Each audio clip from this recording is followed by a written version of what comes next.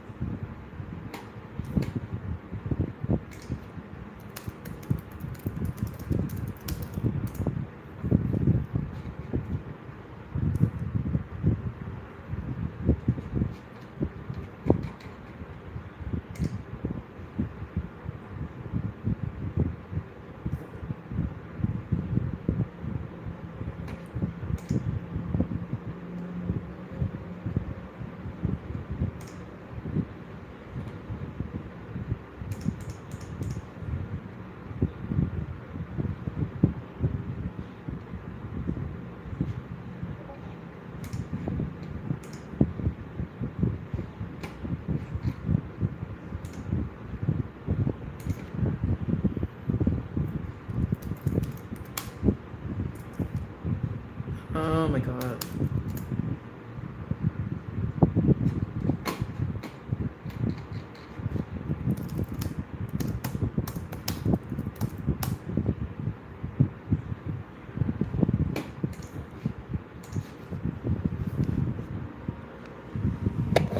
Oh my god. Yeah.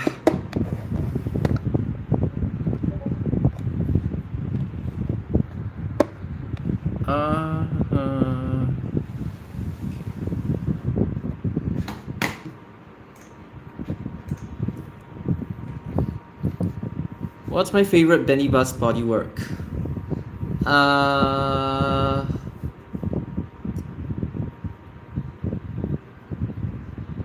Volgren Optimus, I guess.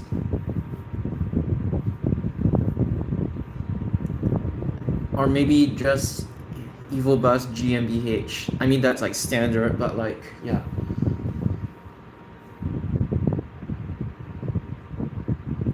Or Volgren CR221 as well.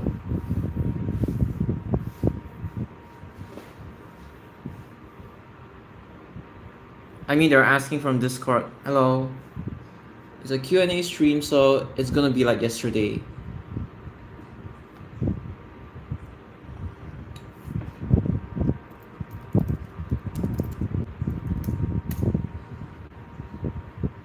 Hello.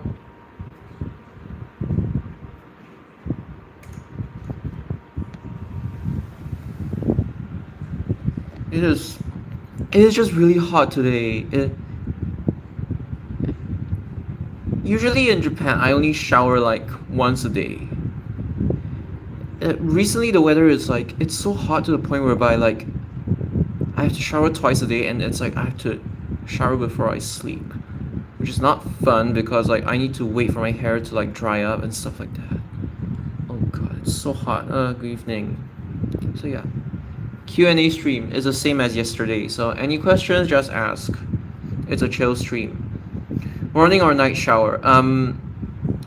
It depends on, okay, so it's like when I start to feel like a little bit, how do you say, sticky, I would go and shower. So my shower timings aren't really fixed or anything, but I wouldn't really say, oh, I shower in the morning or I shower at night. It just depends on like my condition, I would say. Pancakes or waffles? Okay, before that, they asked me a question regarding favorite Benny Bus bodyworks. I would just say Volgren CR221, Volgren Optimus as well, and even the regular, I know it's quite standard, it's an integral bodywork, but it's like Evil Bus GmbH as well. So yeah, those are my favorite Benny Bus models. Waffles or pancakes? If they taste nice. Okay, so waffles, it's like I need the waffles to taste something like Prima Deli, that kind of standard. But if we're talking about like waffles and ice cream, like you know the tougher ones, or chicken and waffles, then I don't mind any of them. Pancakes is like they have to be somewhat similar to McDonald's, or they have to be somewhat similar to like Japan's pancakes. Not those that are like, the souffle pancakes or what, because I know those are like really difficult to make and stuff like that. But either Japanese style or McDonald's style, I dig it.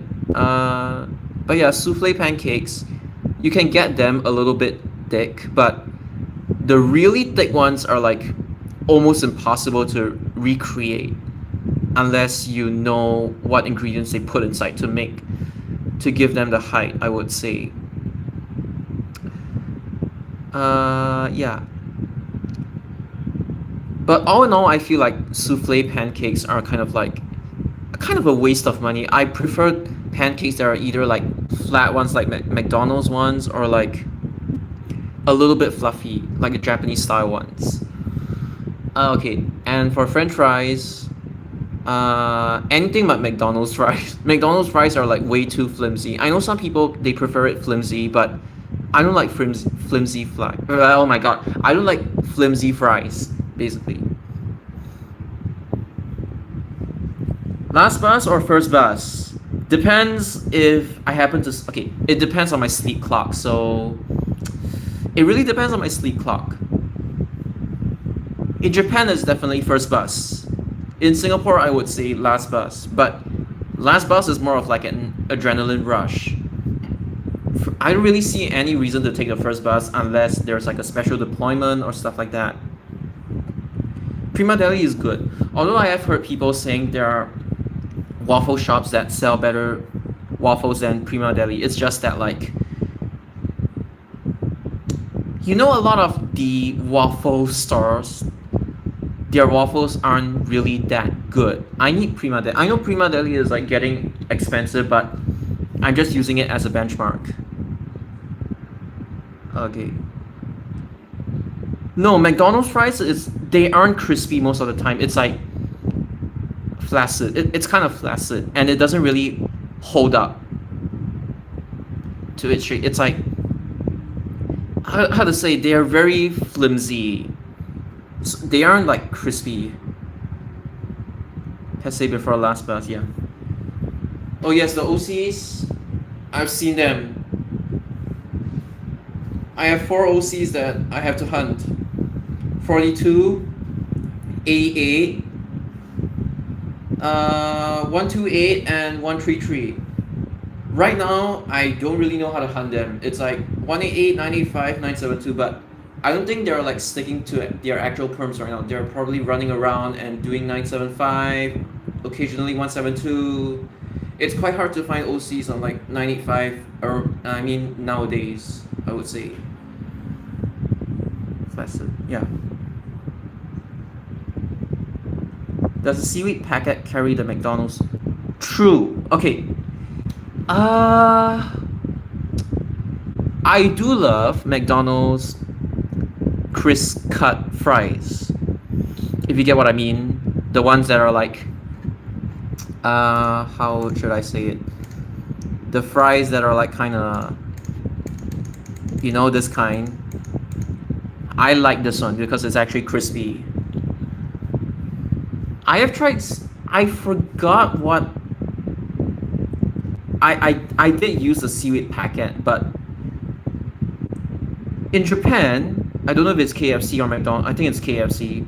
You use the seaweed shaker, or it's like another spice packet. It's like, instead of like shaker fries, it's like a shaker chicken. It's like a piece of chicken. They just call it like fried chicken or something along those lines, and it's really delicious. It's not bad, I would say. So yes, whether you use the seaweed packet on like fries or chicken, it definitely carries. But then again, it cannot be just seaweed. There has to be like some other condiment as well, because seaweed alone is just seaweed. You need to like toast the seaweed to actually like bring out the flavors. So yeah, otherwise you're just pretty much eating sushi, like sushi rice and seaweed. If you don't, yeah, and then it's quite hard to like bring out the flavor, and it will taste like the regular seaweed in sushi or onigiri. Yeah, it degraded over the years. That's true. I mean, name me one restaurant that hasn't really degraded over the years. Okay. My favorite restaurant in Japan, definitely Saizeria. Because the Saizeria in Singapore, unfortunately, I've heard that some of the dishes are like microwaved. I don't know how true that is, but I've been told it was like microwaved. You know why? Because it's cheap. So basically, there is like the cheap trio. Matsuya,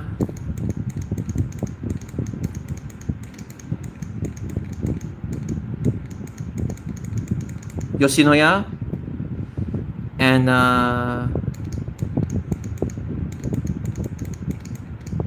Hirakaya, which is basically a Japanese interpretation of Chinese food restaurant, but it's like cheap. Their normal ramen is literally just like tsuka soba. It's literally just, okay, to convert to Singapore dollars, you just divide it by 100. $3.80 ramen, like just tsuka soba. Literally, it's just ramen, the soup, the chashu, and that's pretty much it. And a few spring onions. Yeah, dirt cheap, in a good way. But since this is a chain restaurant, obviously the quality is gonna vary from store to store. And if you get their fried rice, please order the bigger portions, because if you order like sorry. If you order this dish, hanchahan, which is basically half portion fried rice, they actually use like they cook it in large batches and then they just microwave it kind of. So please don't order hanchahan. Please actually order the normal chahan, like the normal fried portion of fried rice, because their half one they just like cook in large batches and then they just give it to you like this, lukewarm basically, and it's not fun. So I would recommend you avoid hanchahan based on what other people have said as well. And obviously there's the one that I just mentioned. Okay, which is my favorite, obviously. I mean, you recognize this, right? I didn't really draw the logo properly, but you definitely recognize that. I mean, y'all can read, right? Born in 2011. Okay. Arnold's Chicken. Yeah, Arnold's is actually decent. And it's halal as well. Actually, I don't know if Arnold's is... I don't know if that's a thing in, like, Japan or anything, because... Here's the thing. The McDonald's in Japan, it's not halal because... I think they sell babi there. I think. There are a few like Koko Ichibanyas that are like halal, but it's only like specific outlets. I think there's one in like Akihabara and stuff like that. So you need to find. McDonald's salted egg loaded fries. Ooh. Okay, speaking of salted egg, salted egg is something that like you either like it or you hate it. I'm okay with it, but it's like I went to an Indonesian restaurant at the 4th floor at Lucky Plaza, and then they actually gave me like legit salted egg. It's like the egg whites are salted to hell, and like in a good way, and the egg yolk is definitely salted to hell as well. And I was like, yo, that is like a true salted egg. And obviously that egg has like the, you know, the outer shell, right? They kept it intact, so you actually have to like peel it apart. But I was like, yo, what did they do to make that egg so salty? I mean, that's the purpose of it anyway. See, here's the thing. I feel a lot of like, no offense, I feel a lot of Singaporeans are like unfortunately really prejudiced, or like there have been cases of like racism against Filipinos, but it's like I'm telling you right now, the Filipinos working at F&B, they are actually really sweet. Like they're actually really really nice people. Based on my own experiences as well. Like in supermarkets, at North Shore Plaza, if I'm not mistaken, there is a Filipino working in the supermarket, and she is really really nice, really good service.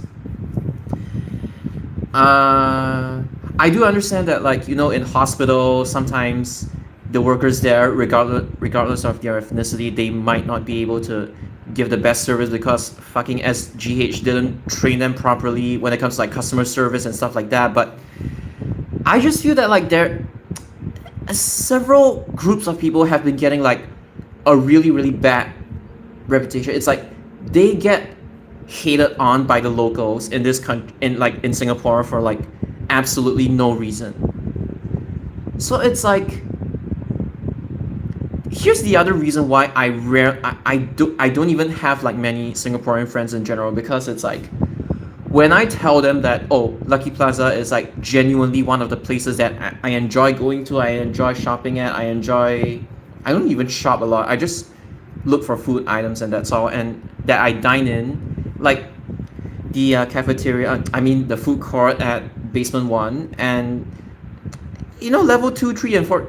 It's scattered all over the place. Even level one has them. It's like Lucky Plaza is genuinely one of my like actual go-to places for lunch, and I'm not even kidding about that. Like I can just eat tapsilok even for lunch, for dinner, even though it's like a breakfast dish, but the portions are quite big. It's more of like a lunch or dinner dish, because I'm not paying like $7 or something along those lines just for breakfast. Like no. But yes, Lucky Plaza is genuinely like one of my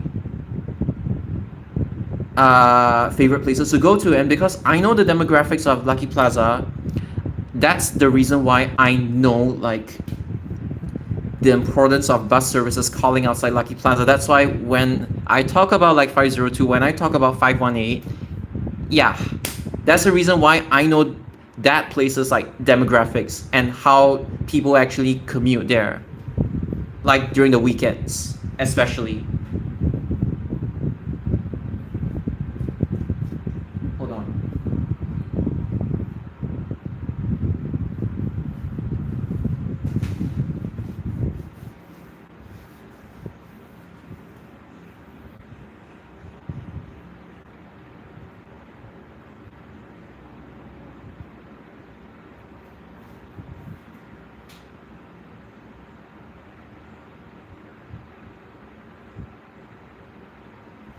Oh my god. Just give me a moment.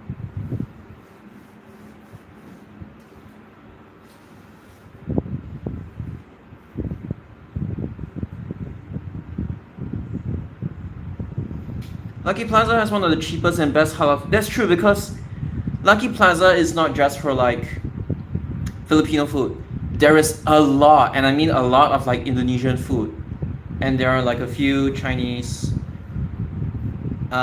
canteens as well. But yes, Indonesian food there is like awesome as well. There is also like bakmi, bakso and bakmi, right? Bakmi, the quality there kind of like it varies, but you can find a lot of bakmi along Orchard Road. It's either Orchard Central or like Lucky Plaza as well. You can find bakmi actually quite easily because Indonesian stalls, right? So yeah. But again, the quality actually varies.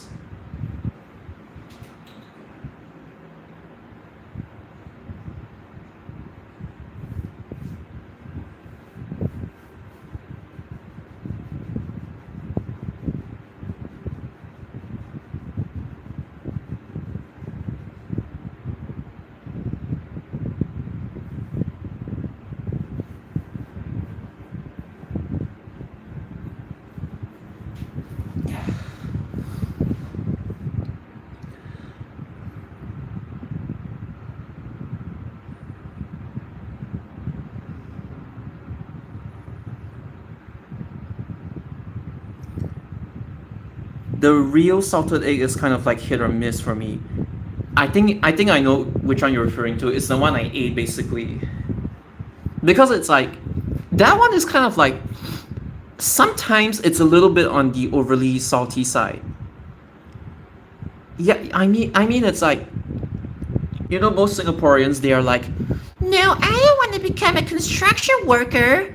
And if I become a construction worker, you gotta pay me well. I mean, the pay me well part, okay, I agree, but it's more of like, it's not just them. They look down on bus captains and train captains as well. They're like, no, I want to work in my office. I need my morning coffee. They're kind of, that kind of people. And when you have this kind of like demographics, nobody wants to work like blue collar jobs, right? So who else do you get to fill in these jobs? Foreign workers. It's just like Japan. So, I mean, you guys don't want to do these jobs, right? So, yeah. And you have to understand, like, these people, they come to Singapore to work, and then it's like they are away from their home, and sometimes they might feel stressed or something along those lines. So, we just gotta empathize with them a bit more, like when you see them sleeping somewhere, just don't disturb them. They're not harming you or anything.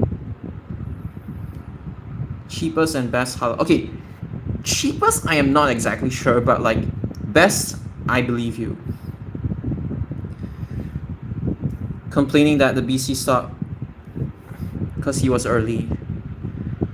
Honestly, LTAs, their standards for like whatchamacallit, their standards for like the timetables are like quite stupid, because these people, they work in the office and they don't touch grass. They're like, oh my god, let's look at the heat map today, that kind of thing. Oh shit, most overrated service in my opinion. Holy crap. Okay, that's actually a tough question.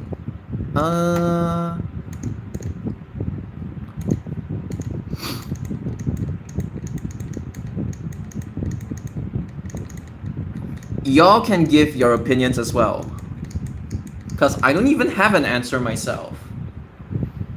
Overrated. Basically, it's like you think the bus service is good, but in reality, it's actually shit. I'm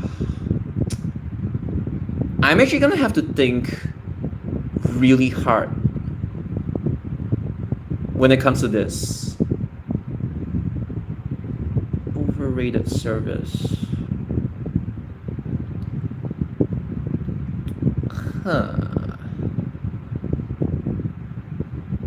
Overrated service.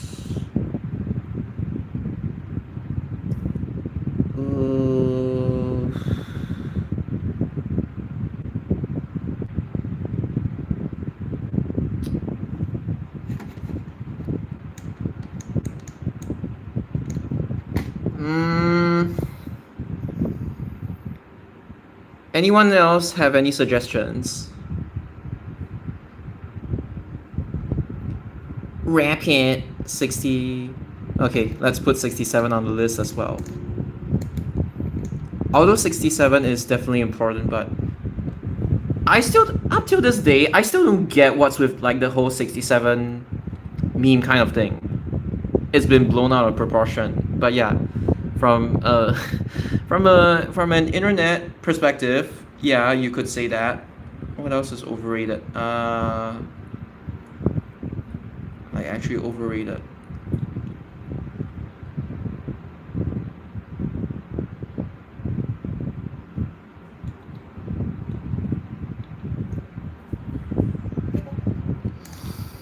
Maybe this.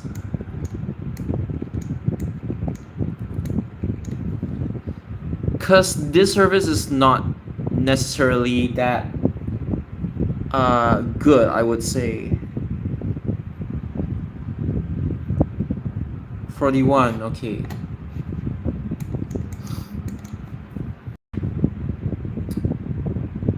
Yeah, I can see why 41 is kind of like overrated as well.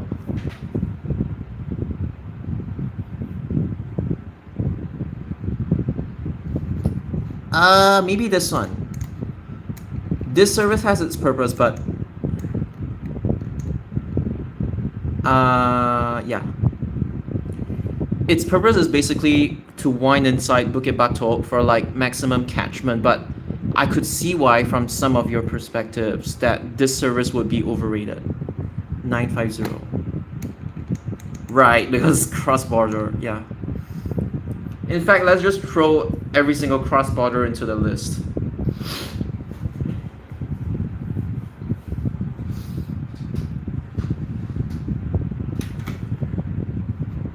I even want to put this.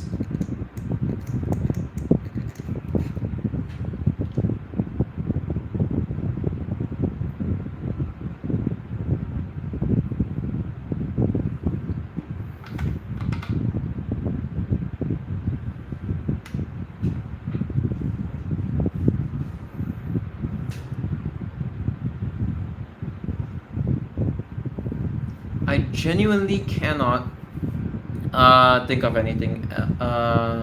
Holy shit.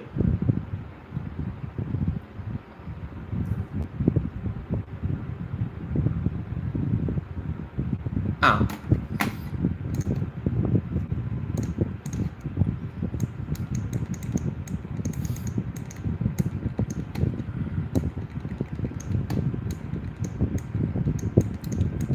Maybe this.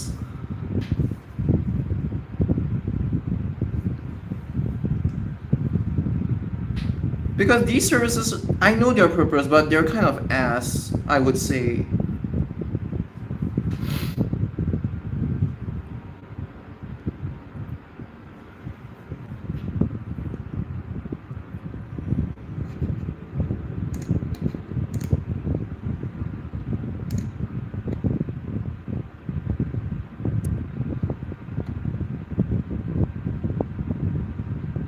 Oh, okay. Never mind, I'm just gonna...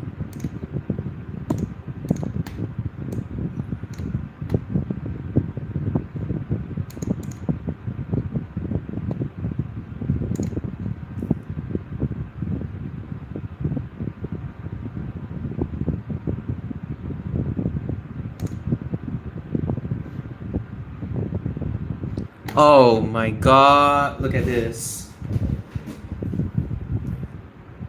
My fucking comment. Okay, let me reset.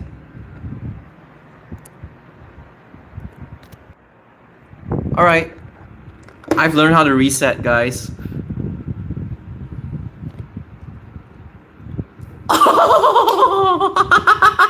Alright, there are more answers. Okay, I'm gonna copy this slide. And then I'm gonna... Hold on. Oh my god. Dude, I hate all of these stupid ads that take up your time. Thankfully, it's the only ad. Come on, I just want to stream his video in the background, okay? Okay, sorry about that. Okay, back to your suggestions.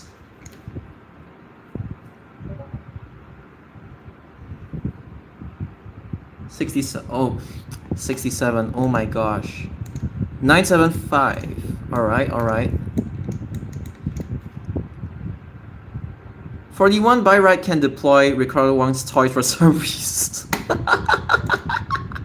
Okay, 99. Although I don't really see how 989 is kind of like overrated or anything. 974, okay. 974, 97, you know what? I'll put 974 on the list as well, although this service has actual use. 825.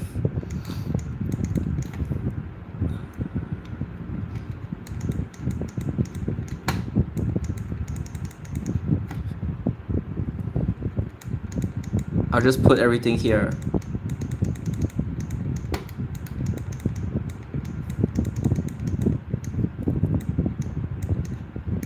Don't do this, guys, but yeah. They don't bother to deploy DD on week. Okay, because okay. To answer your question, it's because other services are hogging the DDs during weekdays, like 176 and stuff like that. Tweaking nowadays. Yeah. So yes. This one I don't really see how it's overrated, but I think the rest of them I can kind of see why. 106, I'm sorry. 109 needs DDs and better frequency. Okay, 109 I would say it's underrated because you know 109. Thankfully they haven't done anything to this service, like with regards to the route or stuff like that. But the reason why 109 is good is because hold on, I'm having problems with my. Okay, I think that's better. Let me just try zooming in. Okay, so the real reason, oh my god, okay. The real reason why 109 is actually underrated in this case is because it's literally the only service that, okay. So unlike 43, it actually goes from Yio Chu Kang Road and then it goes Avenue 9 and 4 and then it goes Buangkok Green. And it just goes straight all the way. One of my friends even said that like, hey, 109 should skip TP bus stop, which at that time I would have agreed, but right now, the loss of 39 means that 109 needs to call TP bus stop at all costs. So it was like, the one thing that's so good about 109 is that it just goes straight and then to Pasir Ris without going to like Punggol Road, detouring via 88 or something along those lines. So if you're at Avenue 4, you would, again, depending on the frequency, if 109 comes, it's a godsend in the sense that like you don't really have to like take 88, and 109 covers all of like Pasir Ris Drive 1 except like the last stop, and 88 goes like Drive 12 and 3, so it's like, it depends on where you're going basically.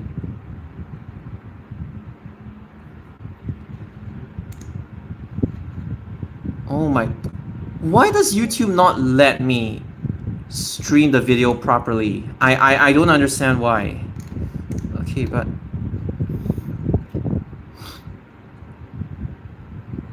time to reset.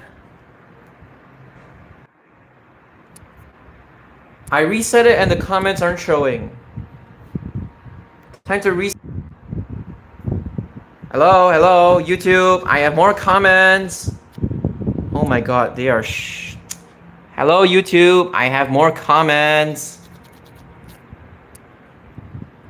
I can actually see the comments here, but wait. Oh no, there are no new comments. I'm so sorry. I messed up.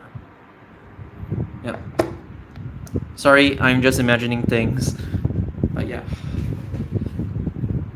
Okay, so just now we were talking about like underrated and overrated services. So I said 109 is underrated because it cuts through Buangkok Green, Sengkang East Road, and all the way to TP. And the only thing holding back 109 from being great is its frequency. But 109 only really needs higher frequencies during peak hours. During off-peak hours, you can pretty much get away with running it at like 15-minute or even like 16, 17-minute frequencies. It's fine, as long as the connection still has to be there. And 109 in a way kind of helps offload 43 a little bit, just a little bit. But it definitely doesn't help between this area. This area is the one that'll get hardest, that is like the hardest hit. I mean, not here, but this side of Buangkok Green is the hardest hit when it comes to like, because 43's frequency isn't good, right? So this area is the hardest hit, and there isn't 109 here. So 109 only helps tank a little bit of 43's demand, and that's pretty much about it. Because over here, it's like, you know, Buangkok Link and Buangkok Crescent, right? So the entire area here is like sandbagged, and then 104 only covers out, I mean, the border of it. So I mean, technically, and then if you want to go like inside, you will need to take 101, transfer to it somewhere. Yeah, if I'm not mistaken. Thankfully, there are transfer stops, I think, along here. So, yeah, Because lazy open your... Oh, okay, he doesn't want to open my live stream. 161 and 168 frequency is bad during peak hours, and the random... Why there are SDs, I don't even understand, but that's because they retired the CDGs too early, and then there aren't really good electric bus models when it comes to double-deckers in the market right now, except Volvo BZL, but they didn't even consider Volvo BZL double-deckers, so that's kind of their own fault, I guess. I mean, they're decent. I'm not saying they're really good or anything, but they're decent.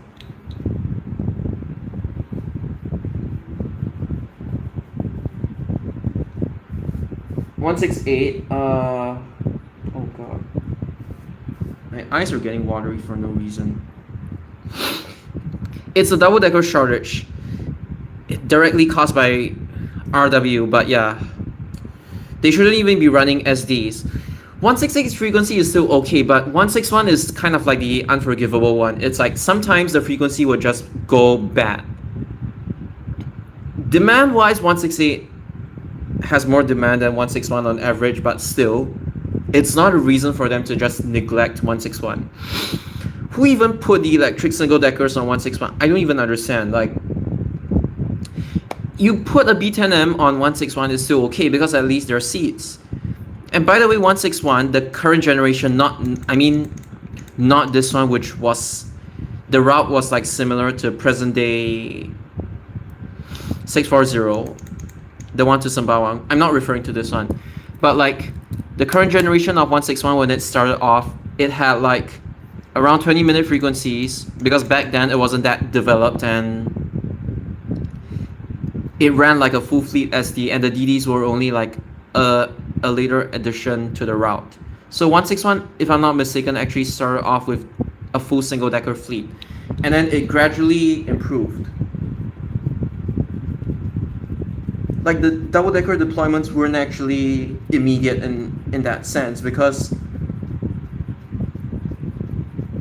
Sengkang West at that time, which is like Sengkang to the west of Sengkang East Road, like Anchorvale area, it wasn't like fully developed yet, and that's why 161's demand hadn't really like built up at that point in time. But yeah.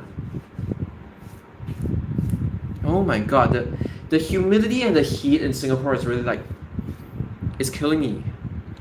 My eyes are like watery for no reason. Enviro 3-door bullshit. The ones in Hong Kong, the 2-door ones, apparently even those have problems. Like the diesel ones, no issues, but the EVs, they have problems. Doesn't help that like the ones in Singapore, the diesel ones, they are down-tuned to hell, and the engine is strangled to hell. And a lot of bus enthusiasts, they wouldn't be honest that that bus model sucks. Hey, I love Mercedes-Benz 0405 SBS. I love that bus to death. The issue is that that bus model actually sucks. But at least I am able to admit that that bus model actually sucks, because it kept overheating and stuff. Like, it was just shit. Like, there wasn't enough horsepower when it comes to... It's not even like 245 or anything. It's like 210 horsepower. It's like actually very, very weak. That's why they struggle at like 60 kilometers per hour. The SBS 0405s. But like when it comes to like, and I really don't understand why some Singaporean bus enthusiasts, they cannot like tell you things in an objective way. They have to be biased and stuff like that. And a lot of them, they are like really, really dishonest when it comes to like the Enviro RW's toys, the 3-door ones in general. Because let's face it, it's not a good bus, it doesn't perform well, and the engine is strangled to fuck because they down-tuned it to save fuel, but it really sounds strangled. It's like, it doesn't sound normal, I would say. It's like some stupid ass Mercedes Benz engine because some reason, some limitation, I don't know, but I don't know the exact like technical specs and everything, but it's like I feel Singapore bus enthusiasts are like really, really dishonest when it comes to like reviewing the Enviro 3-door and as a whole. Because even I mentioned that like Euro 1 Hispano habits, Euro 1 0405Gs in general, they were crap because they kept overheating. Euro 2s, they didn't really have any of that. As in like, the problem wasn't really that bad when it comes to like the Euro 2s, but at the same time, it's not necessarily like the best bus model or anything. So as much as I like those bus models, I'm honest about how good or bad they actually are. And I just hope that like in general, Singapore bus enthusiasts, I mean, I'm just telling you to like judge bus models. It's something simple, and I don't really see any reason why they have to like lie about certain things when it comes to like, you know, yeah.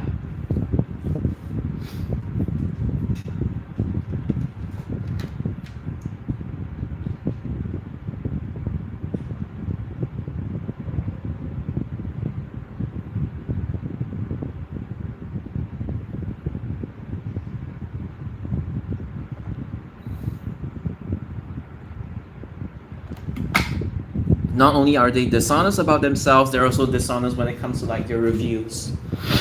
But yeah.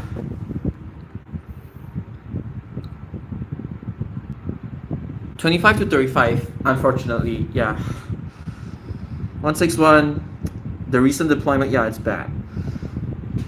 The fact that they don't have aircon outlets shows something. They can be hot. Okay.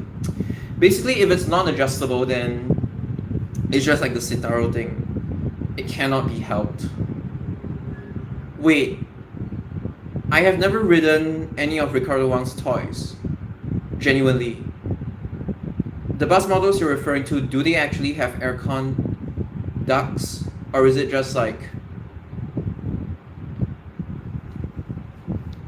Or is it just like those little holes? I don't get it.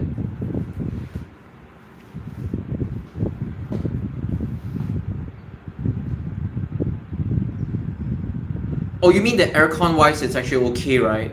Alright, I got it. But performance wise, I know that like Enviro 500, the 2-door ones, they are actually cheaply built, except 5001, it's like made in the UK. The rest of them are crap. And how do I put it? It's like they are crap. They feel like plastic. They vibrate a lot, and you feel like as if the bus is gonna fall apart at any moment, right? That's one thing, but at least performance-wise, it's not that bad. The 3 doors, the performance is like really, really bad. It just struggles. So yeah, basically that is my review of like Enviros in general. I have taken the Enviros in Hong Kong before, and they were awesome. Like the ones in the past, the one that's like currently undergoing retirement right now, those ones are actually good.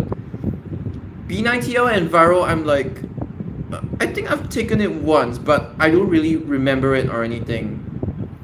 Enviro 200, I've taken it once on Service 53, if I'm not mistaken. That goes up the hill. Is that like the longest KMB bus route in Hong Kong? I don't know, but basically I've ridden on the Enviro 200 before.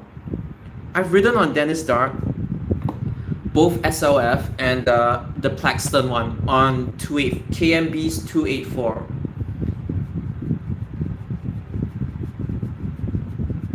In 2012.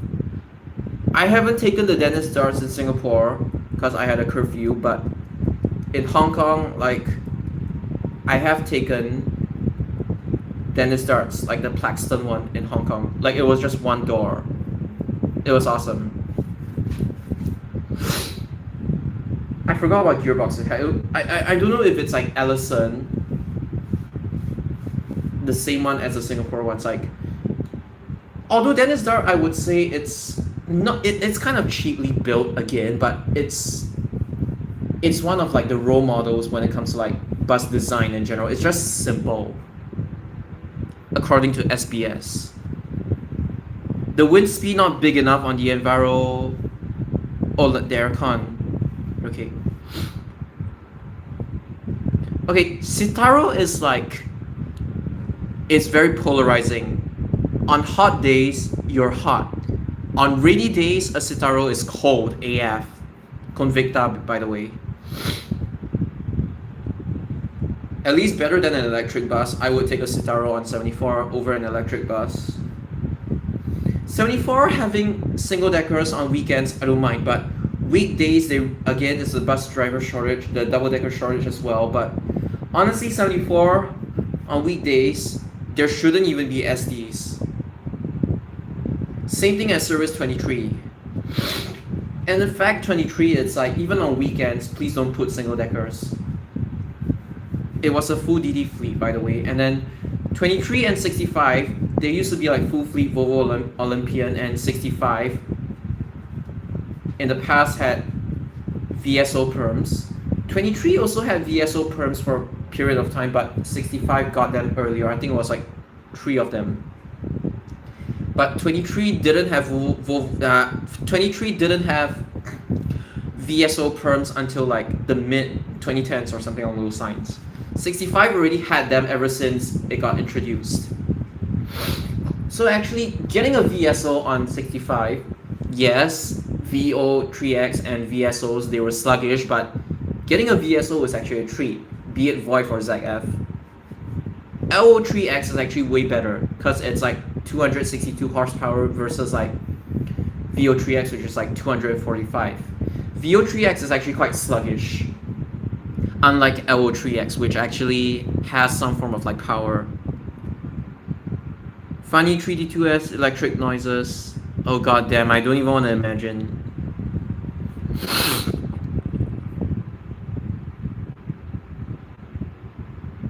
Don't ask me, because I have never been on board a man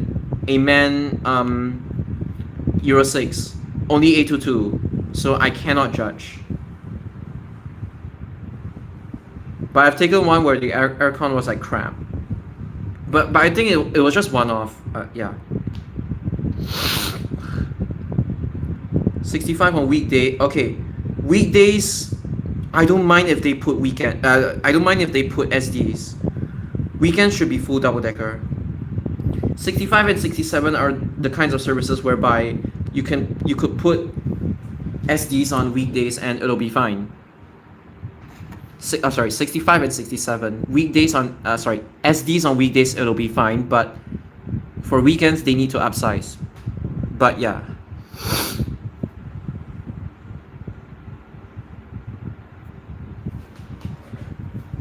He said 67. Yeah, LO3X is 262. Explain why, same problem in Hong Kong too when it was in service. Although to be honest, most buses in Hong Kong, they are like 11 meters and not 12, so I don't even know if that's like a fair comparison, because obviously the 11 meters are like, they are lighter, so yeah. It's just like VO2X.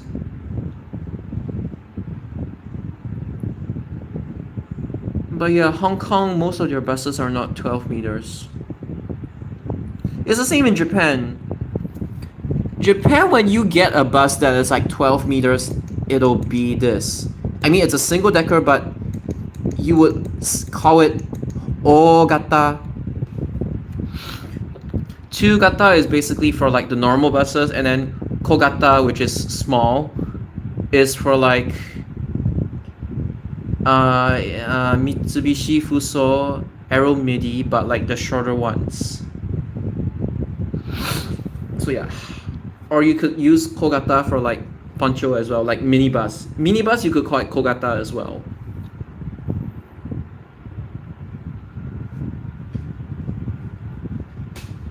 Yeah.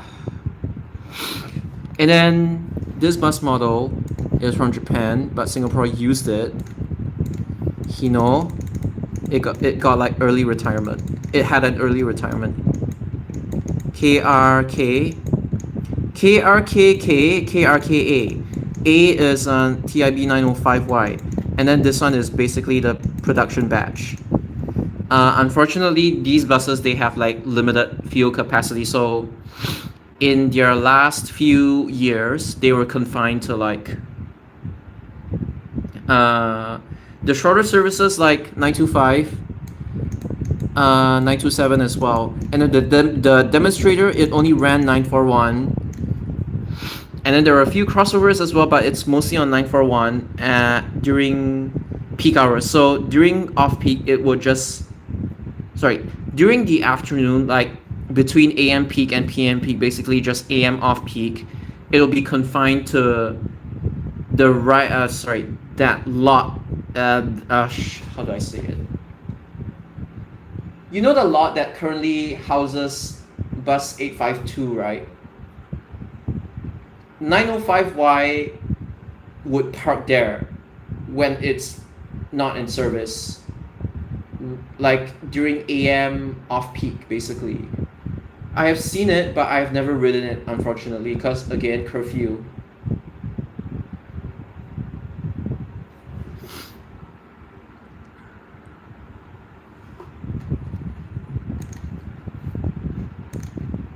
My god, this YouTube video just doesn't want to. I can't even stream it in the background. It just has to stop me from streaming for I don't know what reason, but basically, let me just watch Maxon's video. Best Volgren bodywork. It's hard to choose. Like the current era, there's Optimus, obviously. The previous era, there is like CR221, CR222A, and CR whatever, stuff like that. But even I cannot choose one. But basically, the 0405G Volgren, that one is the best. That's the reason why that video is featured.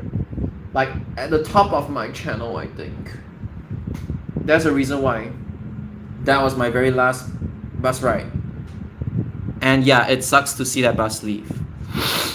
Okay, and that era was also that era was quite bad in the sense that like people just they were so like distracted by the Euro 6s that they completely ignored the retiring Hispano habits and Volgren Betty buses as well. Like I was like, why? Like the last ZF Volgren Betty bus is about to retire, and then you guys are like, oh my god, man, Euro 6! It's really disgusting. And when I told people to actually go and film them or snap them or whatever, just treasure them, the ANS Bubby basically got into a fight with me because he was unhappy with how the way I was telling people to document stuff, be it snap or video. And yeah, and basically I endured his nonsense from like 2016 onwards, like for 7 years until I finally snapped at him. So yeah, that's basically my backstory. But I would just say that like the Hispano habits and Volgrens, the bus community really took it for fucking granted. And I'm dead serious about this. I don't even know why. And it's not even like the current generation of bus enthusiasts. Even back then, like the previous generation of bus enthusiasts, they are like the same thing. They only wait till the end, like when the bus is about to like get fully wiped out, like fully deregistered, then they start to care, or they pretend to care. Which just goes to show that they don't even really truly like buses or give a shit about buses. They're like, they just see buses as like disposable tools for their online cloud, like for their Instagram page. It's like, oh, thank you for your 17 years or like 19, 20 years of service. But you know they're faking it. They're only using the buses for their online cloud, and they're not actually showcasing buses because they truly like them. Here's another Hong Kong video. Oh, speak of the devil. Oh, this one is actually Euro 6 and it's like 12 meters as well. Ah, okay, it's this one. Okay, it looks so good in like the city bus livery as well. You know what? Later I'm gonna watch this, but okay, whatever. Oh my god, I think RW would be really, really scared of this. Look at this. Like, look at this. It's like... Eh... Okay, okay. Okay, back to topic.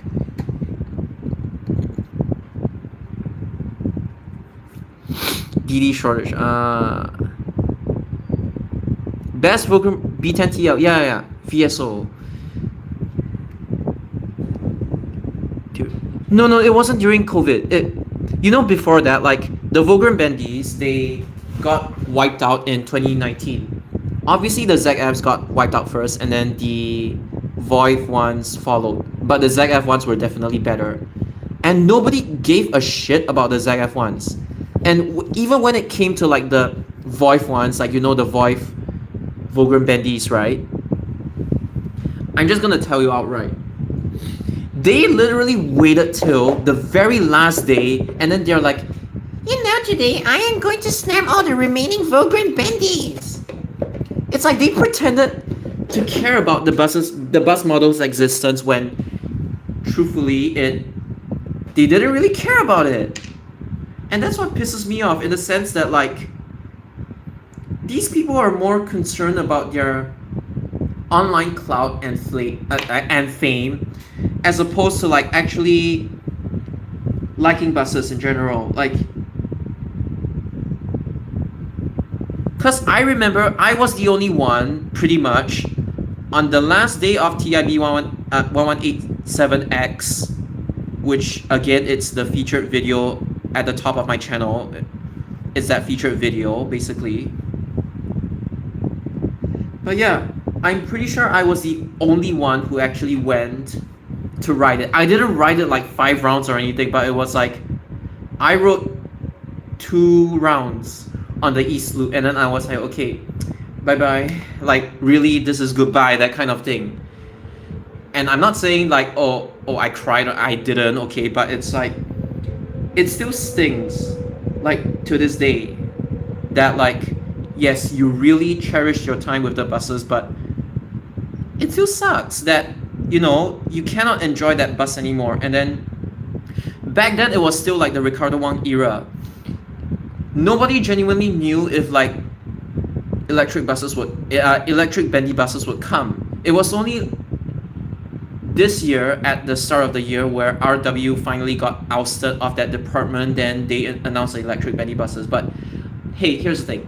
Even if you have electric bendy buses on like 02913 and stuff like that, they will never ever replace the 0405Gs and the memories that like we've had on these buses. The fact that people like Babi, basically, New Zealand, could just... I don't know what to say. It's like, he pretends to care about buses. He gets all the like newspapers and everything to like, oh, I'm a bus enthusiast, I have a huge passion for buses. But in reality, he doesn't even give a shit about them, whether they exist or not. And they're like, hey, we must always be forward-looking and welcome the new bus models with open arms, embrace change, that kind of thing, in a bad way. Embracing change is one thing, but it's like, you gotta give people space to like look back, right? Some people are allowed to look back, but others aren't allowed to look back, according to him. It's like, what the fuck? But basically, it was very superficial, and that's what I have to say regarding the 0405G. It was in 2019, so it was definitely before the C word happened. So yeah, Hispano Habit, Volgren, and stuff like that, they really collectively, as a community, took that bus model for granted, even way before like the C word actually started. It was like, stop fucking filming the Euro 6s. There are so many bendies that are like retiring, you wouldn't even be able to ride on it anymore. But honestly, sometimes they have to learn. the hard way. Like, I will actually make them eat their words. You can't even ride the buses right now. So, yeah, CDG. At the very least, CDG actually got some attention. Yeah, the CNGs especially, it was like, okay, when they were transferred to Bukit Batok Depot, obviously many people, they were excited about it and they cherished it. It wasn't a BCM thing. It just had to do with something about like the going Jurong Island just to refuel, and it's really troublesome and stuff like that. So they decided to refuel at another CNG gas station instead. But yeah, SBS just found it more convenient. So there was at least CNG, even though it didn't end the best way. I would say at least for CNG, people did treasure it when it was alive, and there were lots of like cameo stunts by people and stuff like that, right? The rigging and stuff like. But anyway, it's more of like. Anyway, it was easier to hunt that bus because people, there was no EDS, right? They couldn't just press OS. You could still snap it anyway. But it was like, at the very least, I would have to say that like VSO and CDGEs in general, at least people cared about those buses. When it comes to 0405Gs, people pretended to care, and they only pretended to care even at the very last few days of the buses. I know nobody expected the retirements like to be so early and stuff like that, but still, they really took it for granted. A12, honestly, I don't even know why it exists sometimes in this day and age. CNG Bukit Batok Depot, yes. I mean, Sunli. Okay, it was Jurong Depot at first. 711, 712, 713, the old Jurong Island services. Then it was Sunli, and then it was Bukit Batok Depot. So the B10 BLEs, they ran on like 66, 105, 143, 243. And 243 had a morning crossover to 198. It is usually an 0405 that does the crossover, but the CNGs, they could cross over to 198 as well. And there was also a 143 crossover to 93, and that's how 93 gets CNGs. There was also a Service 7 crossover to 93, so 93 could get VO3 access. Volvo Olympian 3 axles. So yeah, a bit of history. Do you think extending 965? Honestly, I support it.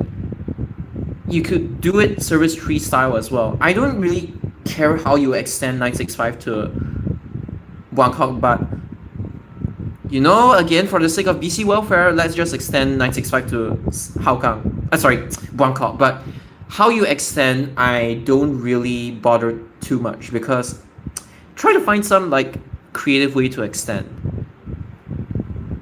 So yeah, not much to say about 965 honestly. No, 1238H isn't MIA in that sense. It already has like a preservation scheme plate. So SMRT still owns the bus, obviously, but yeah. I don't know what they're gonna do with it, but I think they're just gonna keep it like as a keepsake kind of thing.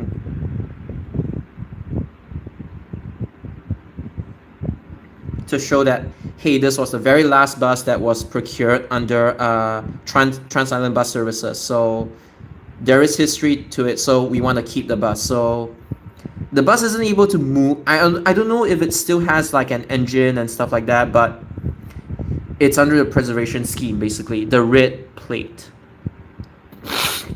the keep scheme, or whatever you call it.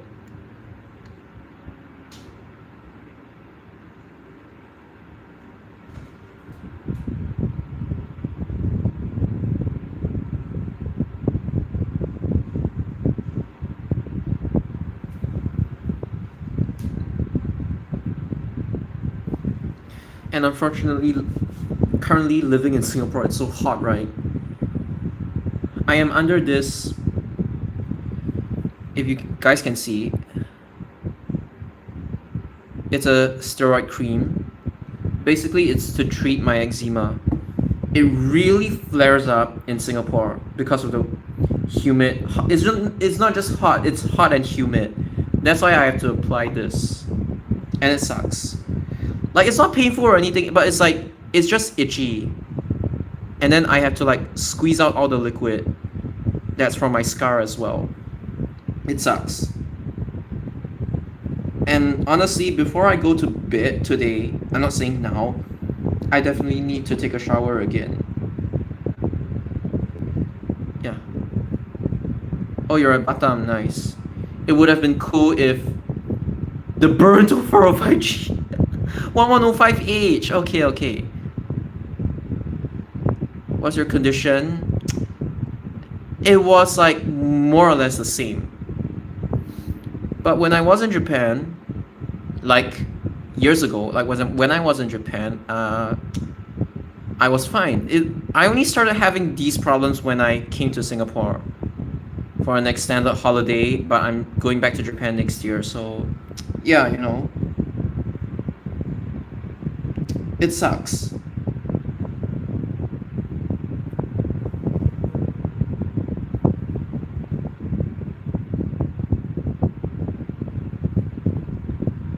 Yeah.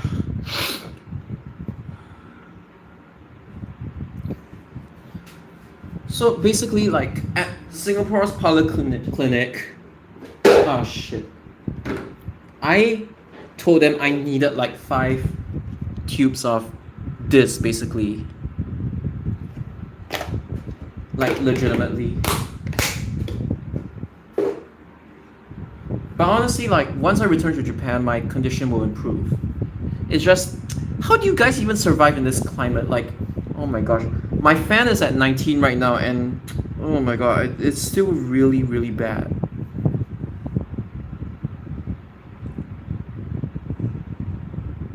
$60 in one bus, for one bus. Hey, I have it worse in Japan, okay, so please stop complaining. Best Japanese bus, Hino Rainbow, Isuzu Cubic.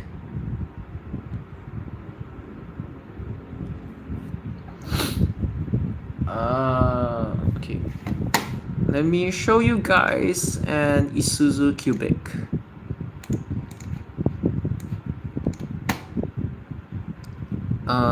If the search button, YouTube, where's the search button?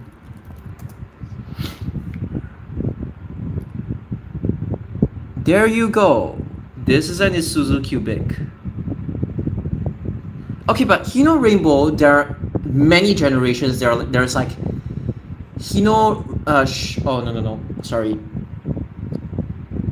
Okay, there's like Hino Blue Ribbon 2. And a lot of, but Hino Rainbow, there is like Rainbow HR, Rainbow RJ, and then okay, this one's a cubic obviously, but let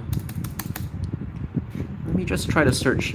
I have a 1988 bus, Ibaraki, Kotsu. Yeah, here you go, 1988, and this one I squatted down because another bus enthusiast, he beat me to the queue. He was like, he asked the bus driver, "Hey, what bus are you actually? What bus service are you actually? Will the bus actually be running on?" And then he beat me to the queue, so he took the front left seat. He didn't film or anything, but yeah. So I was filming from the front right seat. I squatted down and filmed basically. So yeah, as you can see, this is how I filmed. Like I just, oh my god, Jesus Christ. I just like squatted down and filmed basically. So, but there's an advantage to this in the sense that like you're actually able to see like a little bit of the dashboard, the area, that kind of thing, which again was really unique. I was like, okay, instead of it just being a front view, maybe I want to show them like this. So maybe squatting for 40 minutes, it was kind of like worth it anyway. So yeah. And I was lucky. This bus is like in a semi-preserved state in the sense that like they only take it out to run for like maintenance kind of thing, so that the bus is actually functional. But it was like it doesn't run every single day. But when it runs, it's only like a few hours per day. And they do this because, you know, to keep the bus community there alive, I guess. I don't know if like the Cubic or the Isuzu Journey is still alive in for Ibaraki Kotsu, like Ibaraki Transit basically. That's the Ibaraki Kotsu, which is basically like Ibaraki Transit kind of thing. But they just romanize it as KOTSU, but yeah. And I mean, this one, it still has the classic, like the buses in London, right? The scrolls. This one has no EDS. This one EDS, but this one, yeah. This one's also a Hino Rainbow. And this one is Hino Rainbow as well, but this is RJ. This is the slightly newer but not so new one. It's still 1990s. This one is the actual gem. Oh, you think 969, 858, and 88 routes kind of cool. Their purpose is cool as well. No. 1105 is the one that burns down and got rebuilt. 1238 is the one that is preserved. Oh, okay. I get why. Okay. 1105 is the one that burns down but got rebuilt. 1110S and 1074 as well. Both of them, they got burnt down. 1074 used to be a 61 perm bus. 1110, I'm not sure, but how bad is the burn down the bus stop too? And that's why it had to be deregistered. There was no saving it. 1105 being saved was actually kind of a miracle, I would say. I mean, in front of the bus is hot, at the back of the bus is no. The last row of seats is actually hot, but the aircon of 1105 was actually cold, and it was like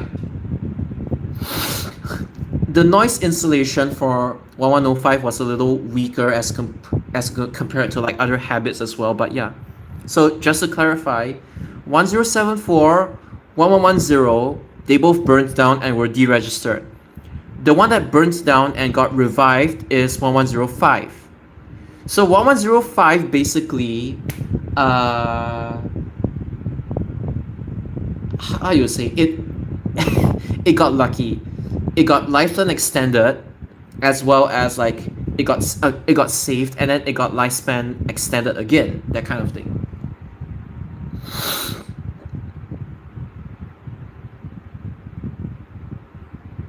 Scenic route 30, I agree. But my favorite bus service 58, scenic as well. The part from Kaki Bukit all the way till Pasir Ris West. No bus route can ever beat that 58. I like how empty that area is. Okay, it's convenient for you. Yeah, figures. Cause you're at Kaptit, right? So yeah. This is why you do not meddle with these bus services, dear STC. Straight line sprint, correct. And this is why you don't mess with these bus services, haha. Generally, I don't know how some bus enthusiasts can be that level of deluded. I genuinely don't understand, but anyway, for those of you who don't get it, this is in Ibaraki Prefecture, and this one is a Hino Rainbow. This one's an RJ. This one is an even older one. It's 1988. This is basically like 1 year younger than Volvo B10M Mark II, if I'm not mistaken. 1989 plus 19 is 2000. Yeah, correct. Mark IIs were they got 2-year lifespan extensions as well, because the reason why they got extended was because the KUB orders didn't come in fast enough, so they had to extend the Volvo Mark IIs. So yeah. Basically, this is almost the same age as Volvo B10 and Mark II. Because there is a difference between like the manufacture date and like the registration date. When you look at the Nensei, it basically means the date of manufacture. Nenshiki basically means like, in Japanese, it means like the date of registration. But the 17 years only starts from like the date of registration and not the date of like the actual manufacturing. So I don't know, people are kind of split on this. Do you call C151 a 1987 train or a 1986 train? Because it was manufactured in 1986 and it started service in 1987. So it depends. Like in English, I don't know what you would call it, but in Japanese we would say nensei or nenshiki. It's different basically. 23 for city right. I agree as well. But 23, I would say I hate the PIE gems. That's what lowers the rating for me. But yes, if you want a tour of Little India Fair Park, then yes, 23 is a good service to ride. Provided you go on the upper deck and you're like sitting somewhere in front. You don't have to be at the front seats. Even the row behind it is fine as well. 129, I agree. Barley Road East. And Tampines North also. Tampines North is actually... It's still kind of desolate right now, but it's kind of a nice place, I would say. I just hope they don't destroy the Eco Park to build more houses. Like, stop. Keep the Eco Park. Even Tampines North is going to have a park as well, but I honestly hope that area gets more like shade. Because if not, it's going to be really hot this weather.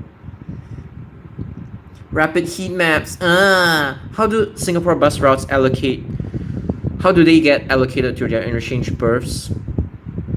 It's different interchanges, they follow different rules, but sometimes it's random, but it also kind of depends on like which bus should exit first and which bus should exit last, like the priority. Like you could say that like the feeder bus services, they are the ones that should be given priority to exit, right? So yeah, that's kind of the reason like why Woodlands, you see 161 and 168 trolling one round before exiting, right?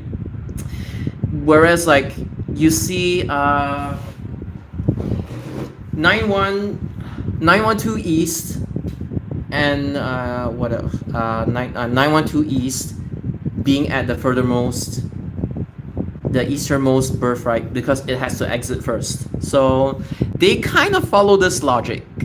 It's not always like that, but they try to prioritize like which service deserve to exit first and that kind of thing. 61 also my top favorite bus services. Although honestly 61, just cut it to Bidadari already. That route is too fucking long. Train aircon. 38 years of use. Yeah, because it's the only train model that's like consistent when it comes to like the aircon. Most enthusiasts, they just take debut date. Correct. 851, yes. Chinatown, Bugis, it doesn't enter like Little India, it just goes outside. Novena, Marymount is good. 855 for nature. Yeah. Pre-Woodlands ITH. Although to be honest, because they wanted the concourse to be bigger and then they added the TL exit as well, they had to shrink one lane. And because of that, to avoid congestion, they even had to like reduce the number of services at each berth to like 2 only, which is stupid. But I as much as I understand, but again, it's quite stupid. And that's the reason why Woodlands temporary bus interchange, I honestly feel that it has to stay alive and not get converted into something else. Or even if you want to convert it into something else, please make it like mixed use. Do it like Chua Chu Kang. You keep both the new interchange and the old interchange as well. I prefer that anyway. Oh, no. It's not necessarily always because of like the areas they go, but it's usually based on like... Okay, in some cases, yes, I do agree. It's just that like usually they just allocate based on like which bus services deserve to exit first. But you're also right in the sense that like there's like 913, there's like 964 that they share the same berth, right? Because they go to similar destinations and yeah. Sometimes they do that, but they don't always necessarily like follow it. No, it's not weird because 196 it actually passes by Cantonment Road, and then it goes cuts through CBD, and then it's like Nickel Highway, which is scenic, Mountbatten, and then it just cuts through Marine Parade. So I actually agree with you. And Dover Road, the bus will just fly past when there are no students. By the way, when the ACSI students board, the bus will become a fish market. And basically, you would hear a lot of like even Singaporeans, but they tend to be like kind of westernized as well, kind of like me, I would say. But technically, is it correct to say I'm westernized? I mean, I'm more of like a combination of like Western plus Japan, right? So I'm not like that westernized to begin with. I'm still kind of like Asian. I cannot live without rice. My diet is like similar to a Filipino diet, where if I don't have rice or some form of noodles, I wouldn't even call it a full meal, right? But yeah, basically, ACSI, you would see a lot of people that are like Western, like a lot of students that are like westernized. But that's not the problem. The problem is that when they get on board, the entire bus turns into a fish market, like genuinely. Speaking from experience, I was like, holy shit. 200 as a cool service, yes, because I mean it's self-explanatory, right? South Buona Vista Road. 409 I have seen many times, but I've never taken it. 408 I've taken it before. I have taken 275. I've taken 274 as well. I have taken 605 as a kid. I have taken 865. I mean, as 85, I took a Dennis Trident. And I've taken 608 before. 603, 607, 602, I have never taken before, but yeah. What else have I taken before? NR5. CT8, CT18. CT28 I've never tried, but 8 and 18 I've tried before. I've tried 128 as well. Yeah. Premiums, I have taken 587 from Woodlands Ring Road to Shenton Way. I've taken that before. It was a Hispano Mark II. That time I took it.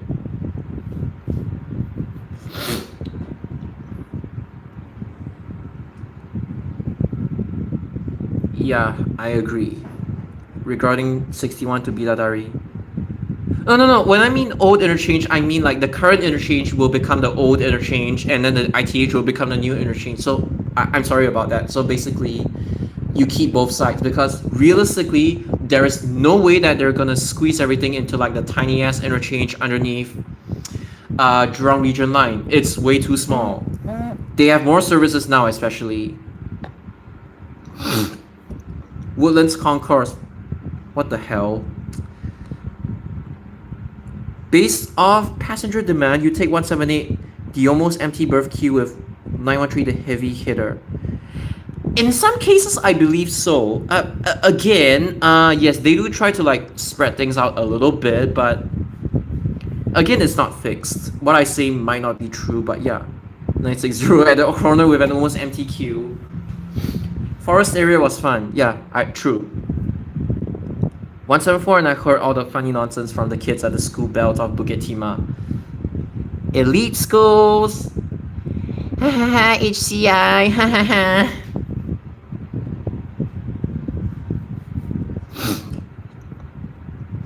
Filipino diet.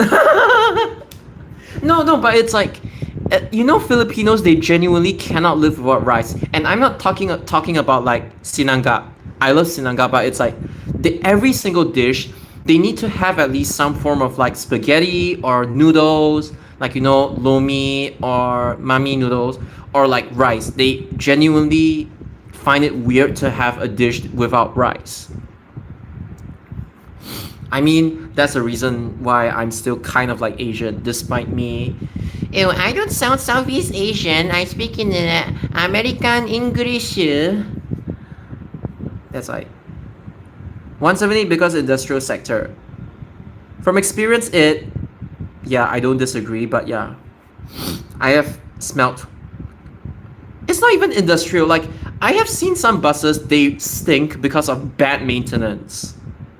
But anything is better than the asbestos bus, the Ankai G9 or whatever you call it, that bus asbestos 8865. You know, if you have a soft spot for 865, please go watch this. Genuinely, please go watch this. This is actually one of my best recreated ones. I didn't make a single mistake here. I mean, the 119 double-decker sector, yeah, there was like rain, but light rain, but who cares? This one is genuinely one of the more well done ones. So please check this one out if you have the time. If you want, you can put it in 2x speed. But basically, I would like to reassure you that this is actually genuine. Like, I mean, not genuine in the sense that like I actually took the bus in like 2003 and then I held the footage. No, it's a recreation, but it is a genuine recreation. It like, because these are make believe, right? So at least it gives off that image. That's the reason why I don't tell people, oh, I recreated this route using this bus route and this bus route and this bus route. No, people, when they see the bus service number, they already know it's a recreation. So yeah, I'm not here to spoon feed people. But yeah, if you have time, please go and watch this one. Choa Chu Kang, I'm not sure. Like the ITH plan. Maybe not. Look at 240. Yeah, you know that birth, right? It's always insane. Kovan Hub can convert back to ITH. True. I don't know if there's a plan, but yeah, the indoor playground. Yeah, it sucks that like Singapore just has to like take away all the good stuff. Even the vending machines also. Some buses cockroach. Yeah, really tells you about like the standards and the cut costs and everything, or the low morale.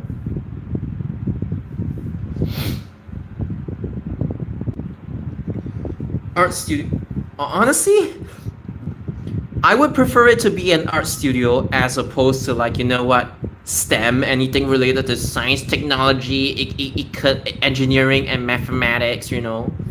You know why? Because Singapore is a country that basically says fuck you to art.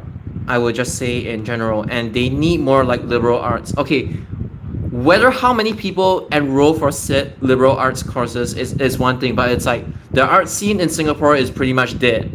And unless you produce art that's like, oh my god, this guy is producing art that like really encaptures a lot of like the Singaporean culture. If it doesn't fit with the whole government's narratives, they don't call it art and then they just toss it aside. See, Singaporeans, some of them they're actually really talented, but they don't have the space to express their talents, I would say. And this is not like, oh, you giving a space, dedicated space for people to practice their like graffiti art. Like, I mean like actual graffiti art. Or, I'm not talking about that. It's more of like, this country genuinely sees art as a disposable thing. And I mean, during a zombie apocalypse, nobody would care about art, right? Yes, I could agree based on the, even, I'm not a real artist, by the way, but it's like, I can see why you would think that, but it's like, art is something that nourishes the soul. Without art, your lives would be very boring. And art is used, and art fuels design. And design basically means like your MRT station designs, your bus interchange designs, even the bus and MRT designs itself. Every single thing that, even the way your HDB flats are designed, everything, there is like at least some form of like component of art in it, no matter how big or small. That's the thing that people have to understand. And it doesn't help that a lot of like the Singaporean boomers or even the younger generation, they're like, now if you take arts, okay, it's risky, I agree, but it's like, now if you take arts in Singapore, you don't have a future. Well, I mean, technically, it's because the government doesn't fucking support it, and then the other reason is because this society, unfortunately, is like too fucking overly pragmatic, and they're like, yeah. And this is kind of one of the reasons why it is so hard to become a YouTuber, like a famous YouTuber in Singapore, because all you have to do is clickbait with like, oh, top 10 this, top 10 that, top 10 this. And then most of the time it's not even like genuine in that case, if you get what I mean. A lot of like the top YouTubers in Singapore, some of them are actually good, but it's like, some of them it's you know they're not genuine when it comes to like the whole content kind of thing. You know it's just content farming. I don't blame them because they actually need to earn money, and I do understand that like the locals in Singapore are really having a hard time finding jobs and stuff like that. And if they have to do YouTube, they are compelled to do this kind of clickbait and stuff like that, right? I don't blame them for it, but I'm just saying they aren't the most genuine.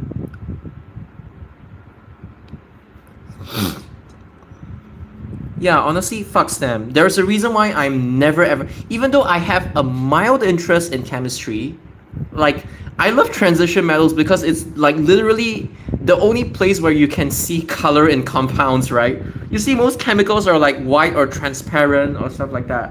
When I actually see color, I'm like, holy shit, there's actually color, and I like it because of that. Like, you know, shit. Manganese is like purple. One of the ions of manganese is purple. Manganese manganese oxide is purple. Then you have like copper, which is copper 2, if I'm not copper 1 or 2, it's like blue. Then you have like iron. I think iron 2 is like green, and then iron 3 is like either orange or yellowish. And then you also have red compounds as well. It's like you have the entire rainbow. It's like, I love that topic, basically. But I hate calculations. See, here's the thing, like, I do have like a mild interest in chemistry. It's just that like I don't want to go too deep into it and wreck my own brain for no reason. The big housefly stick inside the bus, quite scary. Sanctioned art allowed only. Boxy design pass. Coffee, tissue, plastic all over. By the way, this is not the thing about regarding Singaporeans. Even Japanese people, because of the lack of dustbins due to that incident in 1995, that incident on board the subway, they're like, okay, fuck trash cans. We're only gonna give you recycling bins. And then the only trash cans are like, you have to sort your trash, and then the only trash cans are like outside your house, that kind of thing. But because of that, a lot of Japanese, they tend to like litter a lot, especially cigarettes. Please don't smoke, guys. I don't drink, but please do not smoke. If you currently smoke, I don't judge you, but like if you don't, please don't get into it. Because I mean, Japan is like, sometimes there will be litter on the train because people just cannot be bothered to clear it, or they just put it inside the toilet and then they just like, oh, bye-bye. And then, or they just litter on the streets, be it cans, like alcohol cans or like cigarettes and stuff like that. So Japan isn't necessarily like as clean as you think, but most of it's because it's relatively clean. It's just that like, it's because the cleaners, even those in Singapore, they actually do their job as well. So I don't want people to go around like spreading fake news that, and Japan people are like considerate and stuff. Like, no, people there litter as well. It's just that you don't see them doing it often. Yes, there is more discipline to tell themselves, hey, please don't litter, please don't litter. But sometimes when people get desperate, I have seen people, they just, you know, throw an empty can onto the fucking train tracks, by the way. Or they just throw it on the fucking road. They can be rogue sometimes. So in general, I would say Japan is like, yes, it's comparatively cleaner than Singapore, but people do litter there. I just want to put it out there. Heat maps video. Nah. I don't even know how to read the fucking heat maps. I think I'll get short-sighted reading those stupid shits. MRT station Pongo Coast gives me Thompson East Coast Line station vibes instead of... I mean, they really tried to design it, so yeah. CRL, nothing much gonna be affected. At most 88 will downsize, and 52, I don't know if anything will happen to it. 74 is safe, that's all. 89 is safe. 89E is probably safe as well. I mean, when it comes to rationalizations, if I don't have intel, I just wouldn't comment. I'm not the kind of person who's like, yeah, I'm gonna make a prediction video. No, I don't. Okay, I just don't. I have no intel, so please don't ask me. I'm sorry about that, by the way. If I have no intel, I wouldn't comment.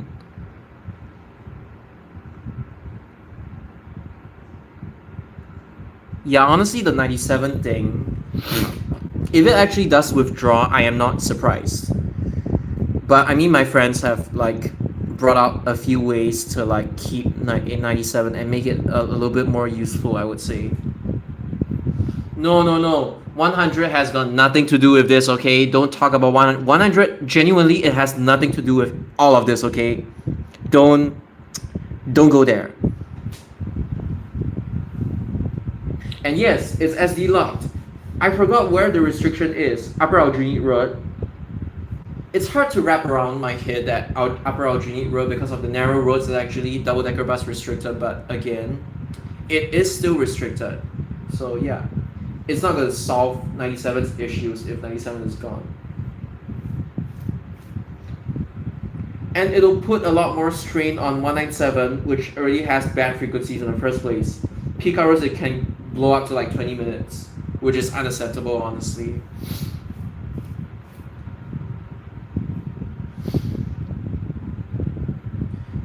I mean, 197, the reason why they put Ricardo Wang's toys there is because 197's demand isn't like, it wouldn't really explode or anything, but that's why they chose to put a not so high capacity double-decker bus on 197. So yeah. And 197, it does come in useful in like Chinatown, Bugis, and stuff like that. And Guillemard, Marine Parade as well, that's why. Yeah. Granted, it's not as bad as like Marina Bay from North-South line to fucking Thompson East Coast line, but again, it's quite bad. Nobody wants to go from underground to like above ground. If they can avoid it, they would avoid it generally, especially during peak hours. And it's also due to the fact that like Singaporeans don't know how to queue. Or they don't know how to stand on the fucking left side of the escalator. Okay, on Osaka it's actually the right side. You actually stand on the right side and you walk on the left side, but it's like Nagoya I think follows Tokyo. But again, it's like at least people in Japan, unless there's like an elderly, like we would usually give way to people who want to walk on the escalators. No, but Singapore, it's like these people have like no fucking spatial awareness. The number of times, like in my mind, I have road raged against Singaporeans who don't know how to walk properly, let alone drive properly, is like a lot, you know.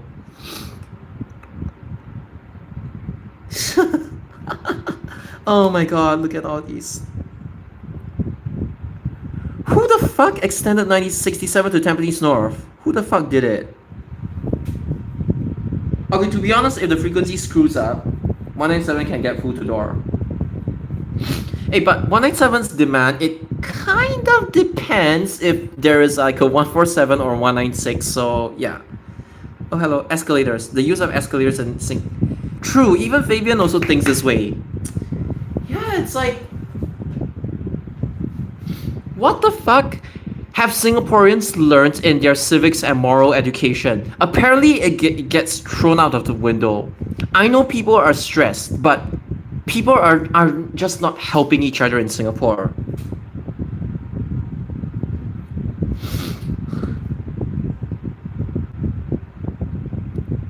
Oh my god, the fucking escalator landing. That is so annoying because it's like, guys, do you know you're fucking standing on the escalator landing? Like, genuinely, you know? The busiest train stations are more acceptable. Yeah. I mean, I do agree that... Damn, darn it, I'm feeling so stressed. I agree. Oh, hello, SG buses. Okay, basically... I do agree that in Tokyo, the busiest stations, you kind of have to hurry up a little bit and try not to get caught and be a nuisance to people. I do agree that in Tokyo it's actually scary, but people actually follow the rules. But yeah, Singapore is like, oh my god, I cannot with these people sometimes. Unbelievable for a city where population hits 10 million versus a city with 6 million. You know what? I wouldn't even be surprised if Singapore's population hits like 10 million in like 2040 or something. Oh my god. And by that time, I will tell you guys this. You would see Singapore be like 60% non-natives and 40% actual Singaporeans by that time.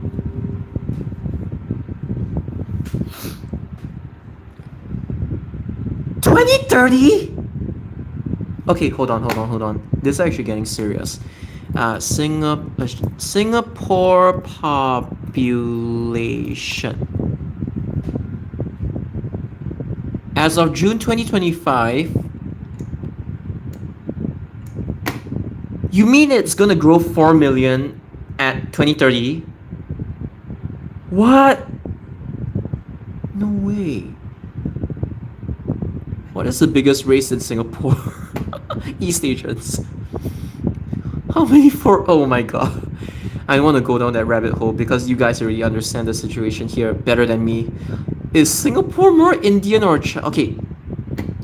Technically, Singapore is like a mix of like Indian roots, Austronesian roots in the sense of Malay, and then yeah. I would still say Singapore is more Southeast Asia than Chinese. Yeah.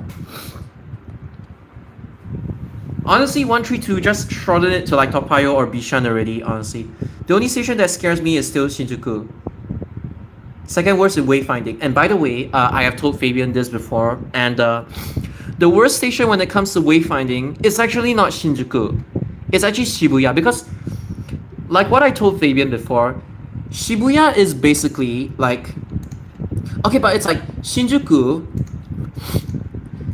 at least the roads are like kind of systematic. You got one major road here, and then you got the JR lines, and then you got like this building where there it's like the Odakyu line, and then there is the Keio line as well, and then there is also Shinjuku Nishiguchi as well, and then there is like Toei Shinjuku line, and then there's like Seibu Shinjuku. But at the very least, there is like a clear north exit, there is like a clear south exit. Okay, these may be a little bit confusing, but generally speaking, it's north and then it's south.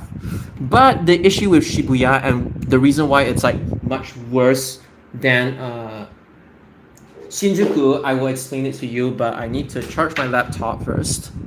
Okay. Alright. Yeah. The reason why I need to okay. Shibuya is basically you throw a bunch of Lego bricks on the floor, and then the way you design your roads is that you make the roads like wind back and forth, intertwine it like amongst the Lego bricks, that kind of thing. And tada, you have Shibuya. This is what Shibuya really is. And I'm not exaggerating. That place is a nightmare when it comes to wayfinding, because yes, you do have like the west side, there is one bus terminal. The east side, there is one bus terminal.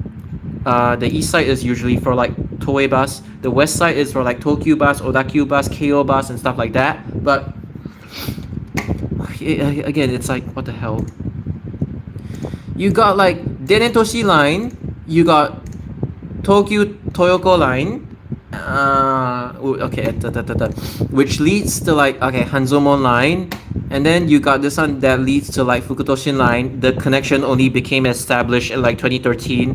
Before 2013, these two lines were separate, and yeah, and then there is like what, Ginza line that runs through a building. I don't know. There's Ginza line. There's a Ginza line depot as well.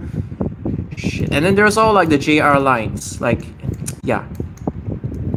Saikyo, Shonan Shinjuku, Yamanote Sen, what else is there? Sotetsu line. Yeah, yes, there is actually a Sotetsu true service via Saikyo line as well. Oh crap, I cannot remember. I think it's mainly these. Yamanote and green and red, and then okay, there's one more. No, wait. Hanzomon, Fukutoshin, Ginza. Ah, okay. And then there is that motherfucking Keio Inokashira line, which is like Hanareta. It's like it's like so separate from the rest. Ginza line is also separate from the rest. At the very least, they made it so that the Ginza line platform is now actually closer, right? And then you got fucking Keio Inokashira line that's like all the way here. This is why Shibuya is such a mess. And it's way much more of a mess as compared to like Shinjuku. Shinjuku, at least it's a systematic mess. There is some form of order to it. Shibuya is like the roads are just a piece of shit. Okay, and the only place that can possibly dethrone Shibuya is like Osaka Umeda, but again, Osaka Umeda is like, even that place has like some form of system to it. Unlike Shibuya, where it's just you throw a bunch of Lego bricks on the floor and then you crayon a bunch of roads that like wrap around said Lego bricks as the buildings, and there you go, you have Shibuya. Oh my god. And God knows how they even built the flyovers there. And this is not an exaggeration. Shibuya is literally like that.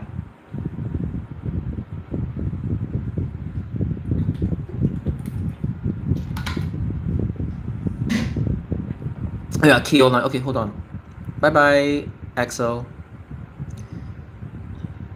1, 2, 3 to Mount Pleasant. No, I still rather chop it to it. You could actually let it go inside Mount Pleasant. Okay, you serve CJC, Catholic Junior College. You let it go inside Mount Pleasant, and then you let it go inside Toa Payoh Rise, then Toa Payoh, it's possible. Or you send it to Bishan. It depends.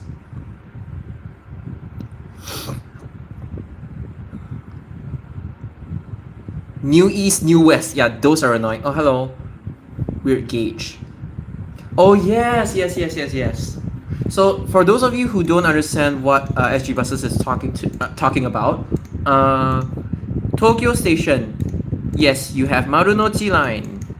And then you have a station that's like kind of far away, but then there's like Toei Asakusa line that's like kind of nearby, right? But you have Marunouchi line.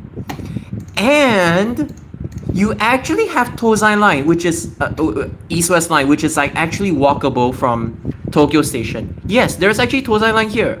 I'm not even joking. Okay, it's not accurate, but basically it's something along those lines.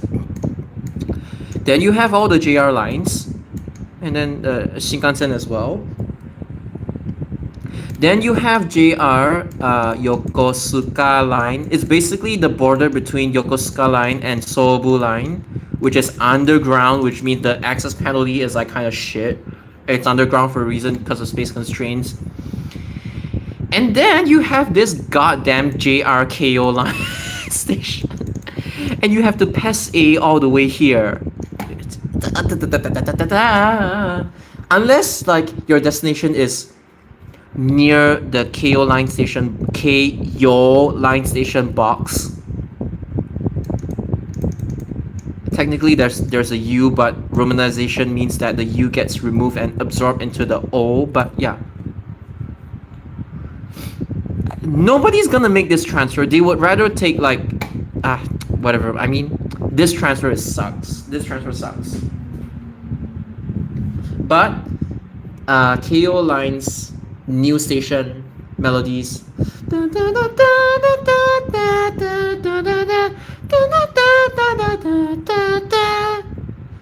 That one's actually nice.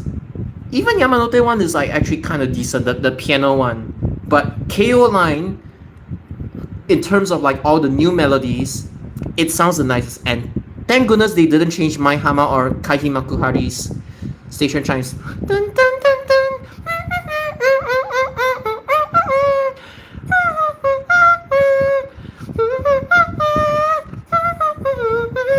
They didn't change that one, or they also didn't change My Hamas.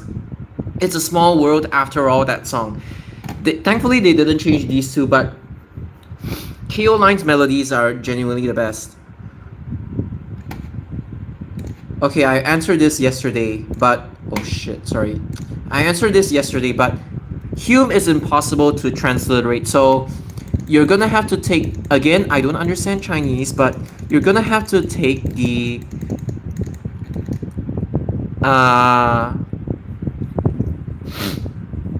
Chinese kanji and then convert it into Japanese. So Kendo. Kendo is basically Hume's Japanese name. Not the transliteration, but you get it. Even Osaka's underground platform isn't that bad. What do you mean Nokia? No, Nokia is... Isn't Nokia like a Finnish brand? Like Nokia. Downtown is like... Downtown is Shitamachi. Shitamachi. No one really says Shitamachi, it's Shitamachi. So yeah, that's downtown.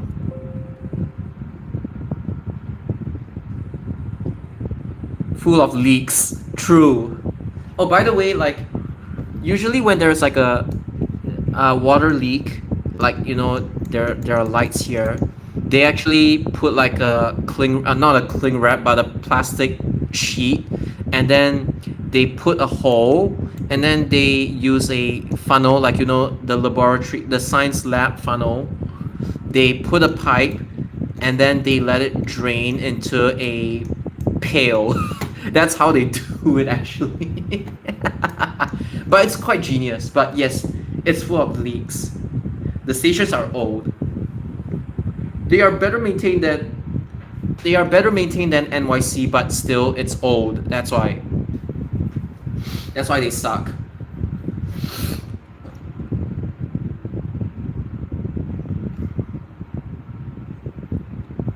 Oh my god. He's spamming again. Aru Batsu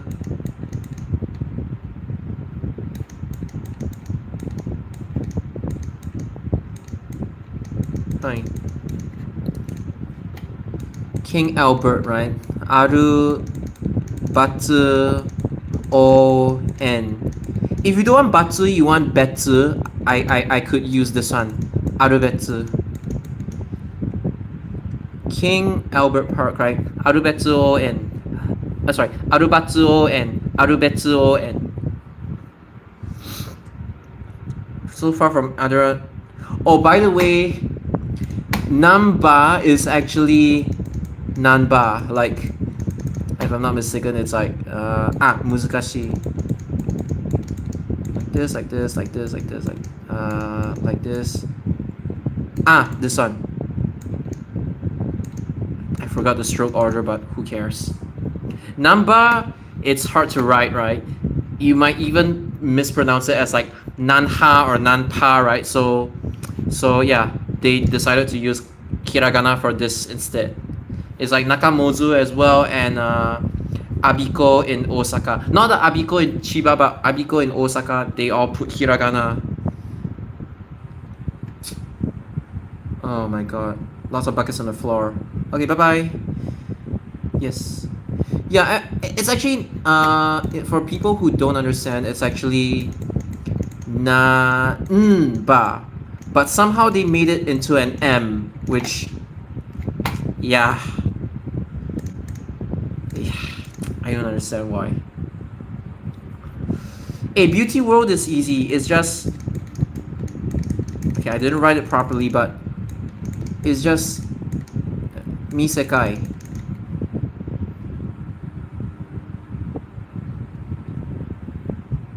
Brand new platforms. Oh my god. And they have leaks. You can tell they're really cutting corners. GR number is not even rural yet, but you need to press the door open button to... Oh my god. Why is this a thing? Nampa.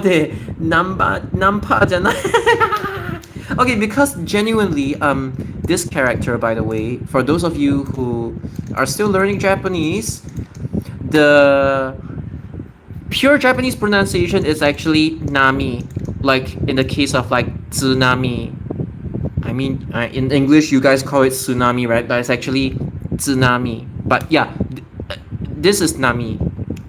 The ones borrowed from Chinese, it's like ha, you can call it ba, and in some cases you can call it pa as well. So generally, yeah, this is how you pronounce it. 6th Avenue in, okay, 6th Avenue, it's just 6조 or 6도. 6도. That's how you say 6th Avenue in Japanese. Are you serious? Dude, dude, I mean not dude, but like, you get what I mean. Girl, just research online. This is like so easy. Singapore. But if you want the kanji for Singapore, I think I've memorized it. They don't use this in like actual standard Japanese, but oh crap. Wait. Nani hen? This? Is it this? And then Malaysia is like what? Malaysia.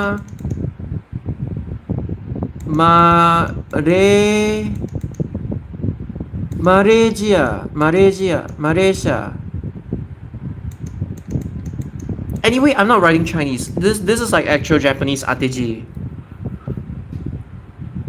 Because by the way, there are some shortcuts as well. Like this is the ateji for France, like Fukoku. It sounds like fuck, but whatever. This is like the shortcut for France. And then there is this as well, which is like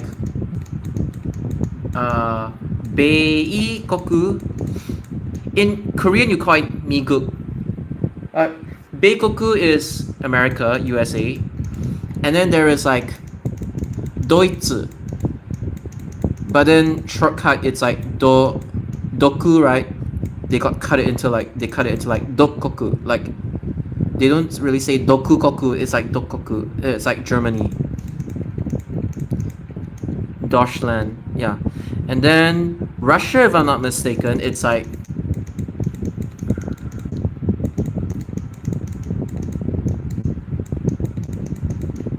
Rokoku, like Russia.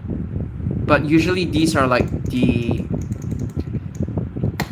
in like newspapers to shortcut, instead of writing like France, America, Russia, or like Deutsche, instead of like writing every single katakana out, they just take like the first letters and then they just, yeah.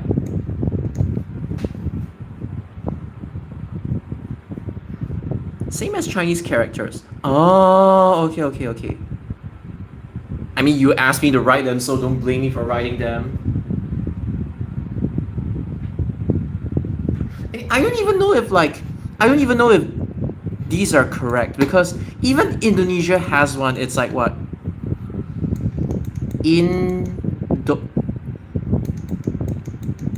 Again, this is India, but then if you want Indonesia.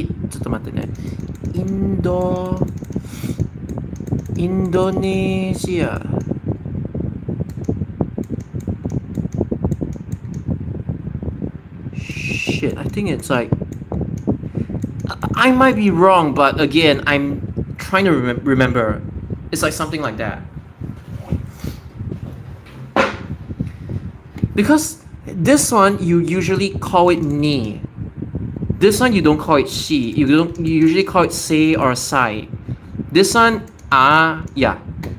But Indo is correct. Like these two are the ones that are like different, but it's ateji. So the normal rules to Japanese don't really apply when it comes to ateji.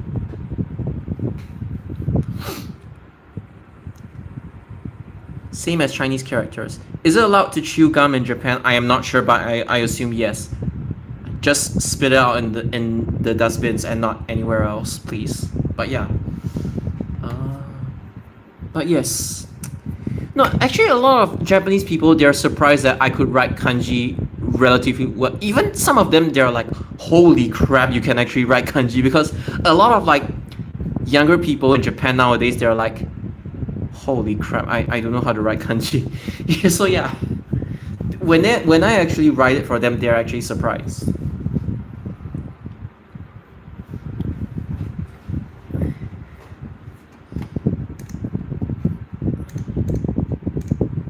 I mean, I don't have like a kanji name or anything, but like if I were to make one for myself, like my real name is Zakaria, right?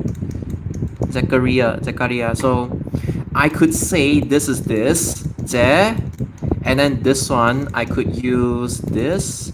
Sorry. Oh my god. Why am I forgetting how to write? Okay.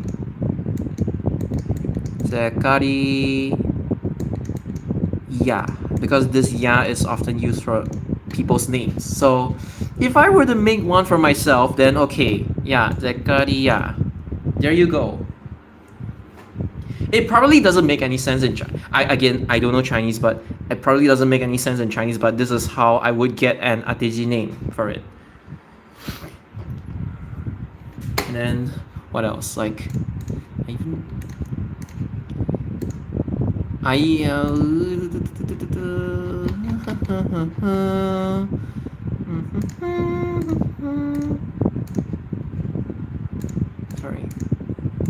Oops.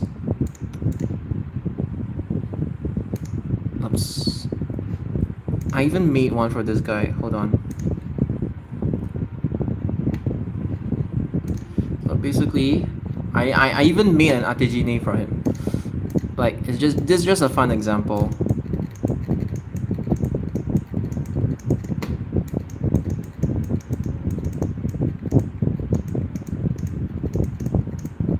This one's the dad's name, so I'm gonna ignore this part. So this one I kind of made one. It's Ima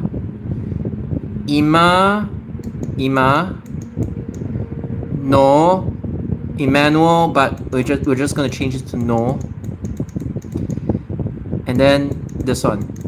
You can pronounce it as either e or eru. It depends on which one you want. So I'm just gonna put like brackets over here. Imanoe or Imanoeru. It depends on what you want to call it. Ima no eru. And then this part, it's like basically the same kanji as like Jurong East, if I'm writing it correctly. And then this. Oh my god, I don't have space.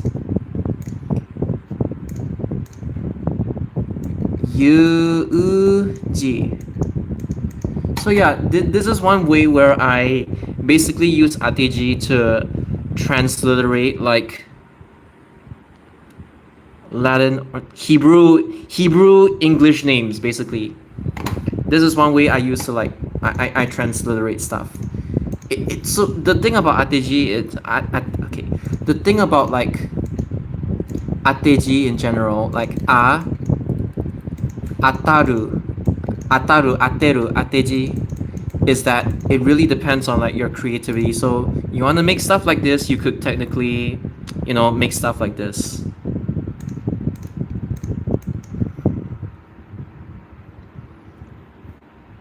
Gagasi. Oh god, okay. Okay.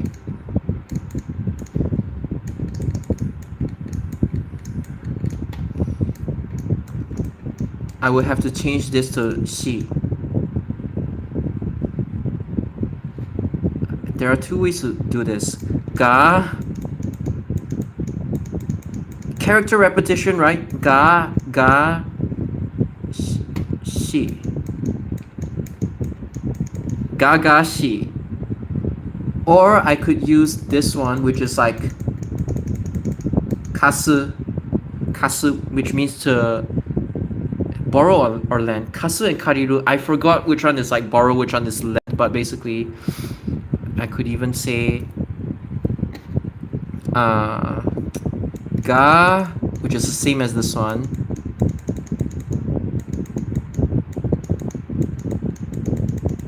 Because it's a name, right? I don't have to include this one. I can just change to the noun, which is kashi in nanori. Like nanori, basically, nanori rules in Japan are like quite jank, but basically, ga, and this is normally kashi, right? But I'm gonna add the tenten, so it becomes like ga gashi, ga gashi. You lend this thing, you borrow this thing. Oh my god, this is so stupid. But yeah. This is basically your name. If I were to transliterate it, if I were to give you an RTG name, this is how you would. Yeah. Yeah. And then for Fabian, I mean, he has made his own name, but you know Biang Biang Men, right? Biang Biang Noodles. Nobody wants to use that kanji, so that's why Fabian himself, he made a new name for himself. But yeah.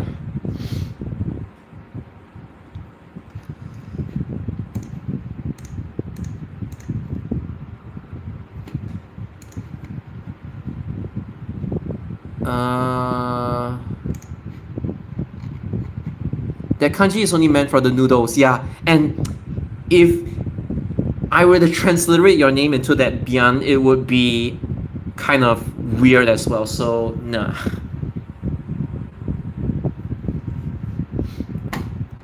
Anyway, let me just attempt something that's quite... that I might regret.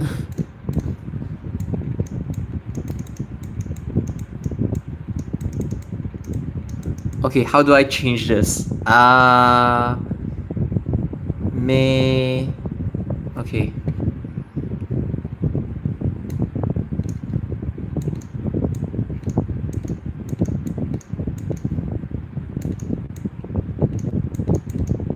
This one I would change it to a ra. Okay, but before that I need to change this a little bit. There aren't many. Okay, I'm gonna use this one.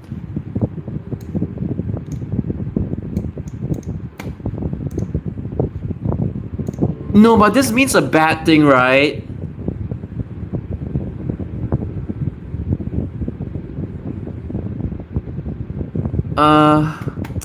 Okay, but I don't think it's bad in all contexts. I am so sorry if this one, it's actually... I don't have a good feeling about this word. I really don't. But there aren't many ra sounding words in Japan, in Japanese. D, I'm gonna change it to a G. G.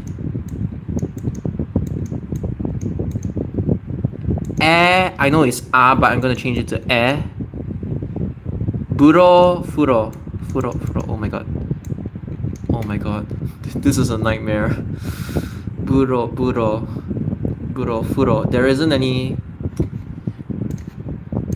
Oh no. Oh no.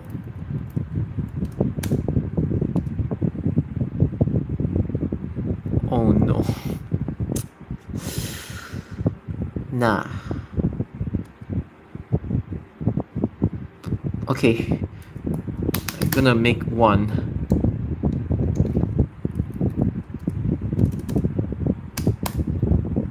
Hold on. I need reset. Okay, okay.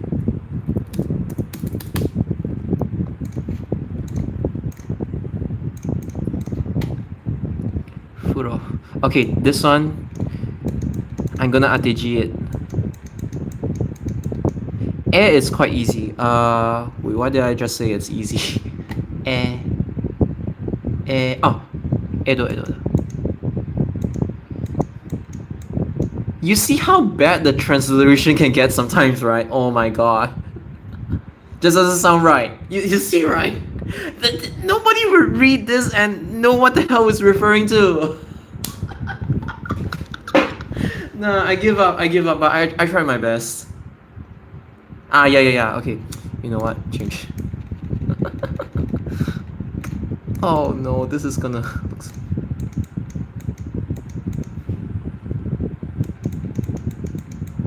Yo, I think I misspelled this word the previous stream. Oh my god, this is even worse. Nah, I give up. EXO. EXO. Let's forget this ever happened. EXO.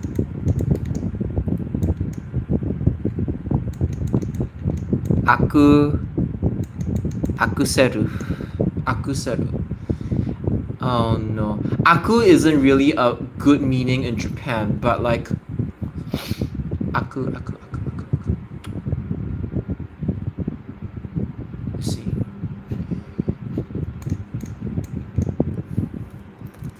I'm trying not to use this, you see? Ah, ba-aku. Okay. Okay. Because basically in Japanese there is this word called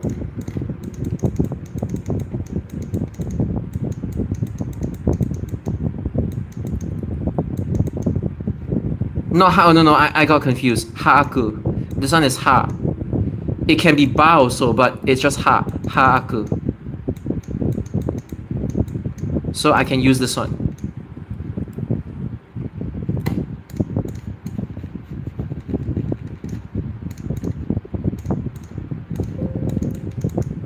Which means to like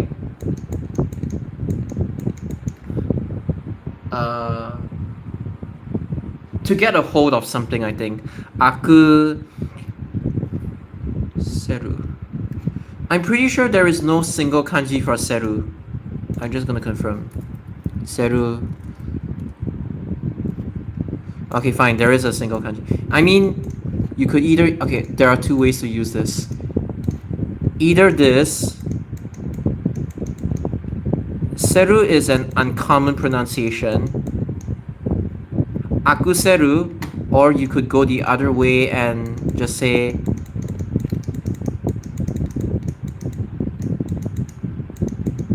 Akuseru. Akuseru. Yeah.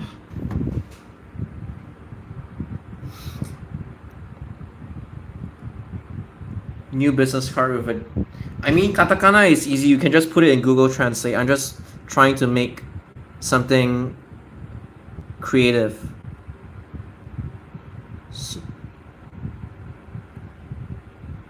Eh?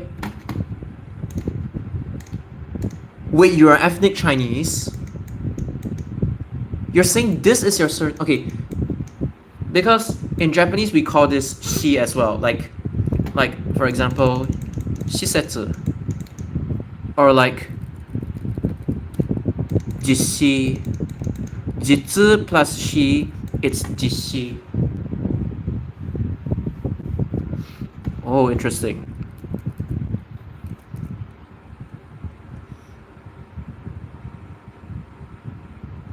No, it doesn't. I demotivated in uploading content these days. In Singapore, I feel the same way as well. Aki instead of aku, akiseru. Aki actually opens up a lot more doors because it's like you can use this aki as well.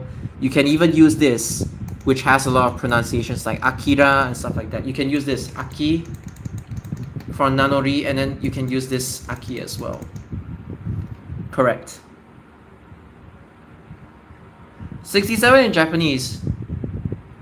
67, 61, 41, 93, 22. I've already told you Singapore in Japanese. Eugene is very easy. Eugene. Or Eugene, it's also fine. But if I were to just... Oh shit, no. I don't want to say oil.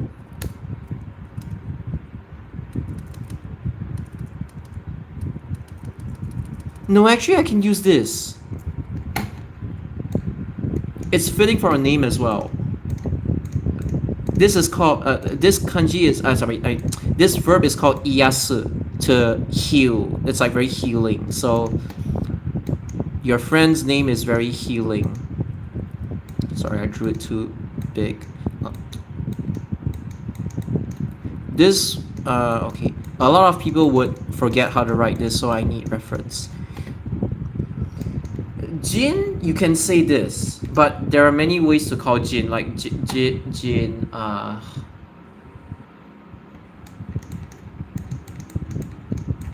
No, this doesn't sound right.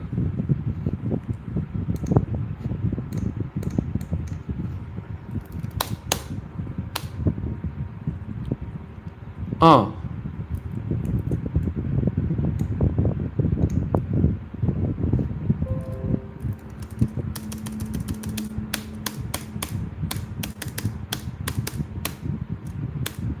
Okay, I got it.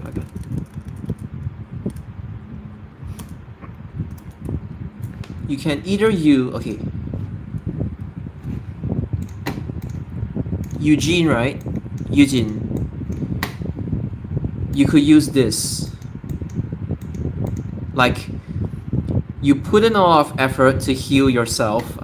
Okay, never mind. That's kind of like a bit sus.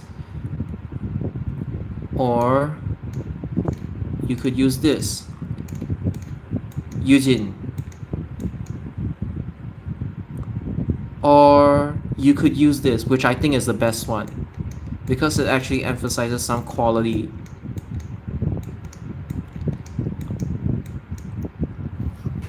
There you go, Eugene.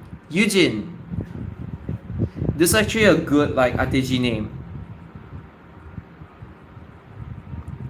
Mari, oh my god, yeah, by the way, I know it messes with your mind, but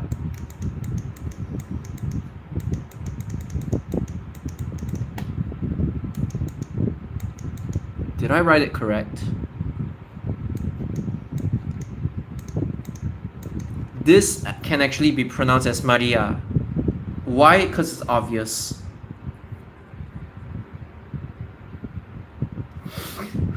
Yeah. And then there's also the unconventional ones as well, like na go mi. And then there's also this hi hitotsu fu futatsu mitsu nagomi hifumi. Those are legit names, by the way. Kingston, okay, Kingston, right? Kingston. Oh my god, this is gonna be very bad because I have to drop this letter. So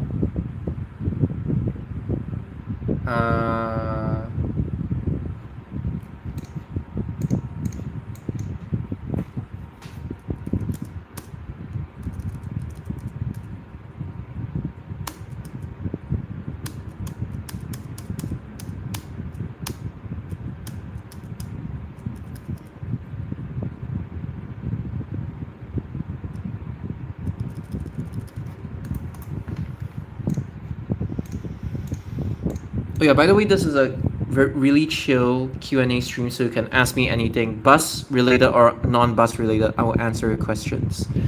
Kin. God, this one is a pain to write. Si. Kin. Si. I have to drop the G. I am so sorry, because Japan doesn't have the NG sound. I have to call it kin. Stun. You could say this, or you could just say this. Kingston. Sorry, no G, but Kingston. It sounds weird, but here you go.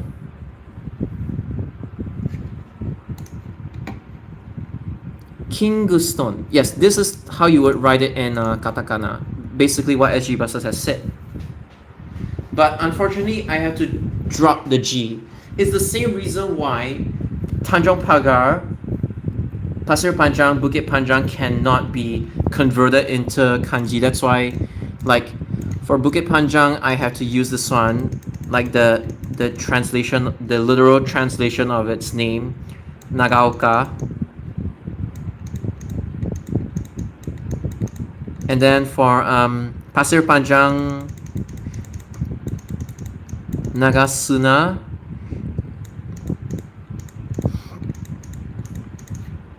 And then the most special one, which I am actually proud of, which I've told you guys yesterday, it's actually this one, Pasiris. There are two ways to read this one.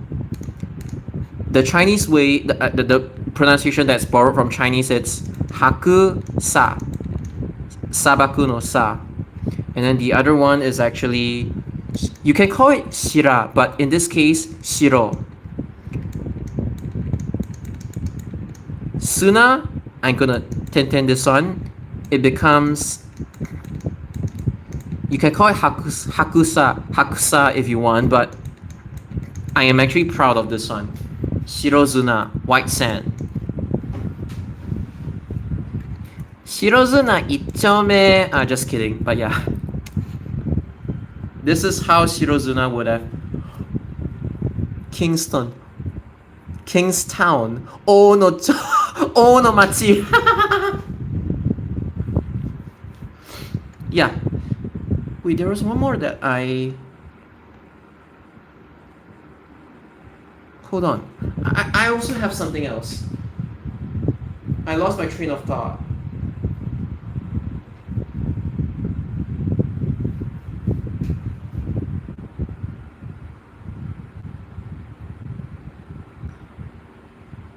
Dien Hoa.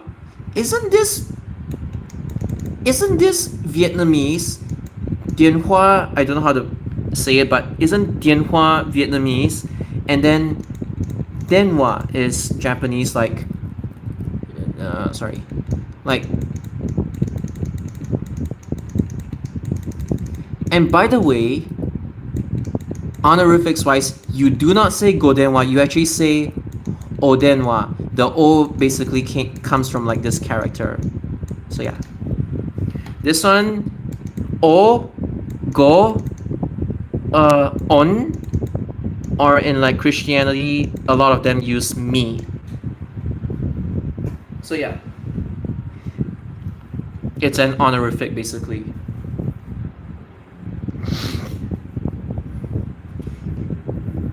Kyun-kun, Dien Hoa. Oh, good night. But yeah, Kyun-kun, Dien Hoa. Oh no, it's not Shikan. It's Jikan. It's not. This isn't pronounced Shi. This is only pronounced Toki or Ji. I mean, there is one exception where this one, it's not Toki K, it's just Toke, which means clock. But yes, this one is pure Japanese. This one is Sino-Japanese, the one that's borrowed from Chinese. Jikan. It's Jikan, not Shikan, it's Jikan. Nobody says Shikan. Unless there's a dialect called that I don't understand, but yeah. Oyasumi, that's how you say bye-bye. But yeah.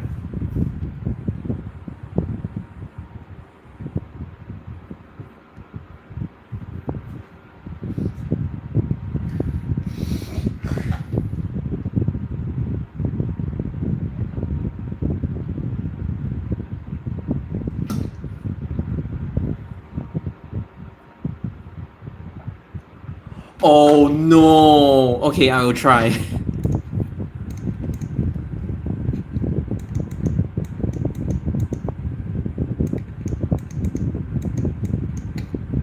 Wang is O.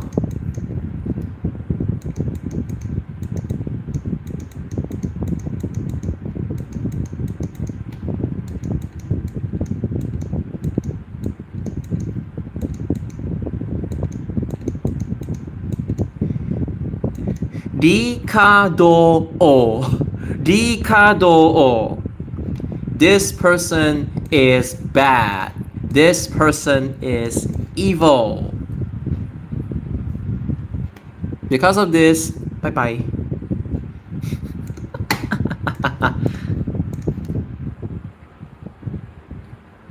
Oh, it's Shikan. Ah, okay. I get it now. Thank you.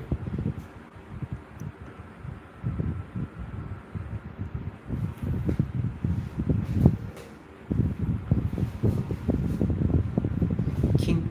Oh no, wait, is that a Queenstown reference? Actually.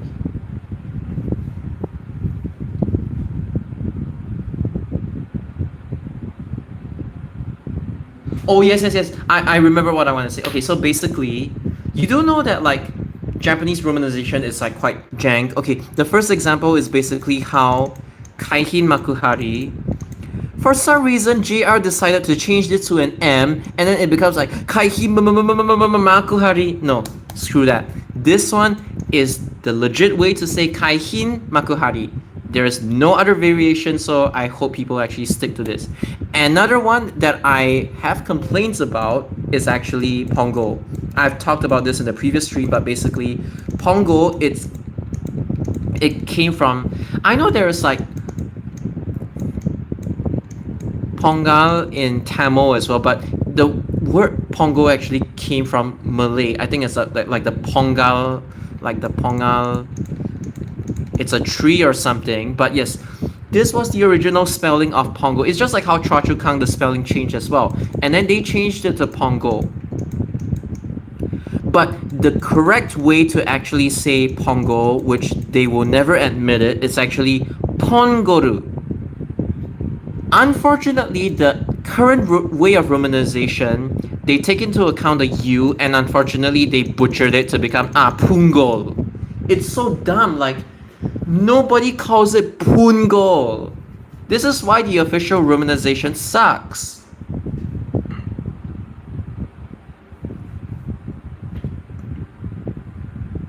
Samsung in Japanese.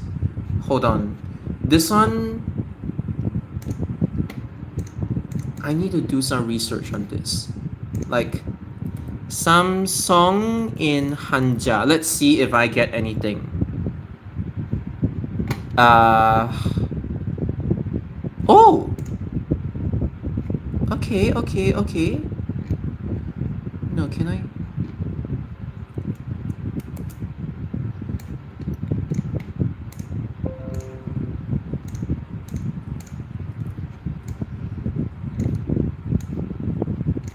As you guys can see, but if you want to say in Japanese, it's just Samsung. But if you want to follow this, it's San. Say. Or like, there's another way to read this. Is it sho? I gotta Hoshi. No.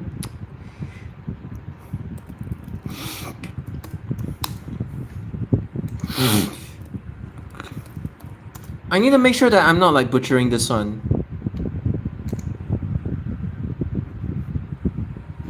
Oh no. Okay.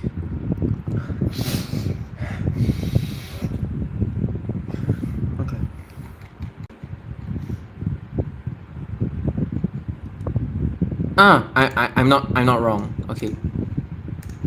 So unfortunately in Japanese, this sound doesn't exist. So you either say sansei or sansho, but obviously they use katakana, so it's like samson or sanson. I don't know which one it is, but yeah. 3 stars.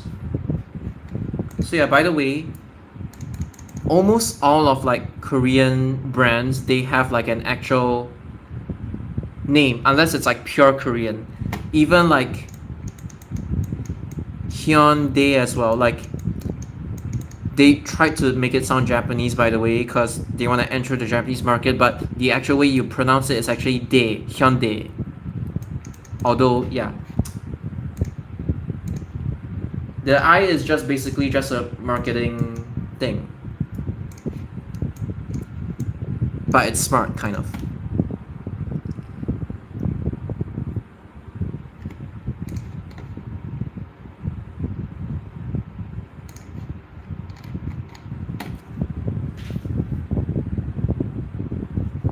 But again, Pongo in Japanese, the official one actually sucks. I will say this.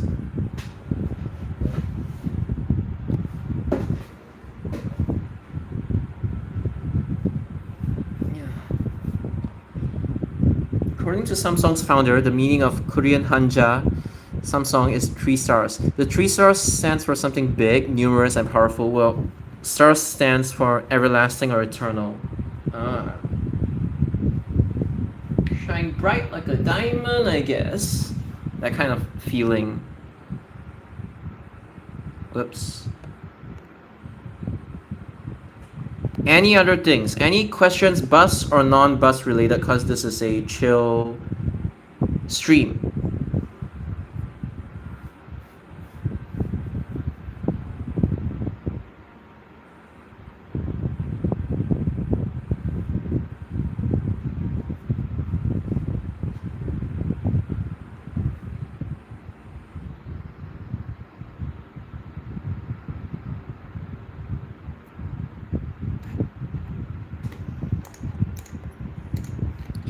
I think I want to tidy up this a little bit.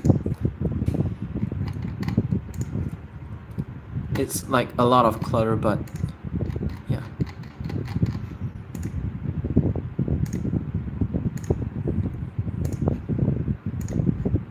I'm quite disorganized actually.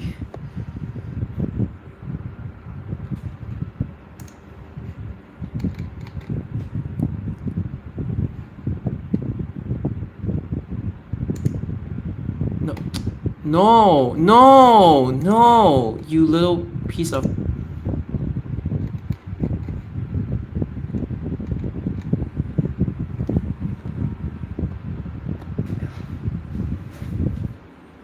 I'm gonna go use the restroom for a while. Just drop your questions here.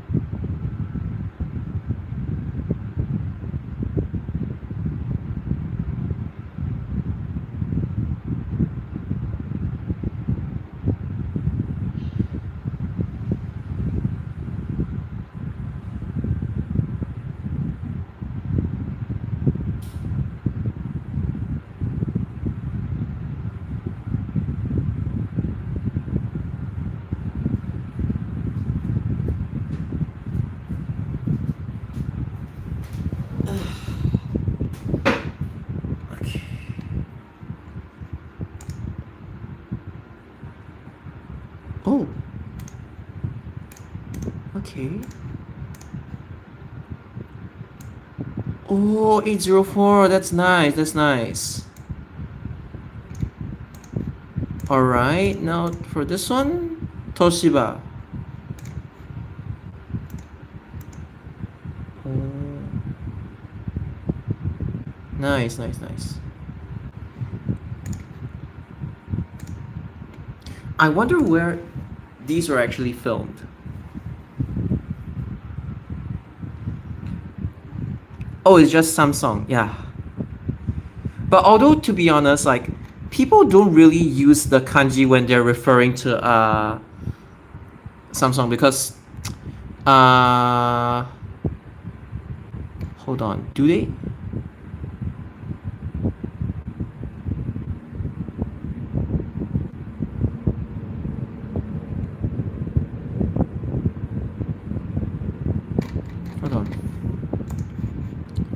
I should Sanson.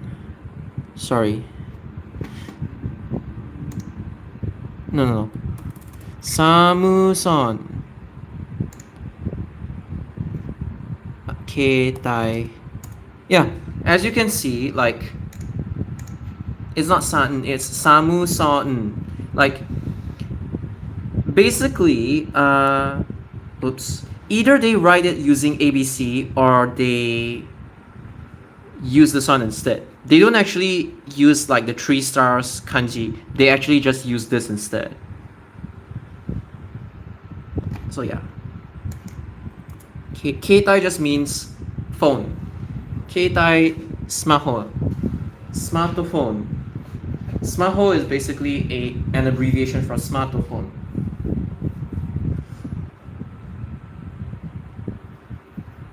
Oh my god, my search history is like the weirdest. I searched for EUs to just tease my friends with it, but yeah.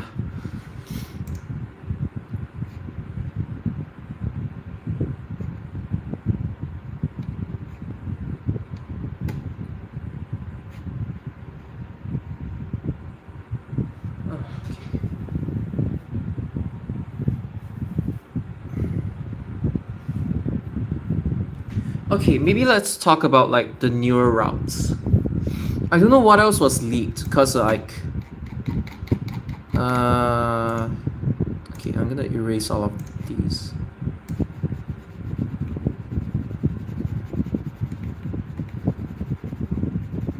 Cause what was leaked is actually, okay, 114's route, since SG Buses is here.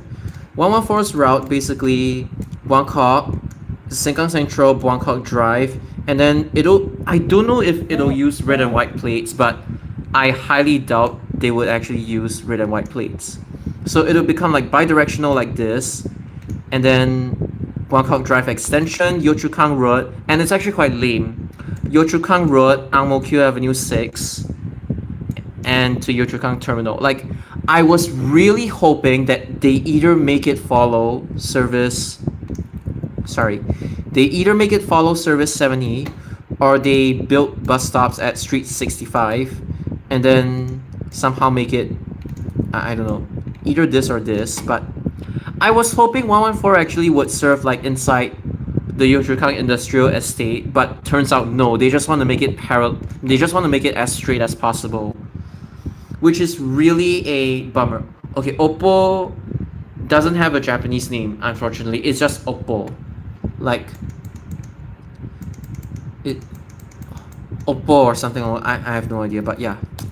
So this is 114, and then the other thing that I've heard about, like the city shopper revival, they are still classified as CDS, but it's like inspired by City Shopper. So it's like,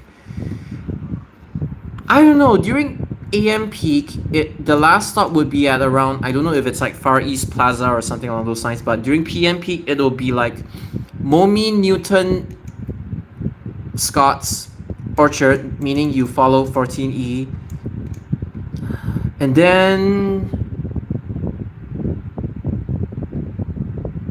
you let it go Suntec, Bayfront.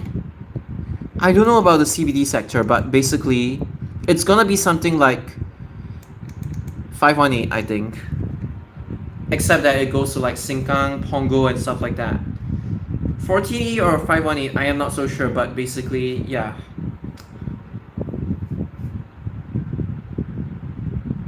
Wait, no. I think one of them it's like this. Then copy 167 or something along those lines, and then enter MCE. And then the other one is basically kind of like the same as this, but then going to Sengkang or Prong. But basically, all I've heard is that the confirmed one is basically Momi, Newton, Scott's, Orchard. Okay, P means peak period. Peak period short shit. Peak period supplementary service or peak period shorts crap. PPSS. I forgot. I'm so sorry. Peak period short services. Okay. Got it. Film more FFW. Correct, I will. I haven't even filmed like 89E. I gotta try at least once. And 97E, I think 97E I've captured a lot of it. But yeah. They won't survive next year. True. 188E, I don't know, because that one you actually have to wake up early for it. So yeah, unfortunately this weekday only City Shopper style CDS, they could have done better with it, but you know what? At least it's a good start. Any other things that I have heard? 171 Tengah, the electric bendy buses, 171 Tengah, 181 Tengah, 146 to 146 to Kovan. I am not sure if it's gonna be like, Bartley Road East, Hougang Avenue 3. One part of my intel is saying like Hougang Avenue 3, Tampines Road, looping at Kovan, like this. And then the other part of my intel, some other intels are saying it's like this. So I don't know 146 its route, but it's gonna be something along those lines. And then I think this bus stop is gonna be like revived, because Service 81, after NEL, it got changed to be like this, skipping both of these stops. So we will see a revival of the bus stop at Tampines Road, which got disused for like years.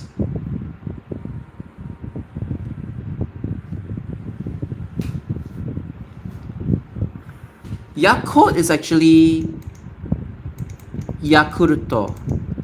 Like not Yakurto, it's like actually Yakurto. Mercedes, it's Mercedes Benz. It's not Benz, but it's actually Benz. Mercedes Benz. You know, 147E, I never understood the purpose of it, but 167E, even though it was useless, at least it had some sort of like purpose. It's like, who in the right mind sends a bus service from Jalan Bukit Merah to Lower Delta Road? This junction is so jam prone, to AYE, get trapped at Normanton Park, and then Portsound Avenue. This is the stupidest route I can think of. I would rather you just use like Jalan Bukit Merah all the way up like this. I know Jalan Bukit Merah can be jam prone sometimes, but you're not really calling the stops in between, right? So it's just traffic light timings that you have to deal with. Them making use of like Lower Delta, AYE, Portsound is the stupidest decision I have ever seen from everyone. And then one of the like arrogant senior bus enthusiasts were like, 147 hasn't been introduced yet. Stop trying to say, oh, the demand will be like this. Let's just wait and see. Ruben Khan, by the way. Fuck that guy.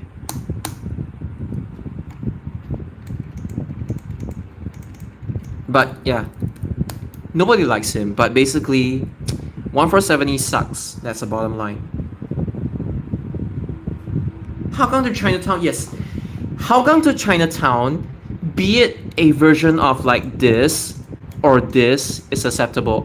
I don't even mind 80E, provided they don't actually make this fucking expensive. Oh, CTE! You know what? At this point in time, make it be like CT8, but going to Hougang instead.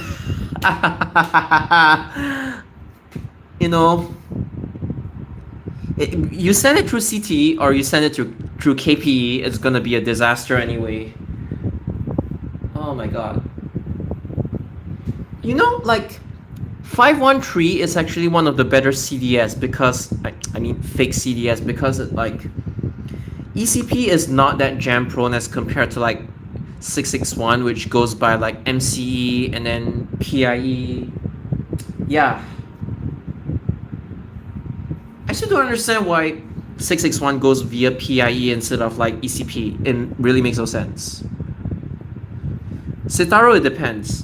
Citaro isn't really suited for Singapore's climate in general, and then people are complaining about like the seats not having enough cushion and stuff like that. But generally speaking, in Europe, it is definitely a decent bus. Citaro G. Okay, I have to say though, the 1997 batch of like Citaro and Citaro G up to the early 2000s, they fucking suck. Mercedes-Benz had the worst cooling system ever, and they overheated and they kaboom basically. But later batches like SBS or SMRT Citaros, they no longer had that issue, so thankfully it was resolved.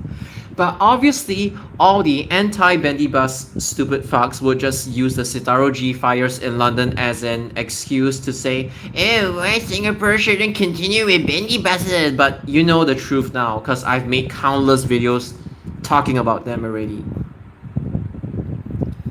The bus influencers who made it, yeah, got that. Wait, sorry, the bus influencers who made what happen.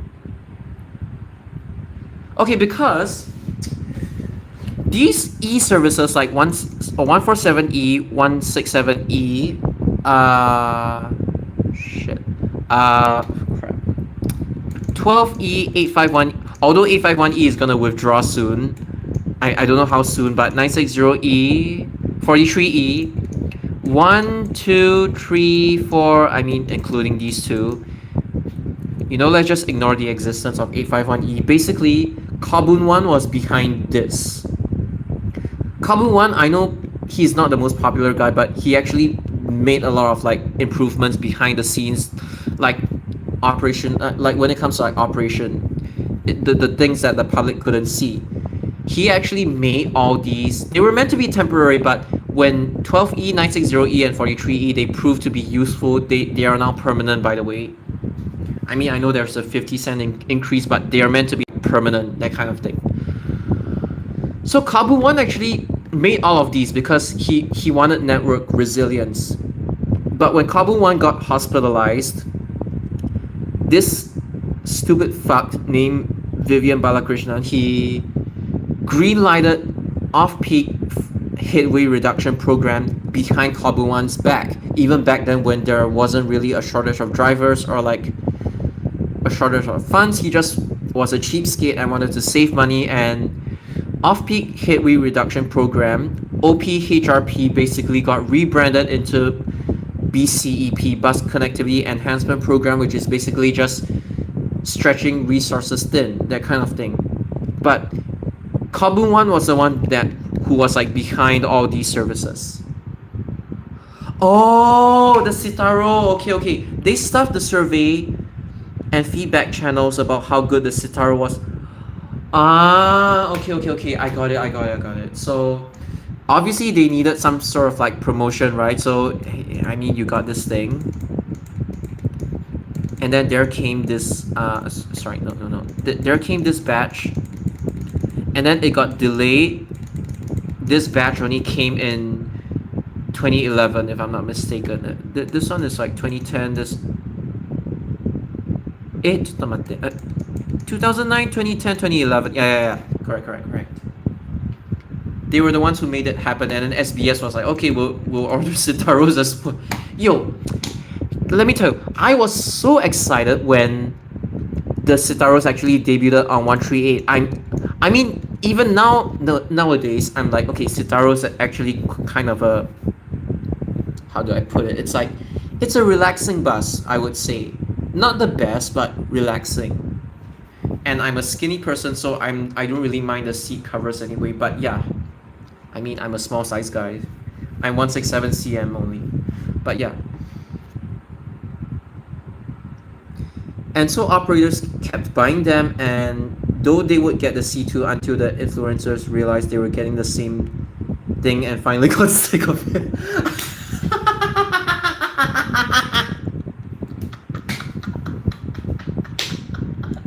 Is that why they bought the B5LHs? Oh my god!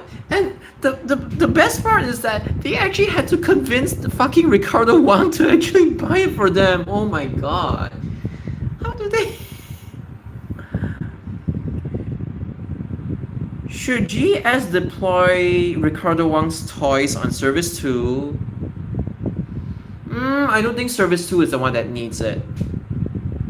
They should put it on 118, honestly.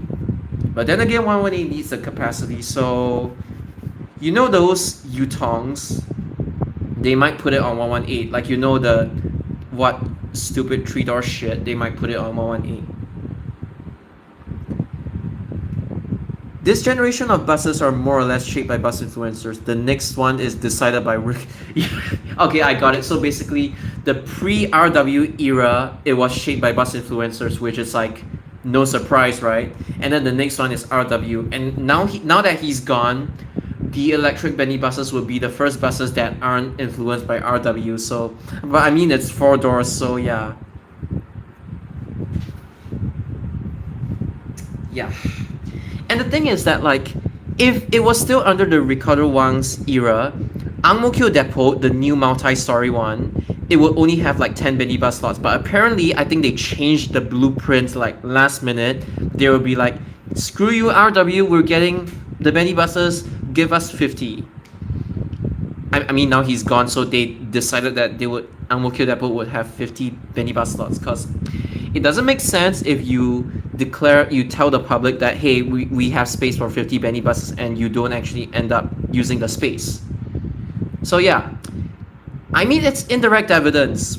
I mean, my friends like Bernard Wee, they have all the intel and stuff like that. I mean, like, yeah, they took it from somebody else. And LTA staff actually showed him a photo of the MAN NLC 18E 4 doors RHD bus. So yeah, but some of the people are still dumb, and then they still think like, oh my god, LTA is like anti-Benny bus, do you not know? I mean, the evidence is already out there. I literally told every single person like who was really behind the anti-Benny bus rhetoric and stuff like that. But if they don't want to believe it, okay, it's fine. I'm not responsible for their stupidity anyway, so yeah. These days, the Euro 6 buses are now deployed correctly by operators. Correct. Because, you know, without RW's influence, without the... You know, RW, he literally wasted time on this off-service squad. It's like, if there's an illegal deployment, they were like, no, off-service it. Even at midnight. Afiq Asman, I think he stunted like a 985 3D2S. But he was forced to OS it. It's fucked up. And then they had to bring in like a replacement bus for the last 985. I mean, just let it fucking continue the journey, man. It's the last bus, nobody fucking cares. That's why everybody in the bus industry hates him. Like Ricardo Wang. Yeah, it's like, you want your toys, but then you restrict your toys to only be able to do certain services, and then it's like 74 you rejected, 88 you rejected, 972 you rejected, all because your bus stops aren't 3D2S friendly. I'm like, haha, joke's on you, bitch. I'm back from your supper. What did I miss? Oh, you didn't miss too much, basically. We're talking about like express bus services, basically. Operators now put them almost exclusively. Oh yes, by the way, I think SUG buses, like, you were in Singapore, right? So you would have noticed that these two, these are the 3 bus services that their perms are basically Euro 6 A95. This one still gets like cameos now and then. This one, some bus influencer stunted SMB 588H on it, and the driver sucked. He was never allowed to drive or touch any bus from then on. So yeah, haha. J151, okay, I do understand that like the front of the train, it looks a little bit quirky, but I'm okay with the design. Because when they first put them at first on short distance and start-stop runs, the fuel bill went so much that it scared Blue Ribbon. Toilet wouldn't even touch them. True, because it's like, do you know the time whereby even fucking 121 had the A95s? They were a waste. So I'm like, you have their charging ports and stuff like that. Why not you put it on Service 5 and stuff like that? I mean, I'm not saying I like the bus, but put it on these services where it's like actually fuel efficient. Service 5 or any of those like expressway bus services. 161, 168, basically. Toilet knows your... Even my 60-year-old mother could run faster than your buses anyway. Yeah, and I mean, scary enough, there is actually a whole group of like bus enthusiasts who love toilet transit to death. It's not just the staff, but they're beyond hope anyway. And honestly, like when it comes to bus tours, I really appreciate like Afiq Asman for like hosting all these tours. It's just unfortunately he's only able to charter that one person who is hated by the bus community, and just bus enthusiasts in general, they cannot behave, and they behave like thugs during these bus tours, and that's the reason why I would never ever want to attend a bus tour. I only attended a bus tour that's like Bunkiet, Bernard, we all rode Bunkiet's bus. It was a Volvo B8R. It was really nice. It was a canopy bus and stuff like that. Really exquisite. We went up Crunchy Green and stuff like that. We saw the rejected demonstrator. Yeah.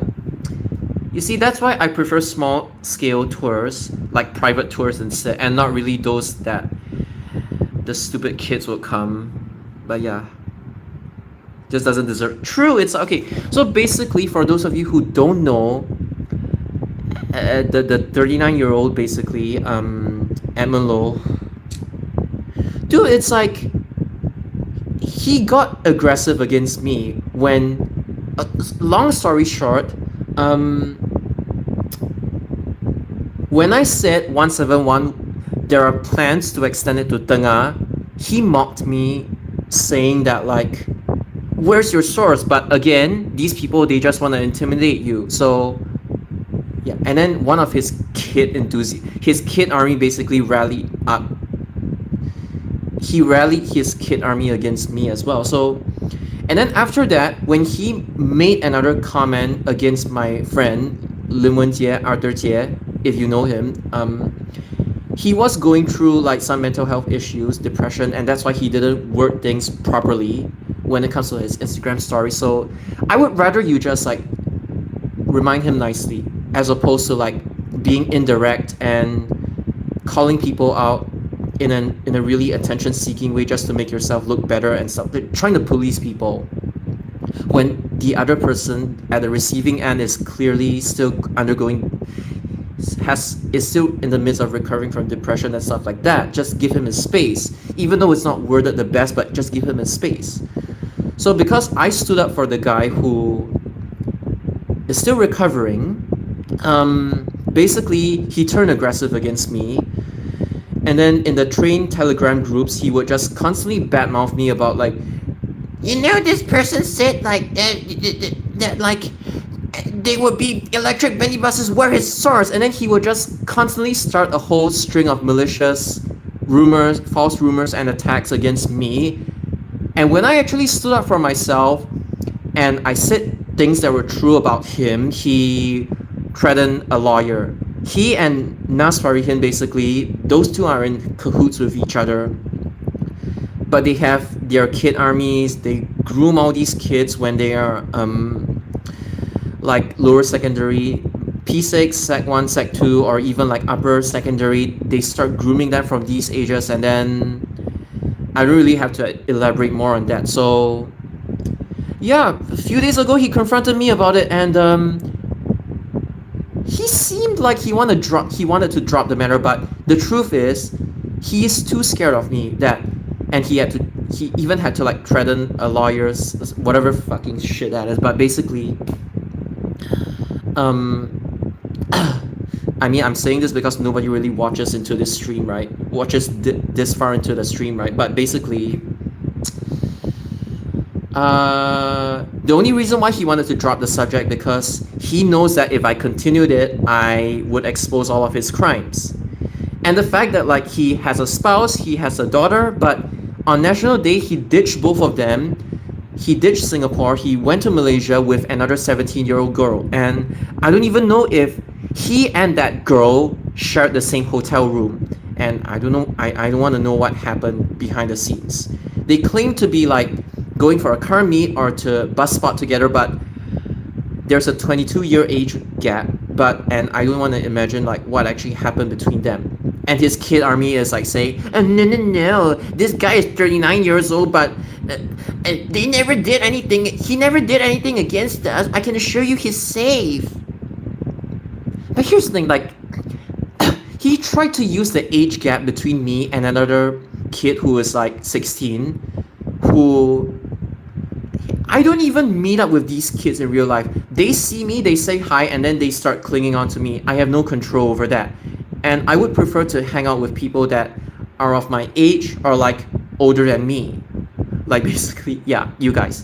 Because, you know, like, and then it's like, if you're gonna use the age gap against me, please keep in mind that you and the average age of the kids you brainwashed, the age gap is like 22 on average. It's so stupid. And I have people who are saying, hey, if you're gonna confront him, can you please confront him directly? But Edmund attacked my friend indirectly. So why are you even defending this kind of people? It's fucked up. And then with regards to like Nas Farihin, I tolerated him from like 2016 all the way till, again, I really don't want to like keep repeating this, but I'm just repeating so that you guys are aware of like what actually happened behind the scenes. So 2016 to 2023, I tolerated like 7 years of his nonsense, and I finally snapped when he tried to police what I had to say. I was just tired. I just made a really casual comment, like a harmless comment, just quoting song lyrics, that's all. And then he was like, no, please speak English. And then I'm like, so should I ban you from speaking Malay as well? Stupid. Anyway, that guy, he eats pork and drinks alcohol, so nah, you can see what kind of person he is. But basically, I tolerated him for seven years.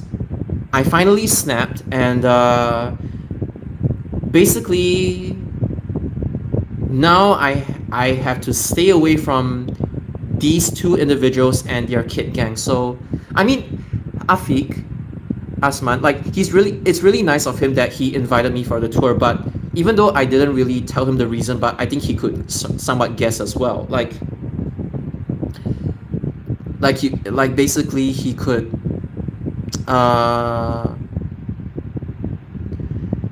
kind of tell why I was hesitant or like going for these tours. But basically that's the reason why I'm thankful to him that he invited me, gave me this opportunity. It's just that like for my own safety and the fact that I don't want to cause trouble, I choose to sit out for all of these tours, even though some of them I kind of wanted to go, like, you know.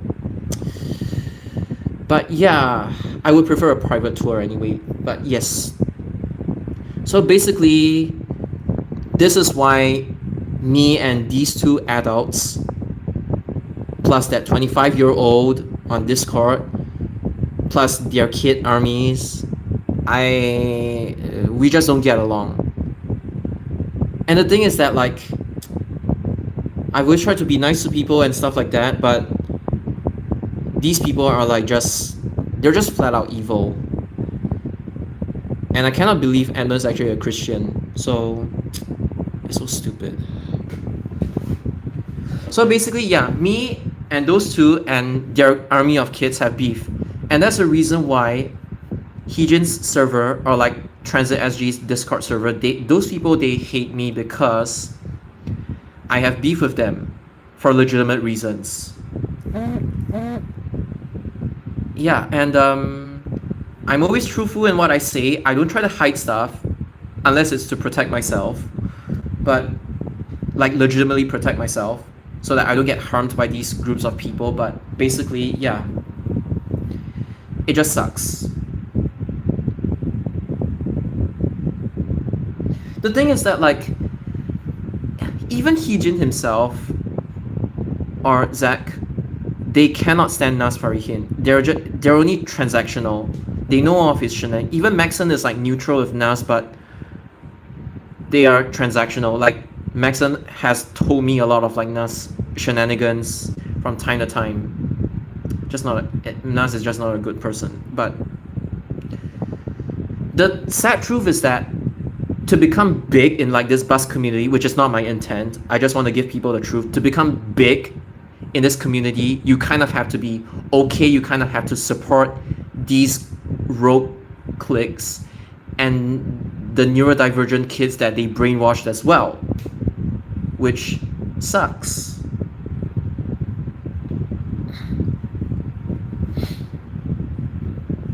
So if you see all these people collaborating with like Nas and everything, some of it is transactional, some of it they have no choice to do it so that they get on their good side, because you could literally be targeted just for not being part of their clique and not supporting them.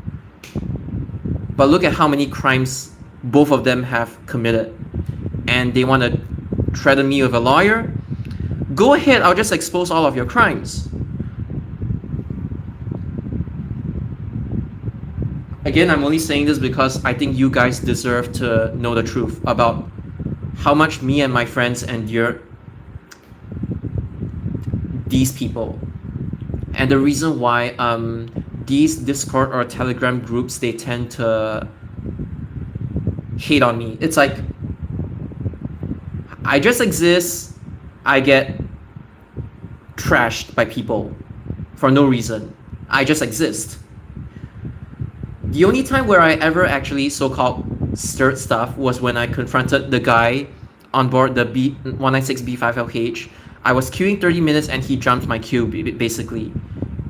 But people support the guy who jumped my queue. And I was like, what the hell? It's just so... I don't get it, but yeah. So yeah, in short, basically, sometimes I feel like as if, which explains sometimes my low motivation as well, that like I'm not even able to like hunt my cameos in peace anymore. I need something to do in the meantime before whilst I await my return to Japan. And then those kids are like, oh, if you don't like our bantering, our rogue behavior, you can just fuck off back to Japan. Which, okay, technically that's true, right? But you can kind of see that like the lack of moderation in Heejin and Transit SG server, which Heejin himself admits that he has given up on controlling these rogue children, it's that like the lack of moderation has made it okay, and it's like validating for these people to like go around being rogues, attacking people for no, and they're they're not even adults, they're kids. If they're already having this kind of behavior, what do you expect of them when they become like actual adults? So basically, like, we just exist, and my friend just films with an iPad. He has done nothing wrong to them. He just exists. We get targeted by them for no reason, and when we stand up for it, and when we stand up for ourselves or our friends, we get attacked by them even more. Which, yeah, I don't expect people to like me. They can hate me, whether it's for a legitimate reason or a not legitimate reason, but at least have a reason. But usually, to sum it up, sometimes I just exist, my friends, they just exist, and when these cameos happen or stuff like that, they start to get rogue, they start to get gatekeeping, and like basically the gatekeeping behavior, or like the hiding, faking, cameo, gatekeeping, stuff like that. They start insulting people for no reason. They just start acting really rogue, and we get targeted for no reason. They continue their behavior, and basically that's how we're like kind of hated within the community, just because we are trying to put a stop to this kind of bullying behind the scenes. This is why I don't trust these people. Oh my god, sorry, there are lots of comments. Okay, let me just hold on.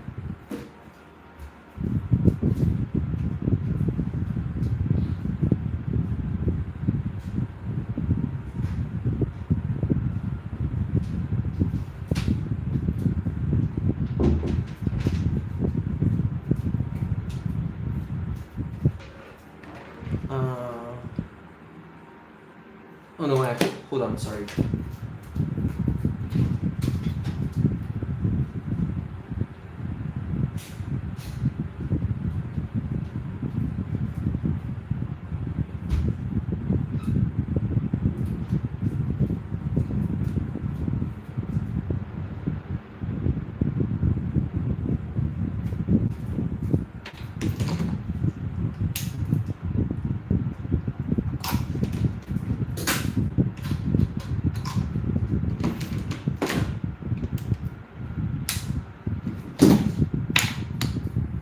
Oh, it actually works. Okay.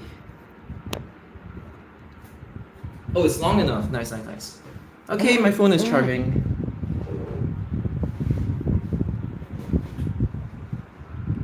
At least this phone won't overheat or anything. My other phone is like a little bit more my Motorola phone is a bit more vulnerable to overheating, especially when I film 4K. But this Oppo phone is actually okay. Like I can do this.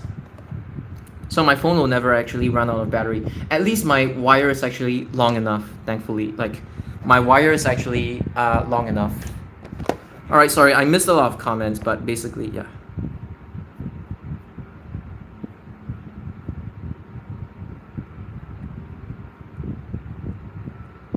Fairbox recovery rate, true.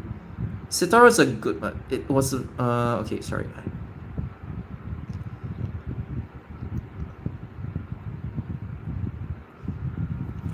Oh yeah, so basically, these buses, they actually have the Euro 6 A95s deployed like where they should be. I keep hearing that line all the time, sick of hearing it. These nasty things in the newspaper. Okay, so you know, I've also talked about how the army of kids or teenagers who are constantly criticizing the kids' behavior or the teens' behavior, they are usually part of the problem. It's not just the kids who misbehave. Those criticizing the kids or teens are part of the problem themselves. In the sense that like they also happen to be really sus people in general. What's happening with the community? Okay, so basically, it just so happens that a lot of the suspicious people have slowly but surely are weeded out. Unfortunately, I have to say, because of the gender demographics of this hobby in general, it leads to a lot of like these cases of like exploitation. And I'm really sorry to say, but like some of these offenders haven't been caught yet. Nas, Edmund, there's even one guy called Sean Yen as well. And obviously there's one more infamous one. Oh, sorry, no, before that, Jeremy Tan. Okay, and then there's this one infamous one. His full name, I think, is Benjamin Chua Peng An. What happened to him was, okay, I think SG Buses, you may know him. What happened to Ben Chua was basically he committed the word that starts with VOYEU. You get it? He was a toilet transit staff. And then this happened in Tengah Bus Interchange in the literal restroom. So he took out his phone, started recording kids when the kids were at the... Okay, there is a cubicle side and there is a non-cubicle side. That's what I would say. He got away with it twice. But the third time he tried to do it, the boy noticed him doing the thing with his phone and reported it. And Ben Chua was sacked from toilet transit. And then after that, right now he's on bail. He's not like the other cases whereby they just threw them to jail instantly, but this one, because he he didn't commit anything physical, but it was more of like an outrage of modesty kind of thing, right? So he's on bail now, but he's still doing TikToks with like younger boys. Yeah.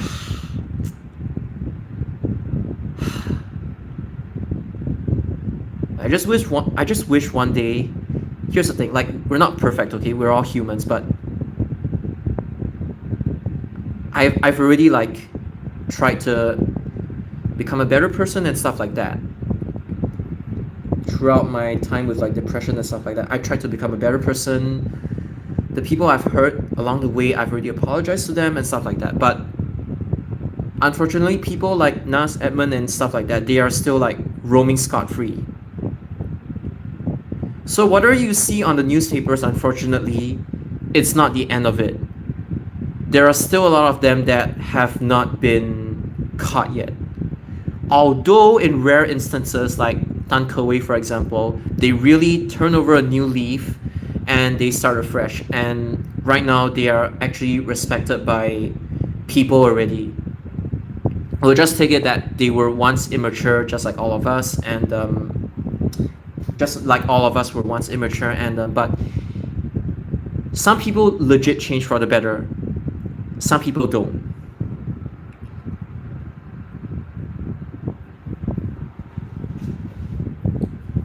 So yes, for the record, Heejin has like Jarius basically. He has admitted to me that he actually cannot stand Nas Farihin. It's just that like because he has technically helped him before, that's why he feels bad to like just out him like that, because technically he didn't, that Bobby didn't do anything to him. So yeah, it's just sad that he has to keep on like putting up an act and stuff like that.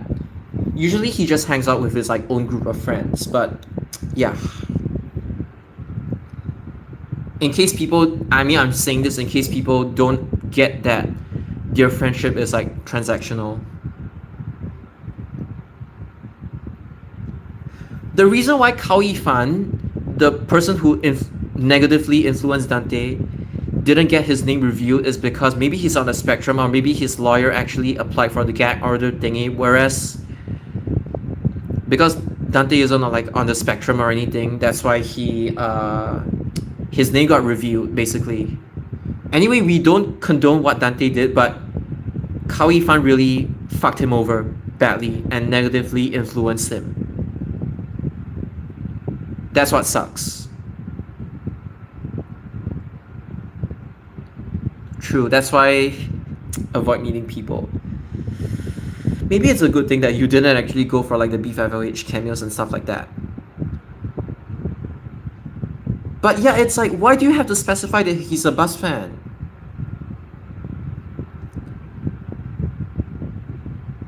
Yeah, correct. It's like, of course not condoning, and you're grateful for the tours as well. Oh my god, yeah. No, I mean, my friend Tio336, he has a Discord chat group as well. This hobby is really thankless, and a lot of people that SG Buses knew exited from the communities because they simply burnt out.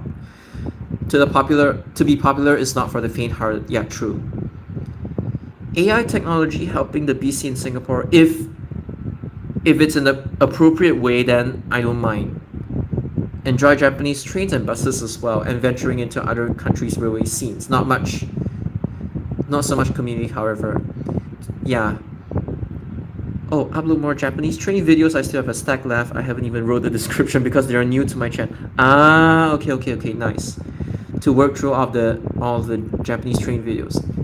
Don't worry. I mean, okay. So basically, what I did was that I don't even know if it's still here, but yeah. So SG Buses, I basically bought this, which I'm gonna use it as like my textbook next time. The reason why I bought this is because like it shows all of the like let me just turn it to the page. Again, I'm not able to show this because I'm only able to show like one page of it, but basically it's something like this. So it tells you like oh shit. Wait, where are the write-ups? There's supposed to be a write-up page.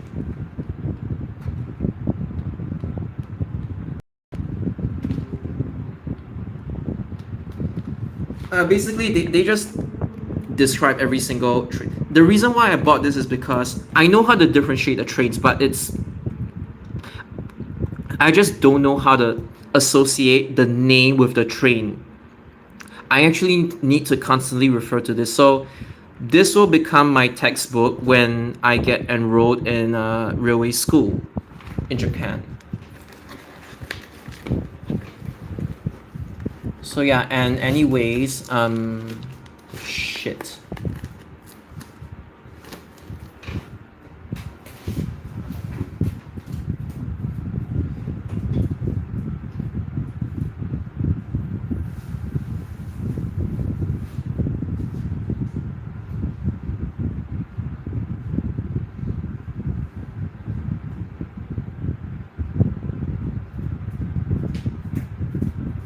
So yeah.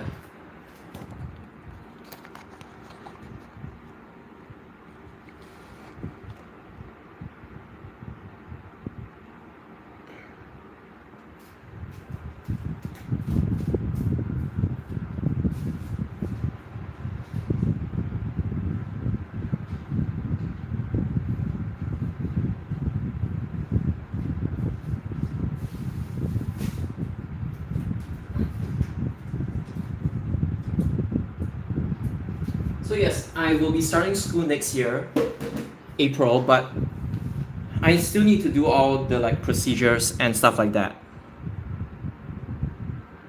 So basically, yeah, I don't blame you for not for like being backlogged by your Japanese trains because it's like I'm not familiar with the Japanese train models better than me, and even he is like struggling a little bit. So yeah, I don't blame him at all.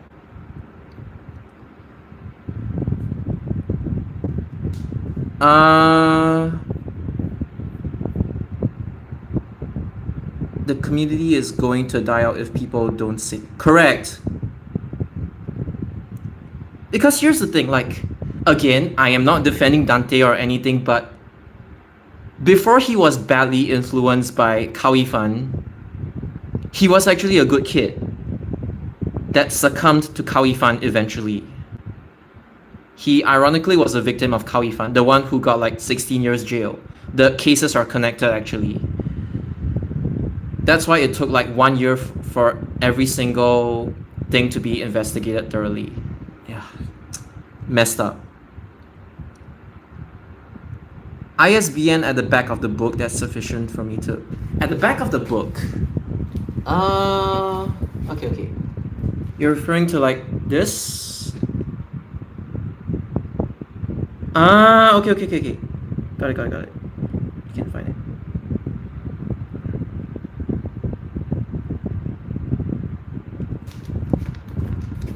So yes, that would be my nick. I mean, I bought it on my own accord. Obviously, they're not gonna be like teaching you every single model or everything. It's more hands-on. It's more like higher NITEC, that kind of thing, that kind of equivalent. But it's a lot better than Singapore's railway. What the fuck you call that? RTT rapid. Rapid Transit and Technology. I keep forgetting the name. I don't know if Republic Poly has like a similar course that's like they have a partnership with SMRT or stuff like that, but the one in IT is called Rapid Transit and Technology, and my course would be similar to that as well, but a lot more depth to it. Kintetsu and Meitetsu rolling stock are especially hard for me to work out. Okay, because yeah, I kind of get it. Do you need your own hanko? Rarely. I only need it for like the bank, but it's just for the documents and that's all. But nowadays, Japan is slowly doing away with the hanko, inkan, and stuff like that, and they are gradually changing to signatures. I have a hanko, but I almost never use it. Yeah. So yeah, okay. I didn't really expect this conversation to get to go in that direction. I am sorry for saying so many details that I shouldn't really have said, but again, I just want to be transparent, and I think you guys deserve to know the full story and the fact that it's not over yet. There are still people who have gotten away scot-free. Yeah. And when you try to do anything to them, they try to hit you with lawyers. That's the worst part.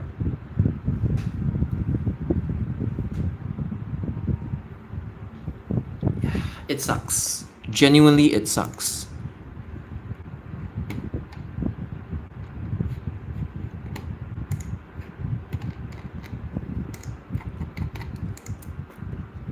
But okay, on the bright side, at the very least, the deployments nowadays are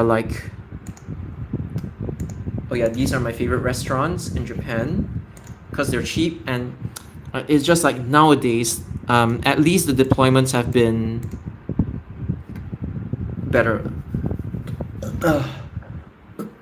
Okay, I think it's a good time for me to talk about the B50H rigging as well. So there are 3 people that are behind the rigging.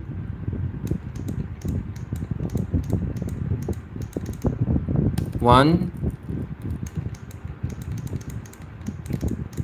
2. I have nothing against them, but okay, the other one I'll just name TT. But he's not part of the main team or anything. But basically, when they try to rig the deployments, a B50H LH, right? They have to do it weeks in advance. That's not surprising, right? And on a very specific date, they would try to stunt their bus out, and then it's not really it's not really the bus captains requesting to drive a specific model. It's more of I think 99% of the time it's hold on, I need to drink water.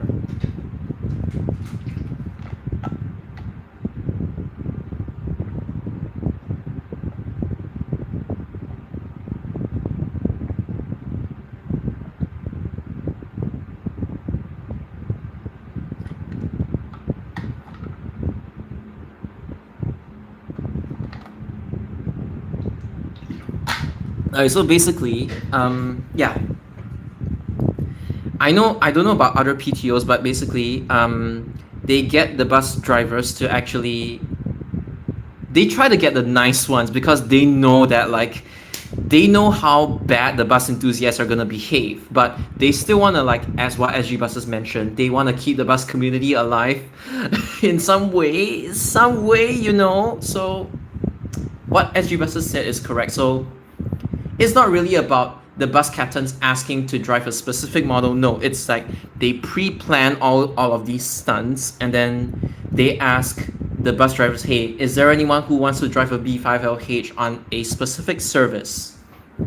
And one of the stunts that got cancelled was dirty because the bus driver didn't show up on time, or maybe took urgent leave or something along those lines. So these are the reasons why stunts could get cancelled last minute. And yeah, I know there are restrictions and stuff like that, but it's this is generally how they stunt it's quite obvious that they are stunts, right? But you could tell, but basically this is how they do it. I mean, they kind of do this because it's I know the bus captains, they would be really shy to request for B50H, right? Because they perm 298 and 93. So instead of them being embarrassed of asking, they kind of set up a system whereby, hey, on this day we want to carry out a stunt, who is up for it? And there are actually bus captains who are nice and are very eager to drive it, Whereas some of them are like, they're like, okay, might as well just take it. I don't know if they give the drivers any bonus or anything, but it's like, you know, they set up like the three bus or maybe two bus enthusiasts, or maybe even more than that in Bedok North Depot. I'm not sure about Ulu Pandan's side because they have B50Hs as well. I think it's more of a, but I don't think Ulu Pandan's culture is good at all. I think Bedok North is like, when it comes to like culture, it's still okay-ish, to be fair. And they set up this kind of system and then they go on with their rigging shenanigans. So yeah. And some of them apparently they're actually quite eager to drive, so it's a good opportunity for them. So it's like, I'm only saying this to make people aware that it's actually rigged, but I know there's this kind of thing whereby SBS really needs to focus more on delivering quality service as opposed to like just fan servicing. I know you have to strike a balance between them, or you want to strike a balance between the bus drivers who they just want to make a living, or those people who want to drive a specific bus model, they want to have fun with it, and okay, fine, you need to balance all these things.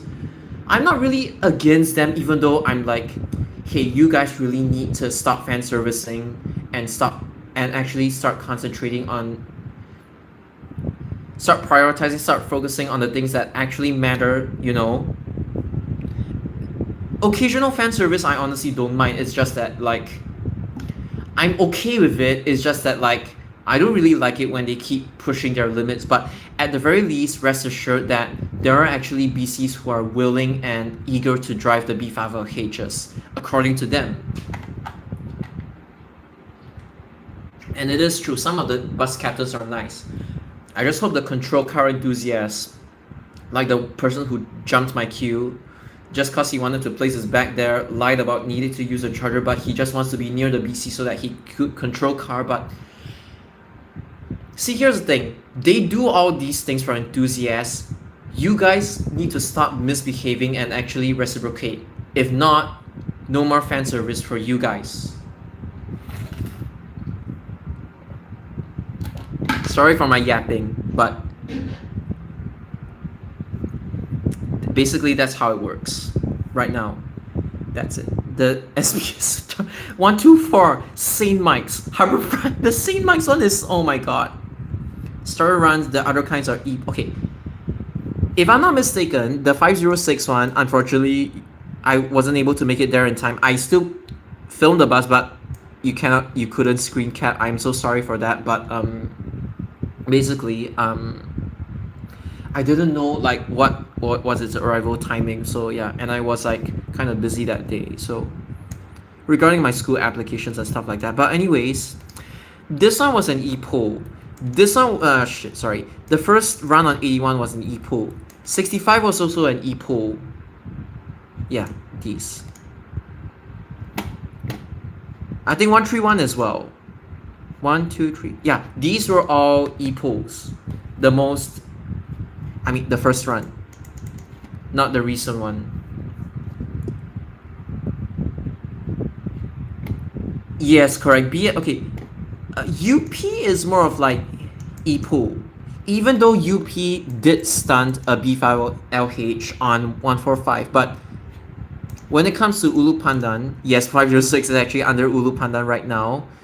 This one is e-pool. This one is e-pool as well. Yeah. Whereas Bedok North, the only e-pools they've ever done are this and this. So yeah, the rest of them, they are starter runs, as what SG Buses mentioned. Correct. Depending on which staff they did the cameo and what powers they have. Basically, you know, the guy that I labeled his initials as TT, right? He was actually behind a lot of the stunts, except 2 of them. Oh my god. He technically has rigging power, I would say. But honestly, I'm like, and then I felt a little bit weirded out by him. It was like, you rigged the stunts, so why are you asking me for the live timings of the bus?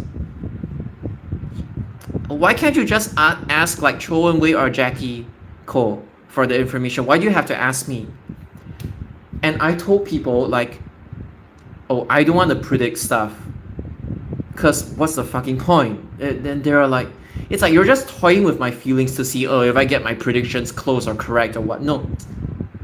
I just want you guys to be honest, that's all. Don't play this kind of like game with me. Don't toy with my feelings. I mean, you get what I mean, right? But yeah. I felt he was being a little bit dishonest, so I just confronted him about it. But again, nothing wrong. We're still okay with each other. We're chill. But I'm just like, you want the live timings? Go and ask the people who actually approve the stunts for you. Don't ask me, okay? It's so weird. He has no access to the timetable. Yeah, it's like he could stunt them. He could get Jackie and CWW to stunt for him, but he has no access to the timetables. Correct, that's right. So and then he was like, oh, when they stunt, did he actually ask me, hey, what's the live location of the bus? I mean, just stay in Tampines and Bedok, you will get the fucking live location of the bus. You literally live near there. I don't. I currently stay with my parents, mom and dad, at Bukit Merah, which is along 121's route.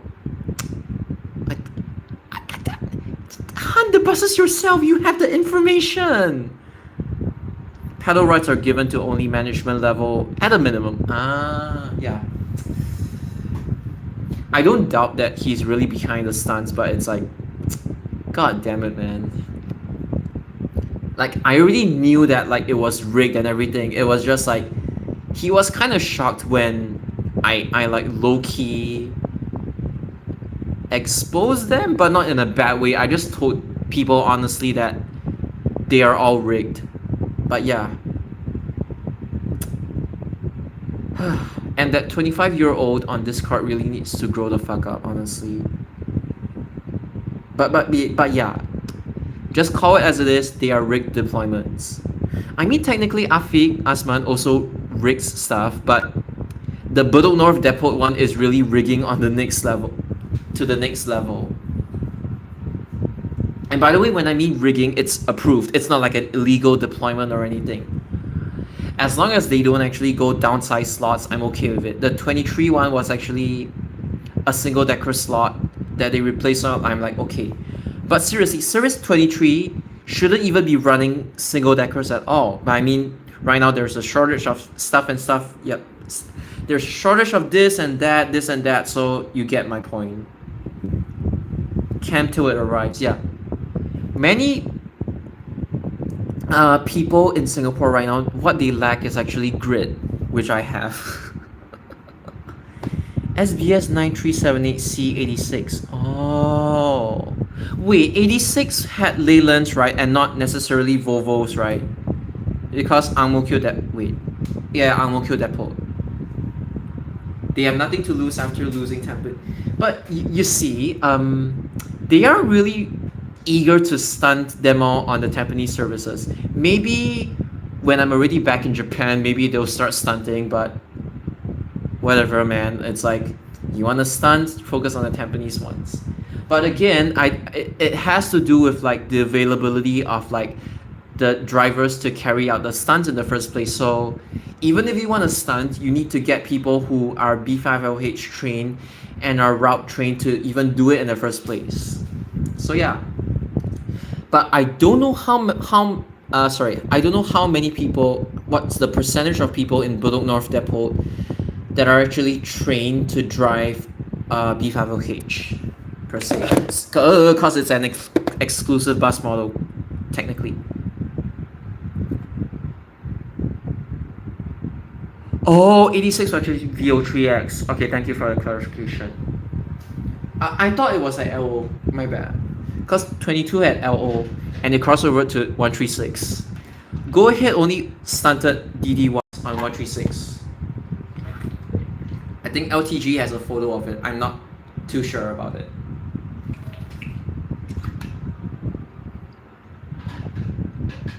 $9644J was my scoop. Oh, 9007Z. Nice. 9577U as well.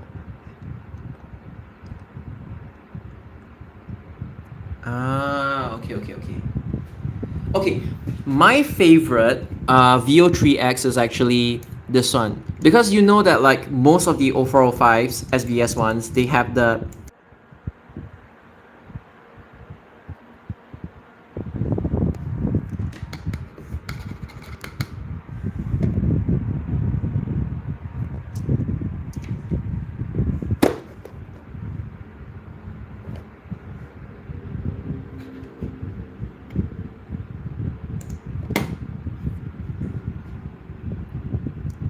well, it turns out I just had to like reset my fucking phone. Oh my god.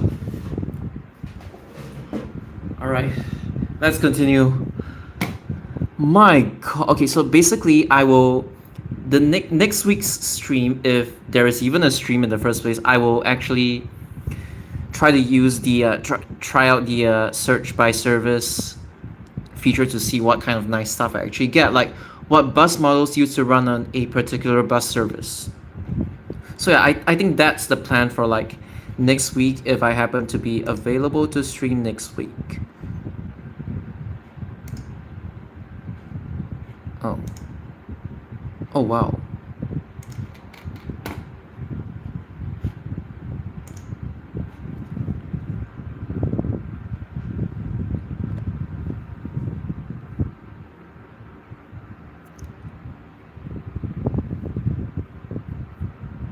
Oh yes, we stopped at like the beep thingy, right? So basically I was saying that this bus service sorry, this the reason why I like this bus is because it has like the beep chime that the 0405s used to use. And oh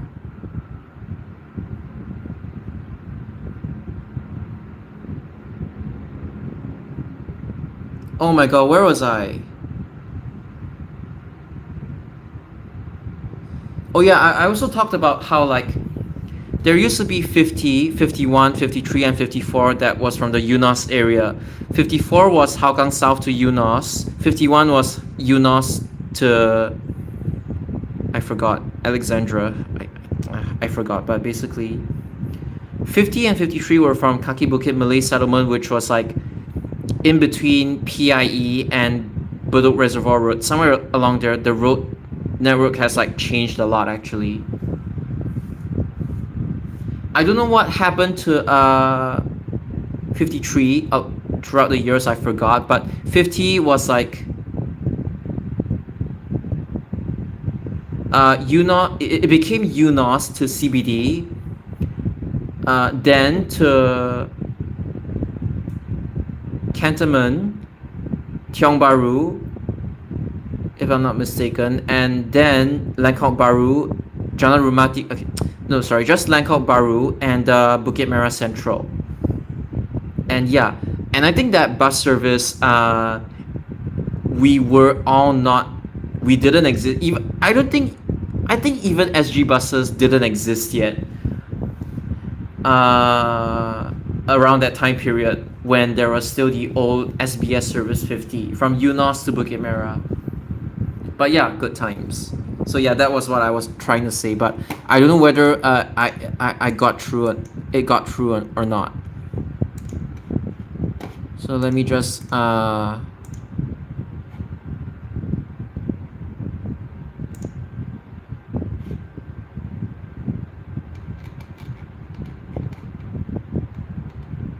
okay, live stream is perfectly fine. Yeah. Yeah, so that's what I was trying to say just now. Yeah. Okay, so again, Q&A stream, can ask me anything, bus related, non-bus related, I will respond to them. I don't know if my comments are like lagging or anything. Honestly, maybe let's try it now, SG buses.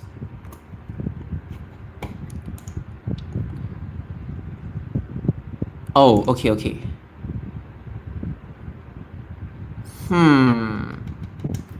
The infamous one. Hopefully you guys can actually see my screen. Oh.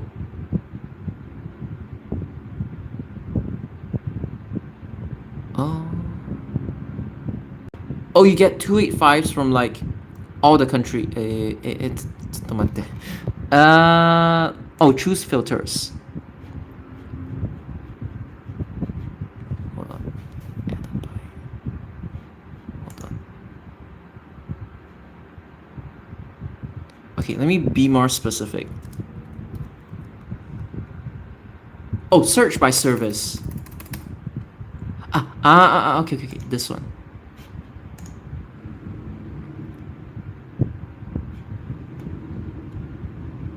Wow, this is really intricate. Oh my god. Even have Osaka as well. Oh my god, look at this.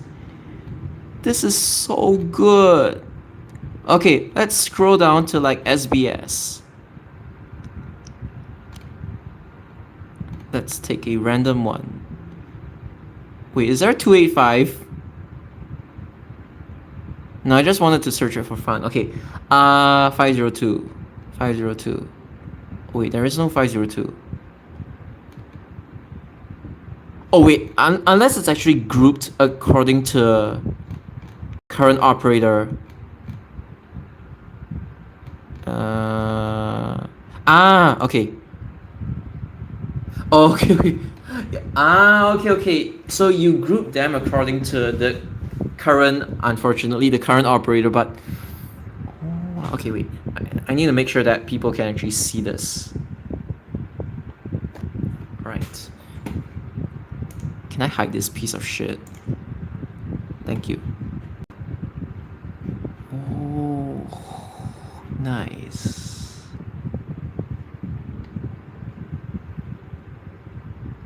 Green. Okay, page 2. Oh, there's a 166 behind. And it's like, okay, it's marked trees mostly. I love these pop-ups, by the way. Good job. It's grouped by Regal as well. Oh, I was actually hoping to find like... Oh, never mind. Oh, CDGE. Okay.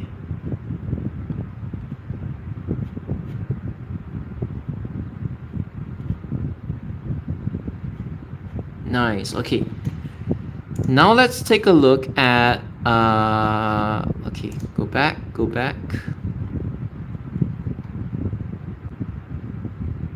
SMRT.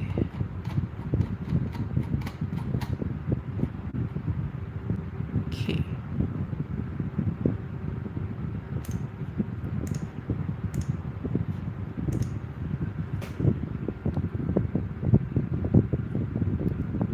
Cubbies on 285. They used to exist, by the way, but yeah.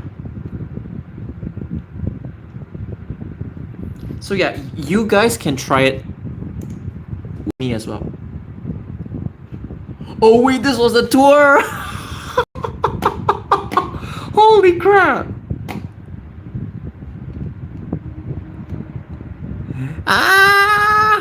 This actually became reality! I mean the operator, but like,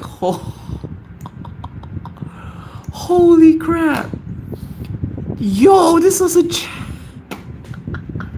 Look at this! All the good stuff! Who knew that, like, this bus service would actually... Oh my god. Oh, in the Marina Center as well. Marina Center. Oh, because it looped there. Yeah, correct. This is a gem, man. This is what you organize tours for, but apparently people just take all this kind of shit for granted. I know you organized the Volgren Betty tour, but then people were like, no, we're not interested. We want the actual thrill and we want the adrenaline rush of snapping actual revenue service buses. But whatever, man. Oh, hello. Hope you're doing well as well, Eldris. Okay, back. Okay, let's take a look. This one's gonna be exotic. Mostly Striders and Yes! they're also beautiful. Full body ad. Wait, full body ads.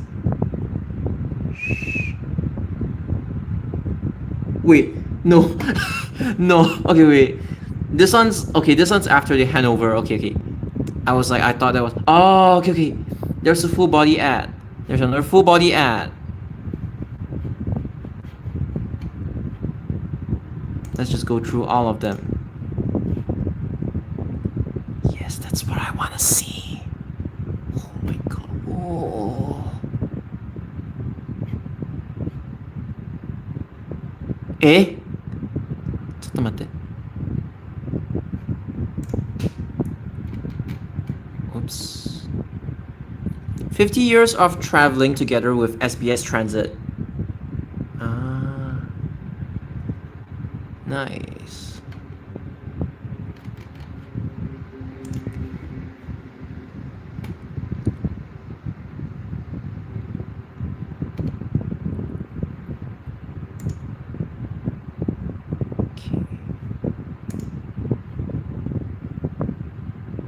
CVG as well. Oh, and this thing, the Sunlongs. Wait, hold on. Holy fuck. Ah! You caught these?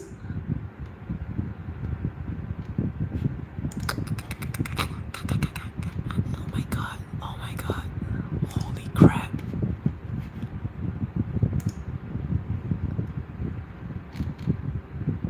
Make bus enthusiasm great again. Oh, that's genius. Oh, wait. Okay, for some reason, I think. Okay. Whoops. Reload. Okay,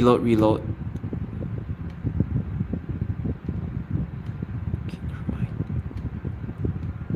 In its glory. A really clear picture. And there's a Hispano habit as well. I think that's 106. Or maybe 190. I don't know, but. Holy crap.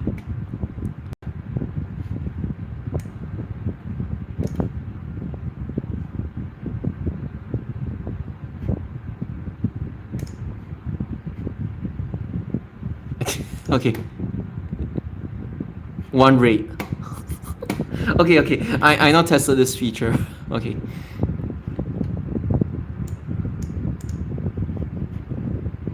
Oh, these are the tags. Holy crap. I'm sorry, I'm just so mesmerized. And here's A033 as well. A030. I knew 502 was gonna be good.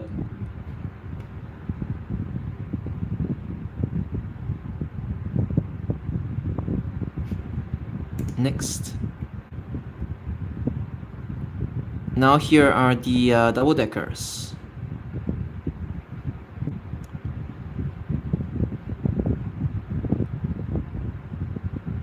Oh! Ah! Look at this! Oh my god! Okay, unfortunately I cannot zoom anymore, but... Yo! If Trans-Island bus services was still a thing... I mean, if they still controlled Sengkang, you could have seen this! You know, if you control if Ang Mo Kio Depot actually had... You know, this could have been a reality. On top left. Top left, okay, sorry.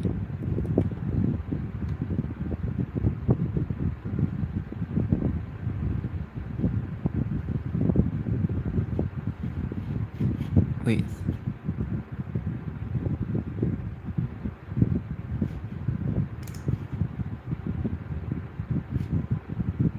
Okay. Just below home. Okay. Large. Okay. Okay, let me just try this. Extra large. Hopefully it doesn't crash my... Oh no, it's fine! Hey, I'm teaching my viewers to actually run through your website. Okay, I'm just gonna manually zoom again. Okay, here we go. This is maximum zoom. To prove to you guys that this tour was a legit thing. Holy crap.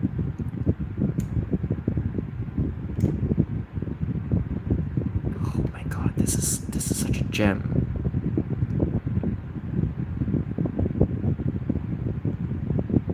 They really...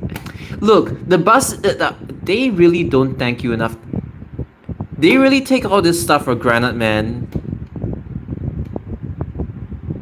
Oh, and this one's the low window line one, because it's 1191. Oh yeah, this is the low window line variant. The high window line variant is like the ones before. There are some ZFs with like the lower window line as well. Okay, back. Alright, let's check 502. This is the last page, right? Yeah, yeah, last page.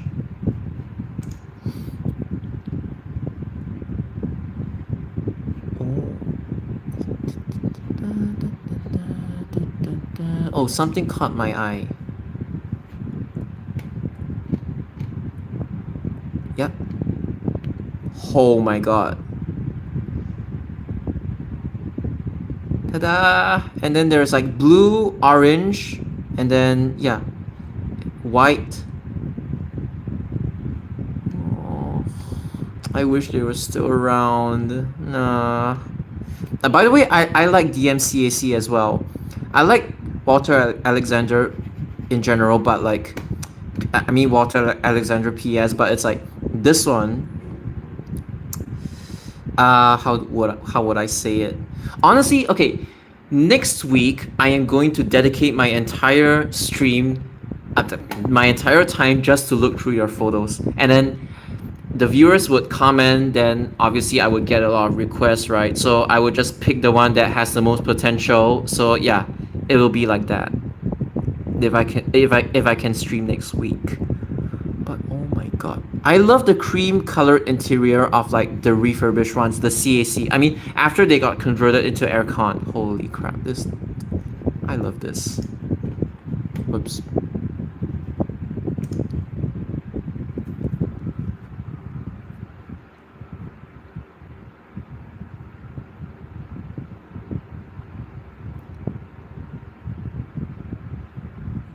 Hundreds of dollars to make this happen. People really don't thank you enough, I will say. Are all LO3X. Oh, it's fine, because just do what you have to do. I know you have a lot of stuff to go through. Wait, I'm quite stupid. I genuinely cannot tell the difference between LO and VO without looking at the badge. Are there any ones with a badge here? Oh, there is. See, badge. The purple badge. I think some of them have like silver badges as well. Okay, let's go back to the search by service. I'm just gonna... You'll see the duct vents. Ah, okay. Got it. Okay, I am going to search... Oh, there's Toei. Oh my god, there's even Japan ones as well. Okay.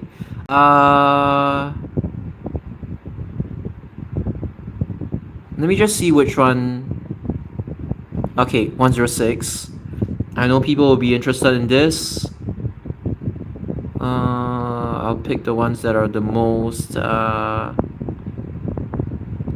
want to look for CNGs.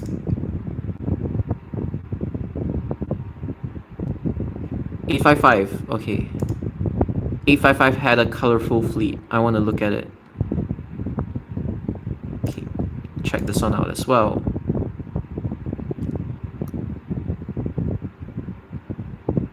Okay,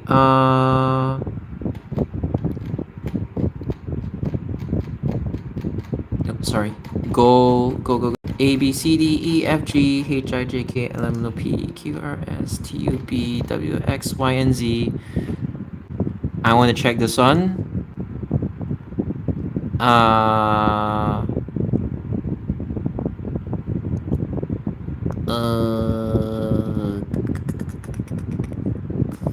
43. And M as well.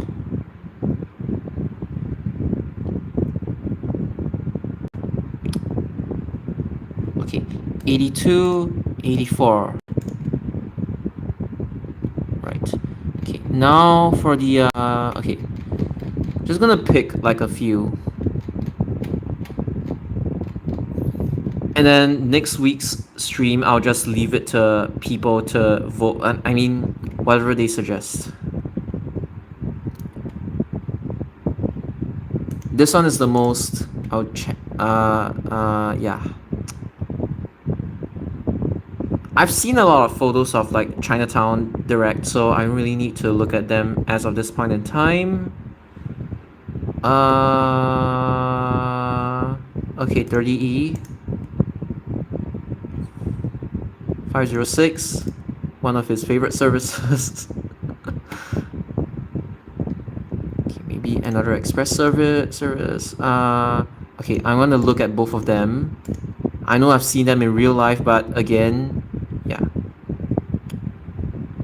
You guys can check out the premiums if you want to. I'm just gonna see if there's like anything that interests me. Like the one that stands out the most. Okay, 195. Alright, 228, 229.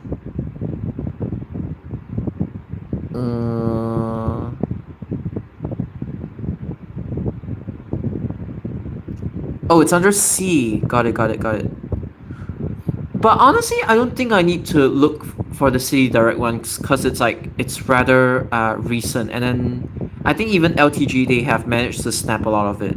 But okay, I will tell my viewers that if they are interested in City Direct, they can go to C, like the letter C. I want to look at Dennis Darts.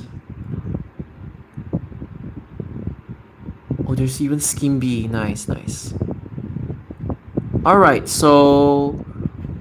Oh, sorry. No. SMRT. I almost forgot. I've seen all of, like, this before. Okay. 950.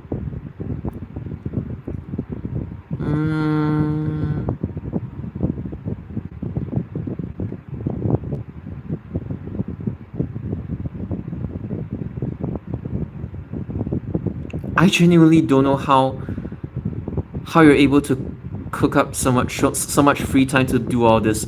Genuinely respect. Really. Yes! 921. Okay, I think the rest is like, okay, I want to see this as well. RWS 88.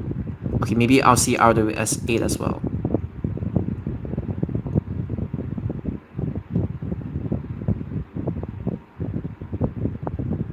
Okay, BPS one. Okay, that's it. Now, the fun part begins.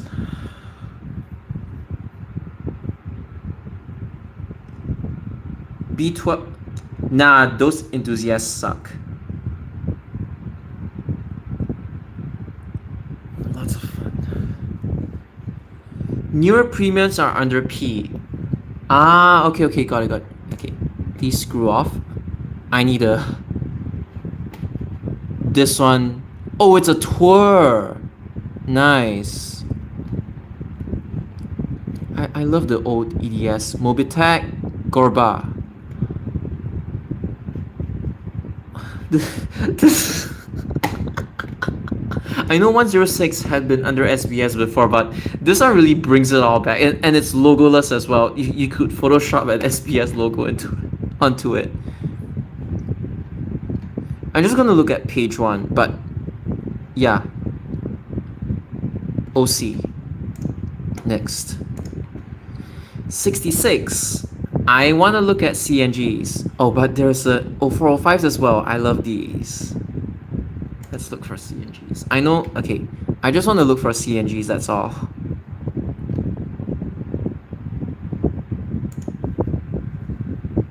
And the good thing is that this one is actually, it actually loads fast. CNG, CNG. You know, I could just dedicate stream after stream after stream just looking through this gold mine, this website.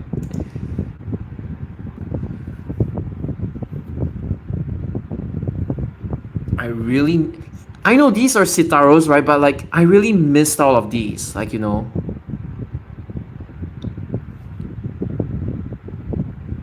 Oh, they're in ascending order. So basically, it'll become more and more green. That kind of thing.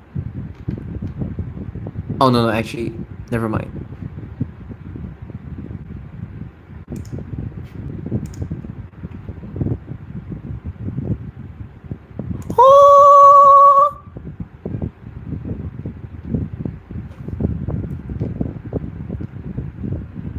This is the B50H of the past. Oh, SBS, SG, SMB, TID. Okay, got it. 2011. Okay, this is when it's almost, okay, yeah, got it. Okay.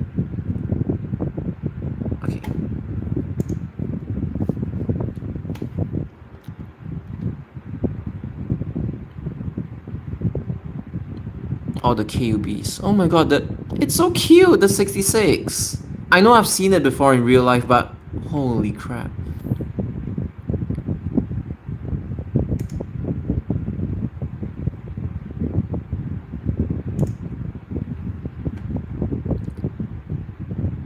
Trident. Okay, that's on 51 for sure.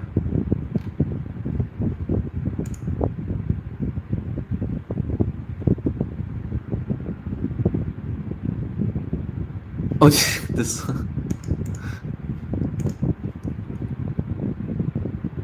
Oh. Okay. I see. These. Oh my god, the font was like quite jank. Okay, unfortunately no CNGs, but it's fine. I know it happened before, but because I've actually seen it in real life.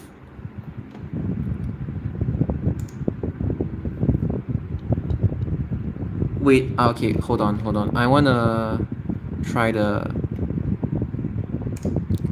Let me go back.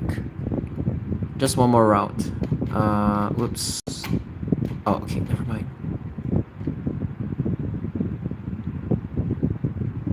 No, I already searched... Oh, wait. I'm being stupid. I searched them right. No, I think I'm being stupid.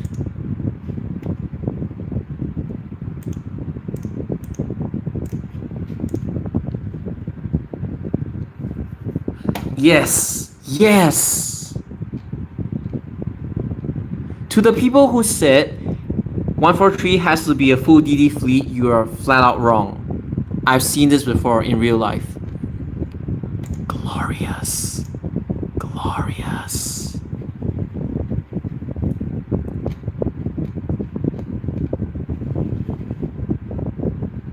There you have it. I myself have seen this in real life as a kid, as a 7-year-old kid in 2006. What about M? Okay, M is... Oh, there's even this one.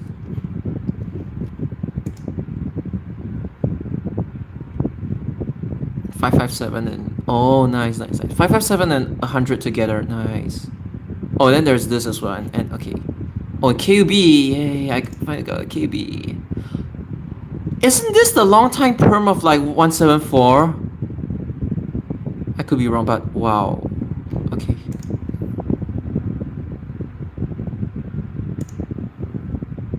.855. Wait.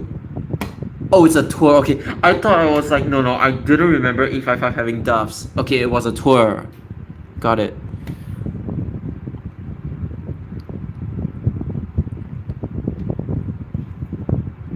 I used to take this bus to like secondary school, so yep.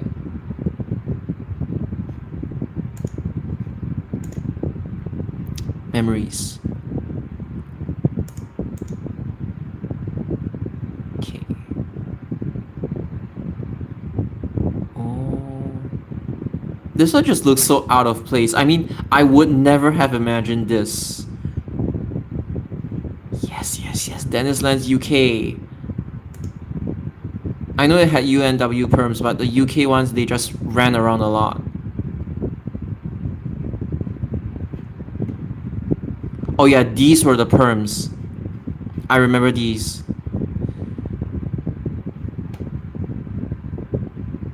UMW as well.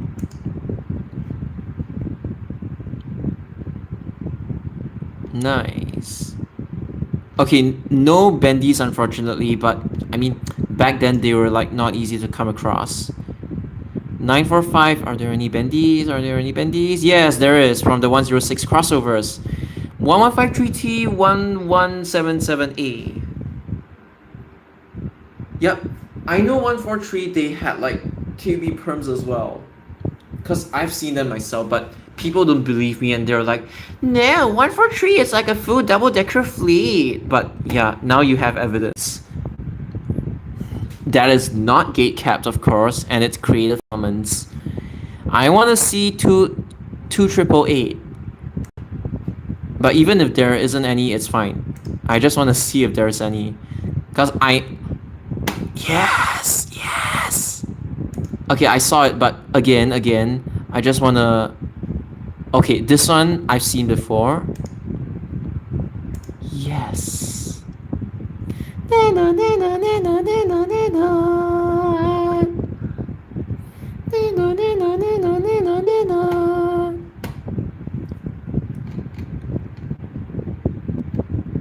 Nice.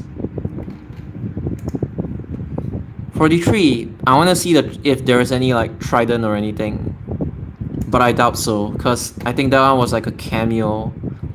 But there are Mark 3s, KBs. Mark 3. I think it's all Mark 3. I don't think Mark 2's has ever done 43. I don't think so, because yeah, nope.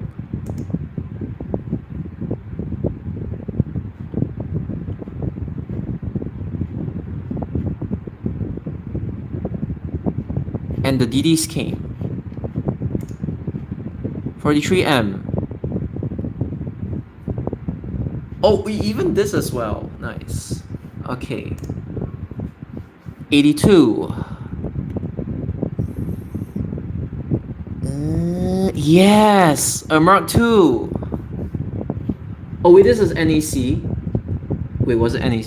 Hold on. Okay, go back to using the...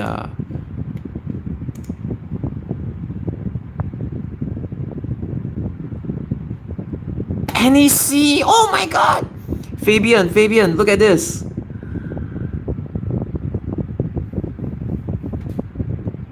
And the old bus stop hole as well. Ah! Oh, look at this. It got ruined, but it was just nice. Almost got ruined. Oh my god.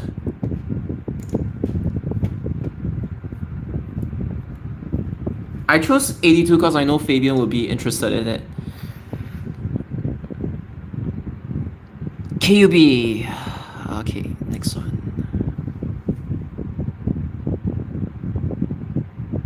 That Mark II. Oh my god. That Mark II, man. Okay, 84. Okay, this one, people have seen it before, so I don't really have to show it.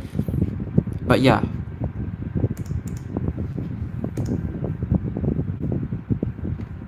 Yeah, KUB, it's hard to find those images. Wait, is it? Okay. I think KUB on like 4 is rare, because Hougang Depot has KUBs but not a lot. Wait, have I? Oh, it's just the usual one, okay. 581. Nice. I mean, city shoppers, they generally don't have a lot of like variants. It's always Striders, right? And DM3. It's always the two models. It's always a Volvo Mark IV, and The precious Desto. Look at this. Precious Desto.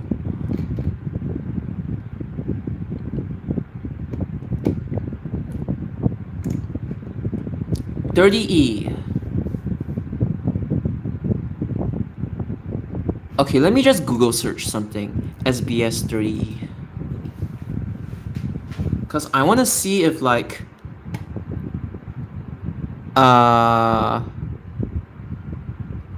Did they not have 0405s? Does Tai Xianta have like pictures of it? 0405? Anyone? Never mind, I give up. I wanted to know if like 30E ever had like 0405s. Okay. What's the next one? 506.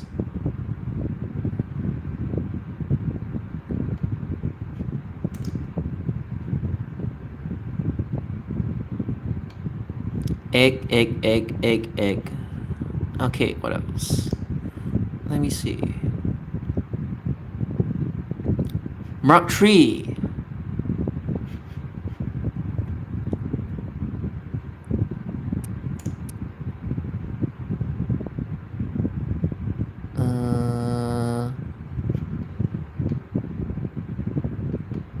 It's okay. 506. I'm not expecting like a lot of like okay, maybe except this one. Oh, yes. 8030.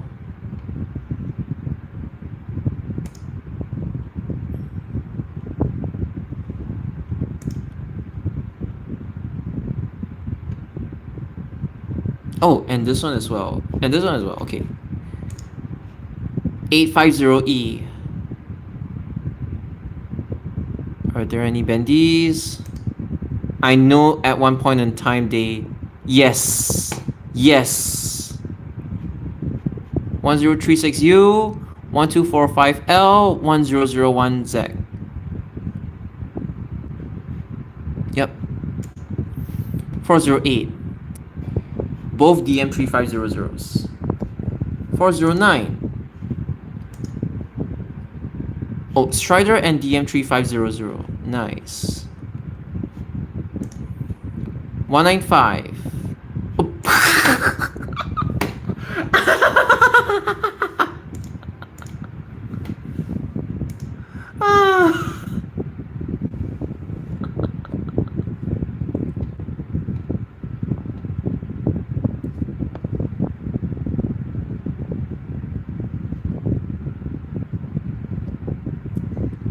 Yep.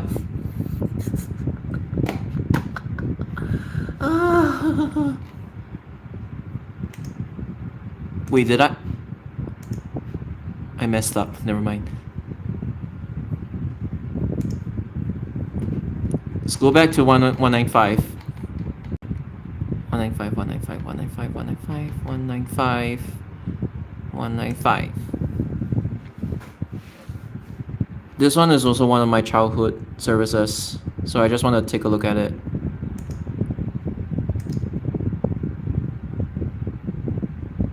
KUB, nice. KUB is...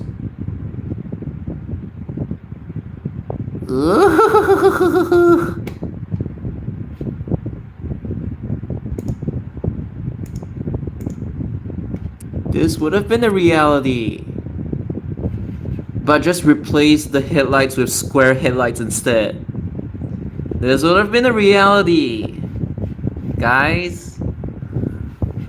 Because you remember SBS 999U, right? It's the exact same bodywork as this. This would have been a reality. Oh my god, I cannot believe. Yeah. I'm pretty sure there's a dedicated album for these as well, the Volgren tour. Okay, I'm at page 2 already. 228. Okay. 229. Just to make sure that 229 never had double deckers.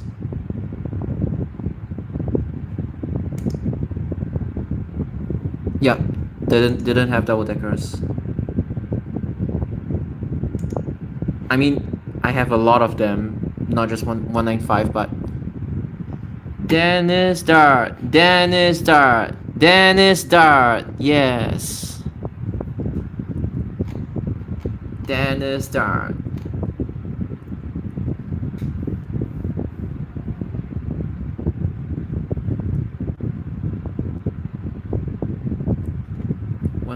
Okay.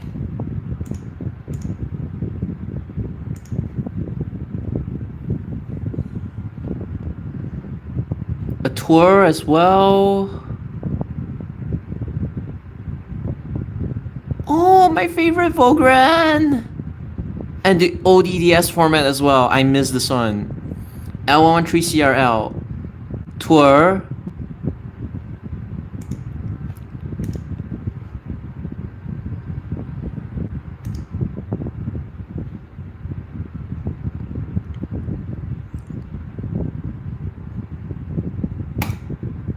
This is proof that 950, the bendy bus down routes were real.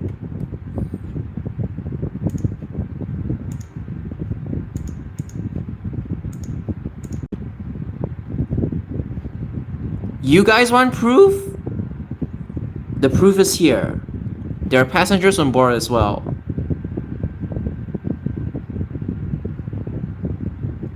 You know what? I'm gonna save it. In case anybody tries to ask me, I'm gonna save this one. Okay, done.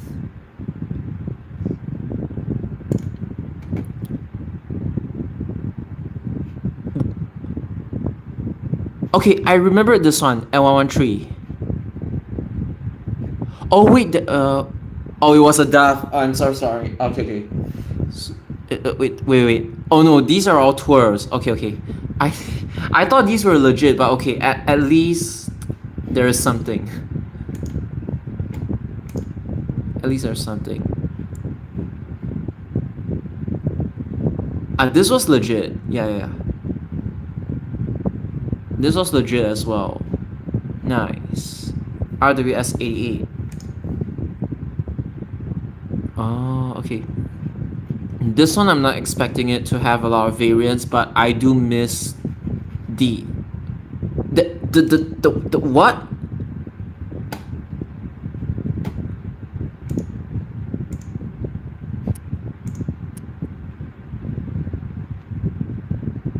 Okay, there's no EDS as a staff bus, but they use Nissan Diesel. Oh my god! I mean it's Ang Mo Kio Depot, so I'm not too surprised, but still, oh my! I genuinely have never seen like.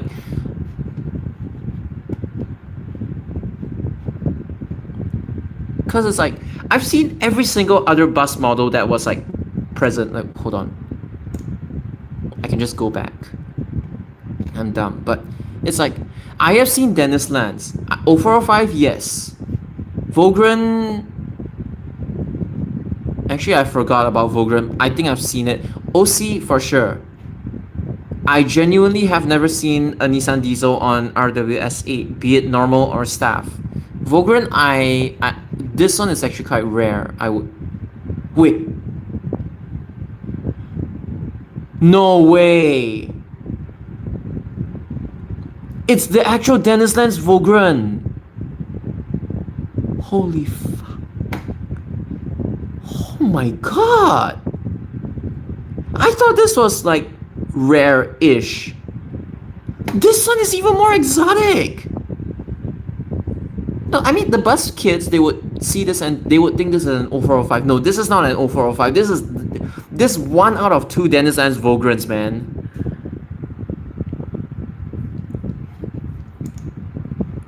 BPS1. Okay. Man and 0405. Oh my god. These are amazing. Okay, you can search by Regal as well. But I'm gonna search by bus model. I'm just gonna go and scroll down all the way to the Volgrens. Mercedes-Benz 0405G. Wait. Oh, no, no, no, no. I need to go to...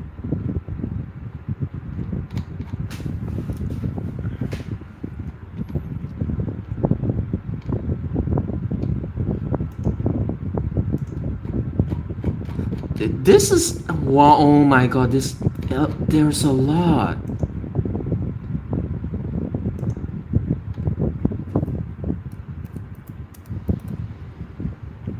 Oops.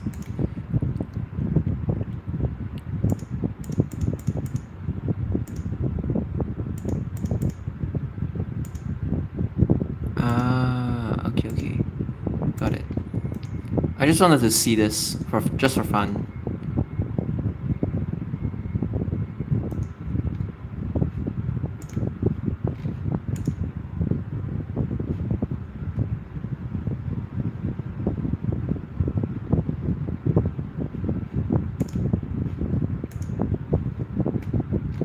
Okay, never mind. Service or route. Oh wait, no, no, no. Visual list of all bus. Oh, this is cool. Oh my god, this is so cool. Wow. Okay. I just want to play around a little bit. Ah, okay, okay, okay. Got it.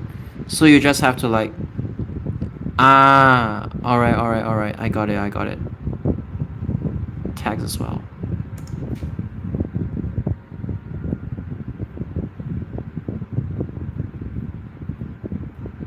Visual. Oh, oh, the visual one. Okay, okay. Got it. Alright, I'm going to go to Mercedes-Benz. Oh, I see now. Ah! Nice. Oh, Rainbow 2. Oh my god, I'm addicted to this. Lies, Rainbow Blue Ribbon. Oh my god. Wow. Hyundai, Isuzu.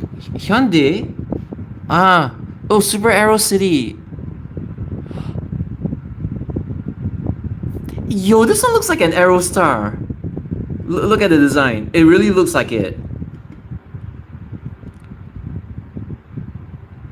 Wait. Wait. Wait, this is Space Runner, or is this like, did they change the front? Like it got into an accident maybe, and then they changed the front because the Cubic's supposed to look like this. Oh, but this is definitely a journey. Oh my god! Wow. Okay, okay.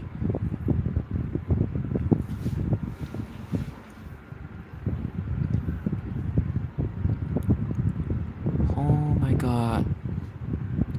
Bodywork manufacturer. Ah, I see. I was like, huh, this is a Cubic. Oh, two variants. I genuinely have never seen this before. I've only seen this.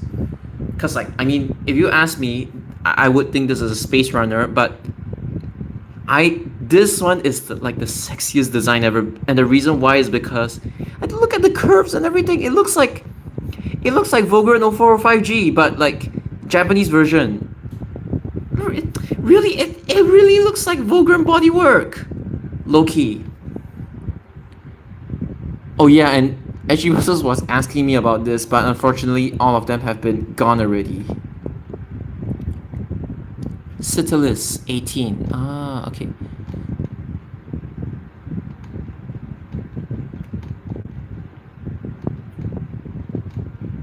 Oh wow. Oh, man is quite cool as well. I mean, 8031 and oh.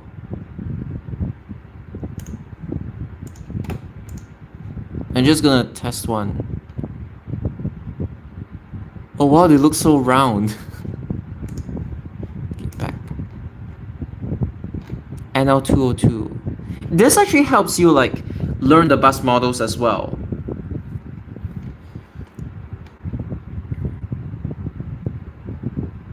O. G C2 hybrid. Centaur G Mark II. Mark II. Oh, okay, got it. Okay, this is the one that I need to go to. Oh, and the write-up as well.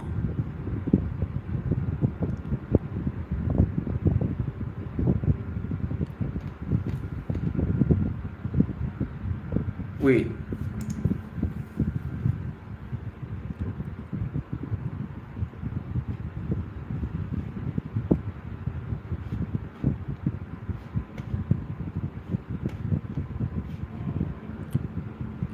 Okay, got it.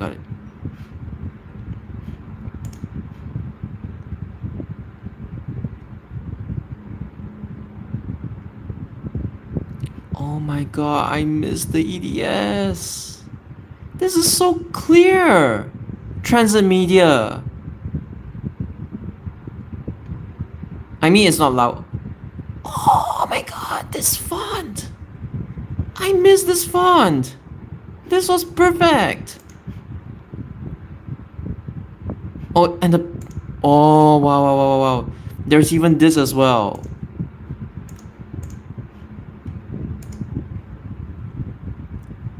Wow. This is something that a lot of people would miss it, even myself included.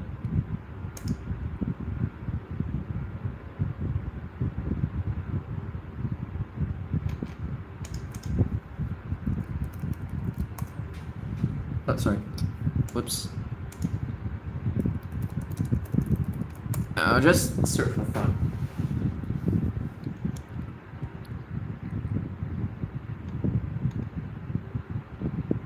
Wait, did I type the correct one? Yeah.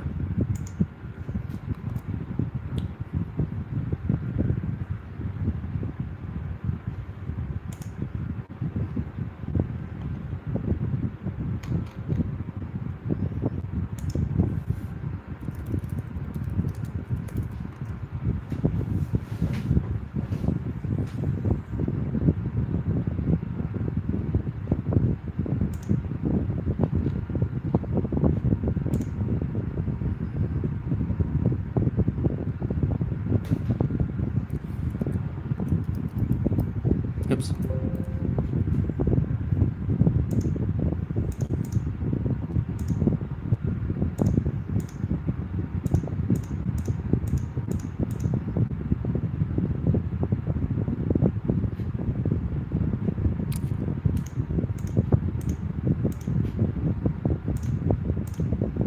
Okay, this is the normal page and...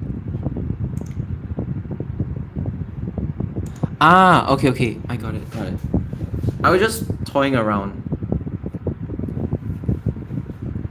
Body. Main page tours... main page tours and 0405G. But I somehow landed up here anyway. Okay. It's alright. But okay, so it's basically main page tours 0405G. I got it. Thank you.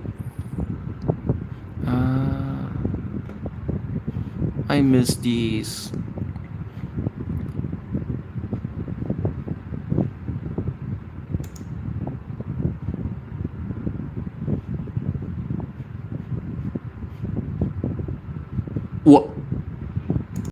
What? What the... Are you kidding? No way. I didn't even know this was a thing. Oh my god. I didn't even...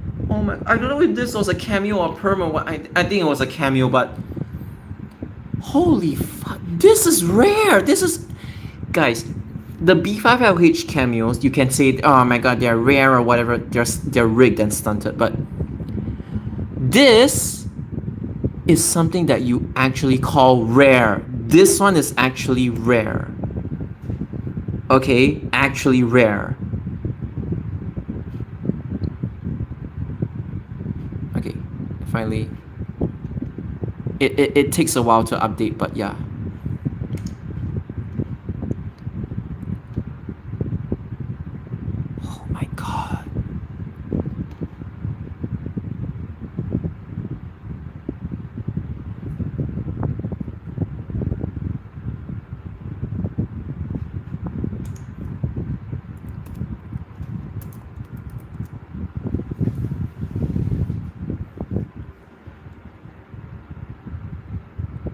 Oh, never mind, because I wanted to see all of these as well.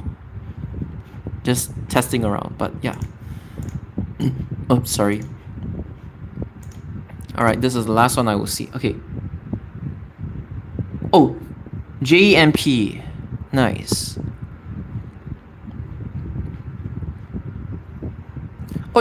Oh, it's a Joyride tour and then a tribute tour as well. Nice. Oh, and this one, which is like so obscure. 405M. Yeah, this one, the King Long.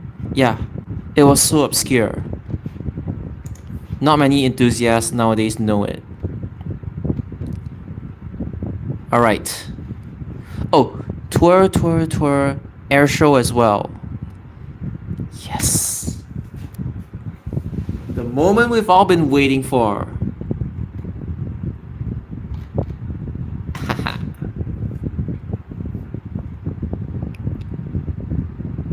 Oh, no. Look at this! New Bridge Road!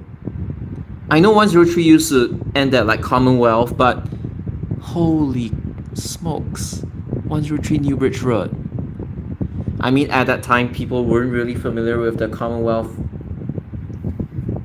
I mean, Buena Vista version, but yeah. Good enough. And realistic enough. I just want to see how many services got punked out.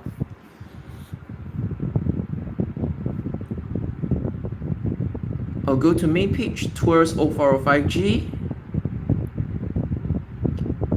0405G tour, the one with the paper logo. Yeah, correct. Easily would have used Bendy's, correct. 103, 105, last bus. 111.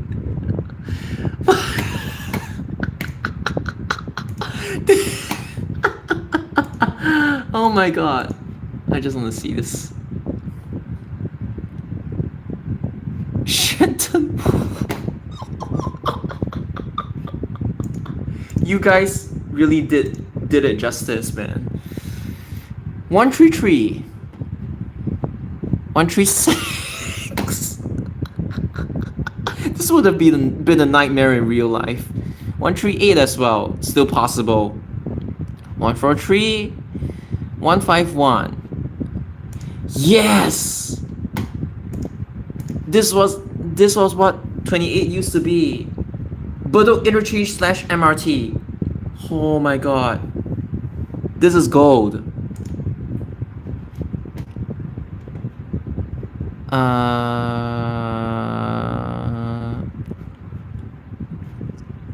154.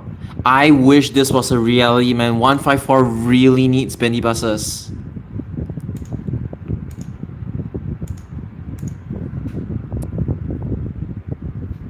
The garden area cooked. Yunus via McPherson Road. Oh my god. Imagine if this was real. Oops. I keep backtracking too quickly. 157, 160, 161, 163, 165, 67. 168, 170, 174, 175. I think this is 0975. Lim Chu Kang, yes, this is 0975. 176, 178 as well. Even though 178 it's realistic. 179, 181. Hold on, is this 0961? No, this is current 181. My bad. 195. 261. This one would have had trouble turning as well. 307. Okay, yeah. 261, man. I need to see this. I need to see this. Yo, I'm gonna tease my friend with this.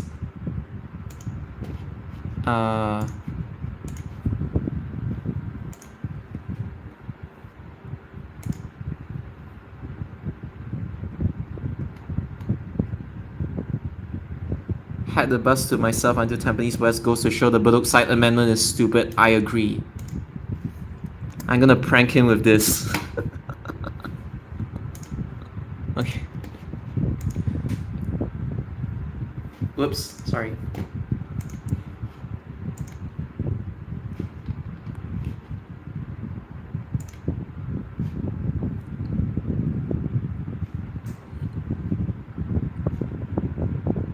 Three, 6, 1. Okay, 941.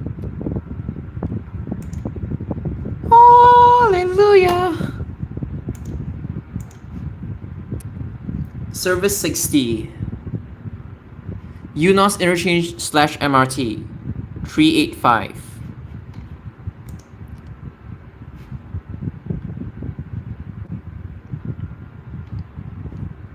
(502) 531. There is even this! Bedok.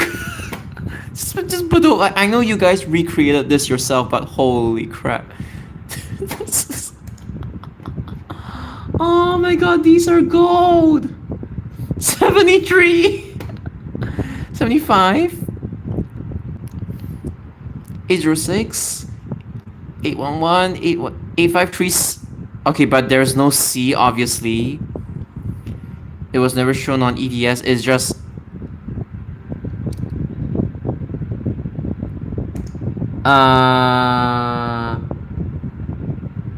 Upper East Coast Road. The other one is... Marine Parade Terminal, but it's just shown as Marine Parade via Marine Parade Road.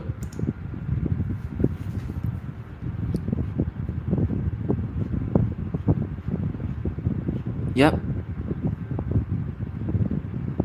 Honestly, I think the 167 one would have made a good thumbnail.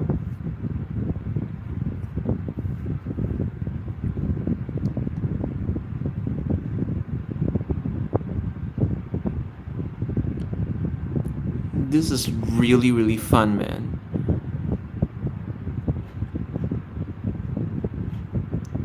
(858) Old 85.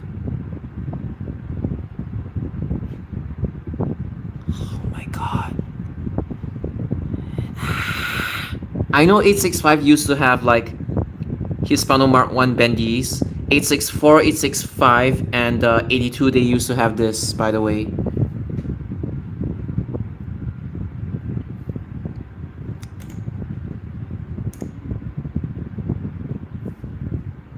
I want to keep this. It's too good not to keep.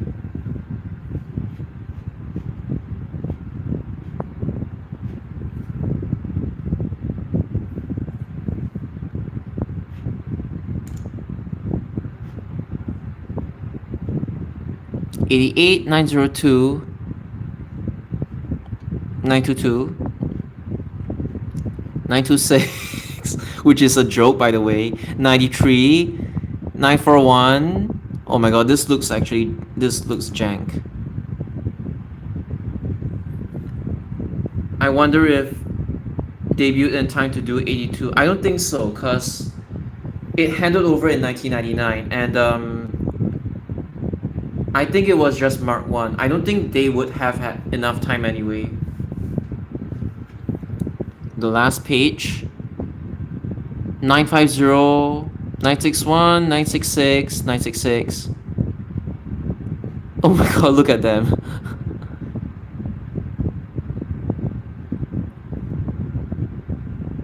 I want to see what they're snapping actually. Oh, never mind. I thought they were like snapping something. Like 97, 970. Oh my god. Ang Mo Kio Depot, Kranji Depot. There should be a Woodlands Depot as well.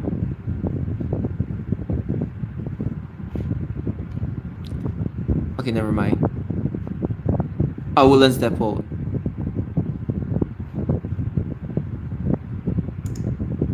I need to see this, cause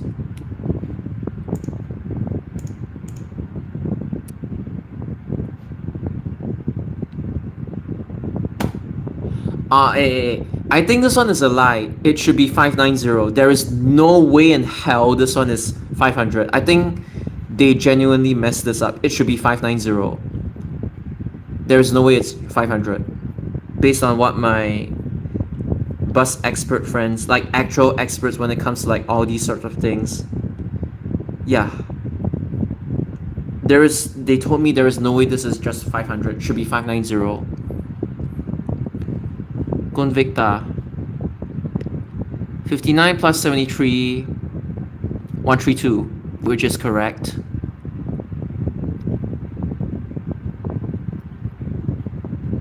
Yep, everything looks CR221, Euro 2,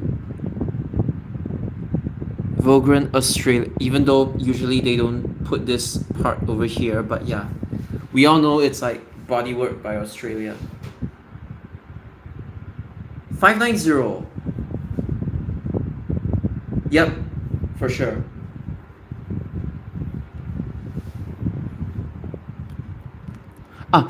Posta Teikyo Minibus Kabushiki Gaisha. Minibus Kabushiki Gaisha. Oh my god. Very specific checks to reach the conclusion. Yep. Yeah, this one usually, you need to like hover over it a few times. PS stands for this, a German term for horsepower, horse strength. Yeah, I am aware that some places use HP, some places use PS. 1 PS is generally accepted to be of, okay, I have heard of this before, but only now have I actually seen this. Society of Automotive Engineers. You know what?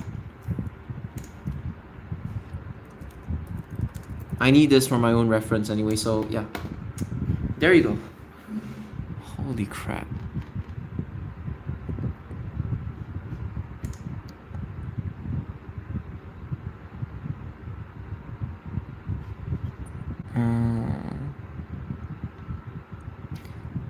I'm just curious.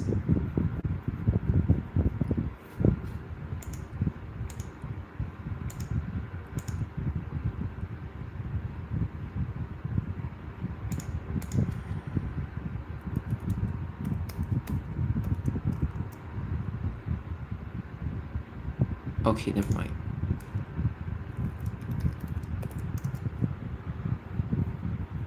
Yes. Found it. Okay, but never mind. I still got it anyway. Oh, 3 albums found. Empty filters. Album. Got it.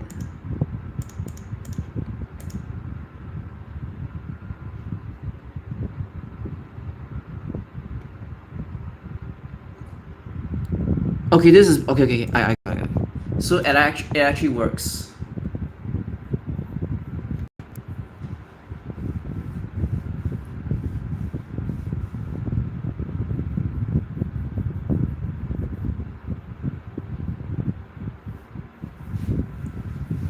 The 285 honestly could have been here. 14, 143, 147, 166, 28. Why do I not remember this? 31, 99, 14, 166.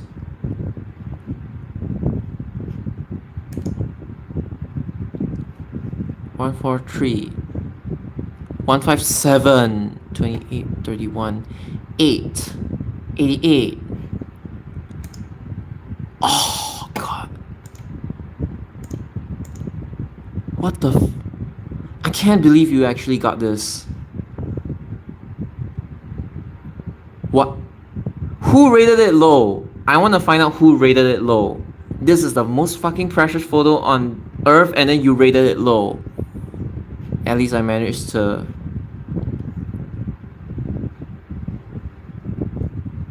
Oh my god. Yo. Wow. I'm speechless. I'm really speechless. We all wish we were born sooner anyway. It was perm, I think.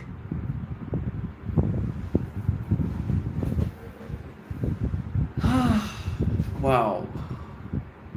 What a stream today. Honestly, if I do this on like the correct timing, I think a lot of people will be interested. But at least those people who are watching the stream right now, they know how to find it right now.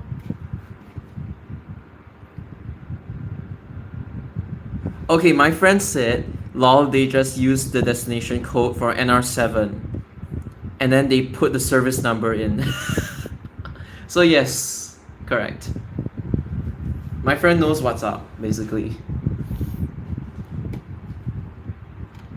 Wow. There are the tags here as well.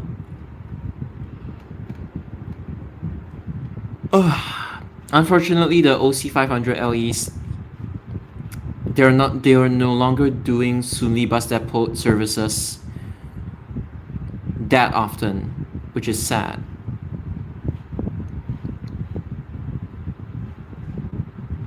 But yeah. Wow.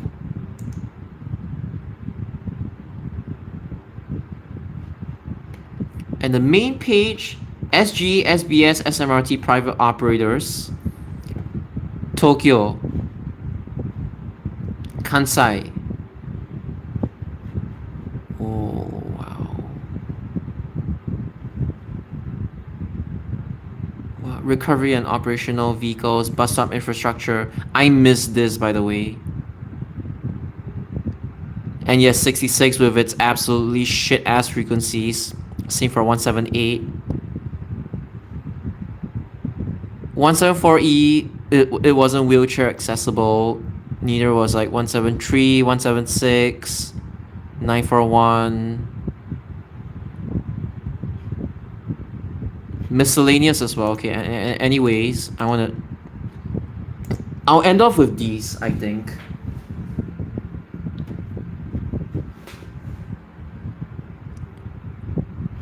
Wow, okay.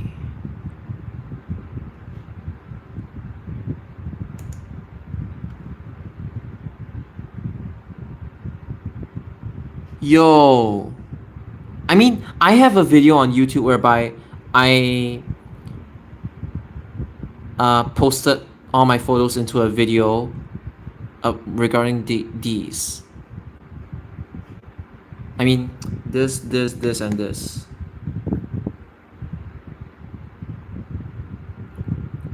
Tochomai, I think.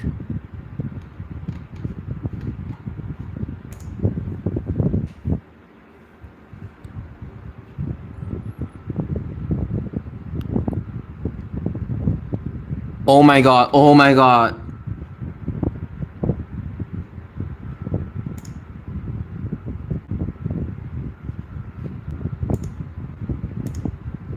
I have never seen this.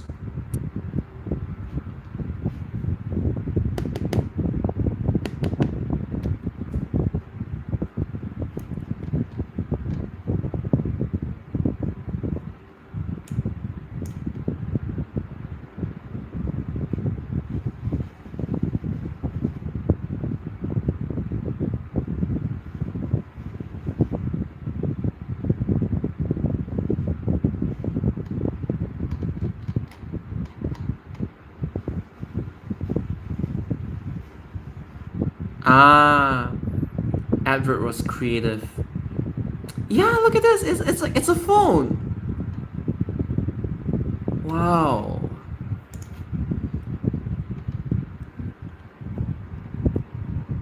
Wow.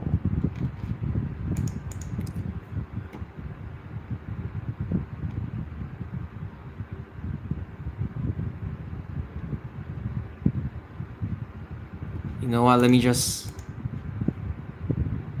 I'm just curious. Okay, before that.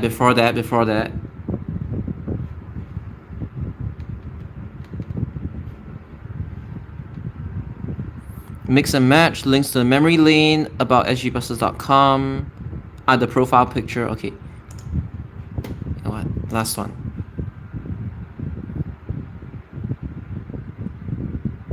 That nearly destroyed the bus community until recent events really destroyed. Oh no. Yeah.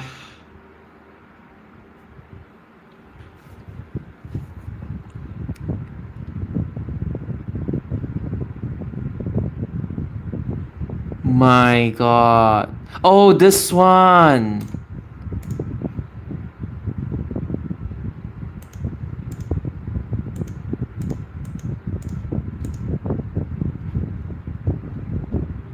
Merpati. Hitachi! Oh my god! It's the Hitachi. Ah my god, it looks so new!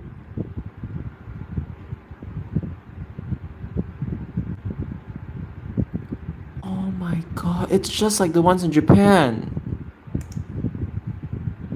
I mean, this one people would know. I don't have to like go into great detail, but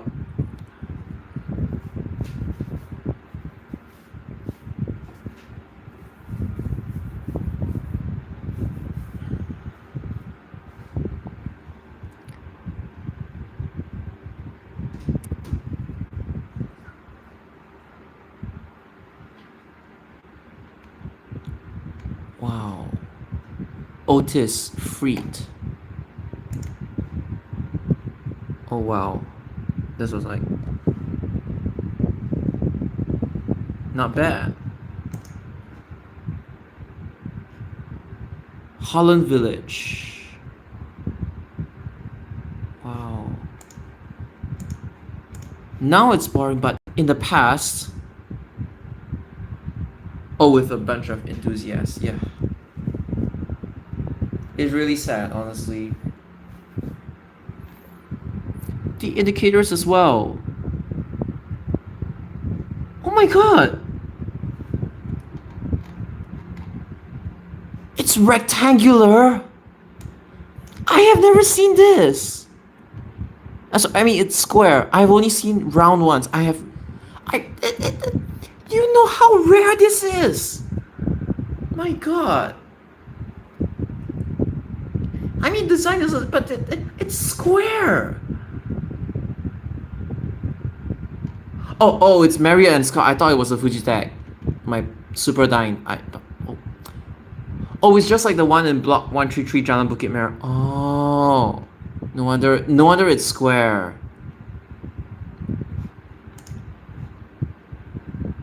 Hitachi, another Hitachi.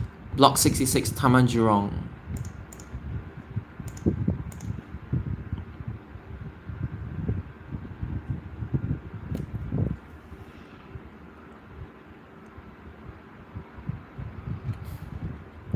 Oh, it's blue. Wow, it's there are clouds as well. Oh my, oh, genuinely, dude.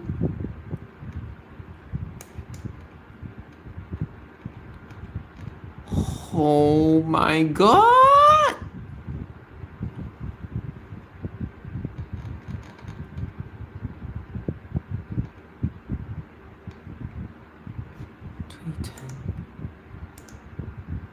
Wow. Speechless.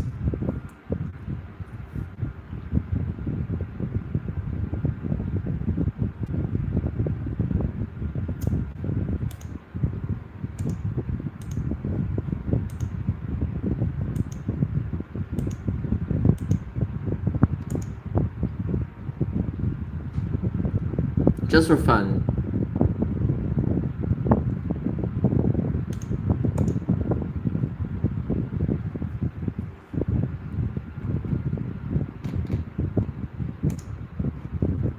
The last tree. Oh, airlines. Airlines. Nice. Nice.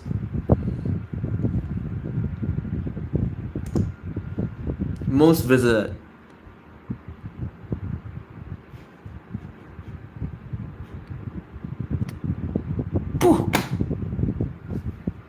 Oh my god. Dear Singapore bus community, why is this the most visited? Why? This one should have been number 1. But whatever. Oh my god! Hold on. I just wanna.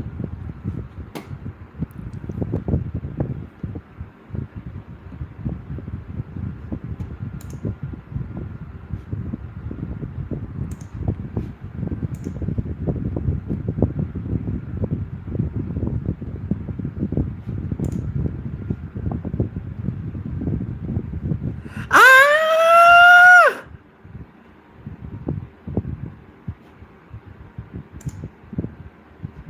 Fabian, if you're still here, holy fuck.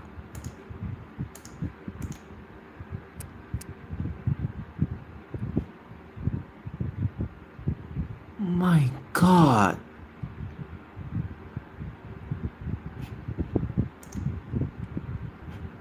$25 I've seen. This photo I've seen. This. My god. Old elevators were especially grotty. True. From experience, I know what you mean. Don't even look too old or dirty. Yeah.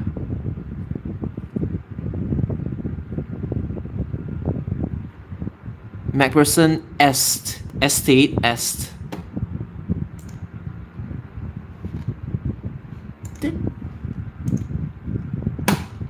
This one is it's gold. 989 visits, coincidentally.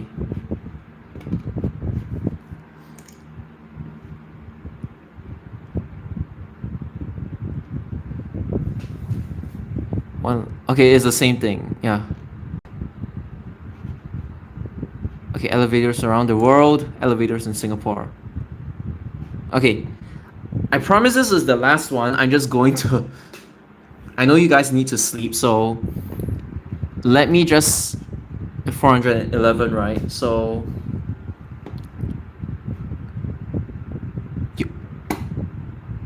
What the? Oh. What? Bro, who designs it like this? I know this is an old elevator and okay, to be honest, they had no choice. What is this?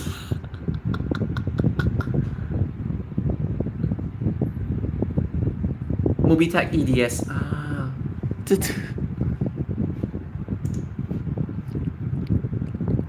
Oh. Yo.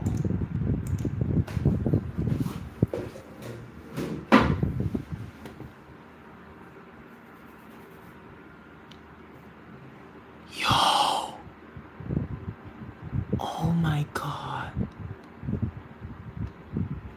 Wow.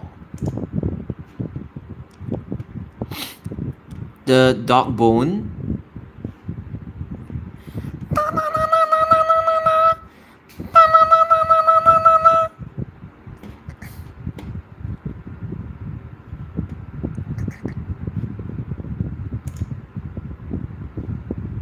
I think Tai Sinta, bus interchange transit videos, he did record these. Oh my god.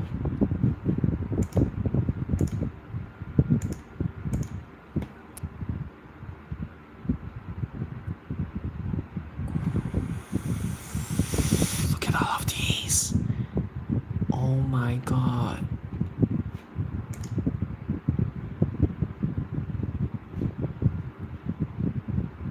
Ubi Fujitech.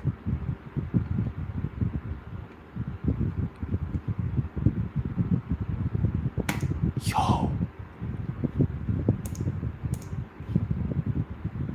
I promise this is the last one, but I'm really interested in this. Yo, look at the one window and it's Royal Superdyne. Royal Superdyne. Up there with the Old Express. my god, look at that.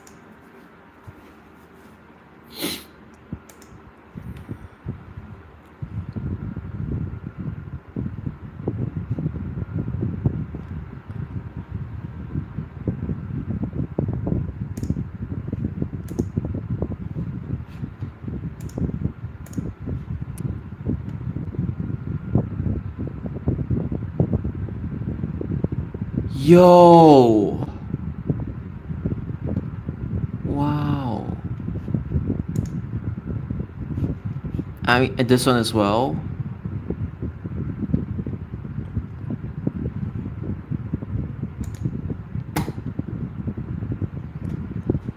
$7:30. Wake up. Okay.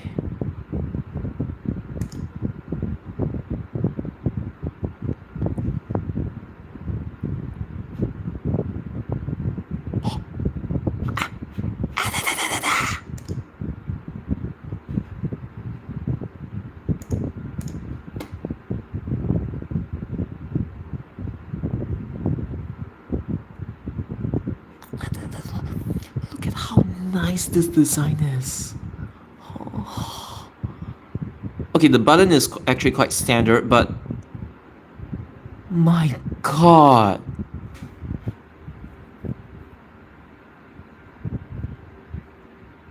I think I've been here before, but never really took the lifts, unfortunately. It brings back memories a little bit. Pastor is Fuji. Oh yeah, this one I think I filmed.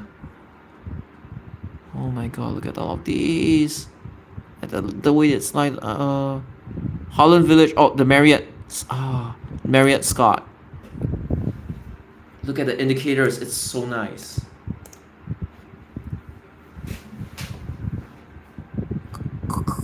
Look at this.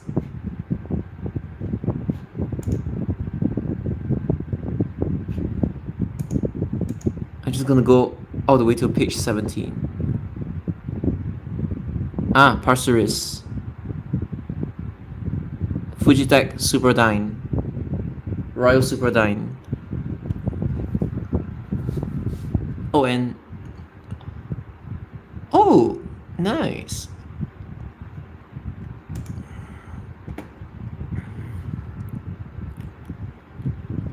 I like this color. LG. Oh yeah, LG. Topayo Fujitech Express. Schindler. Aljunied Fuji. I can't even tell this is a lift. I thought it's like some kitchen. But oh my god, look at this, look at this, look at this. Look at this. Oh my god, look at this.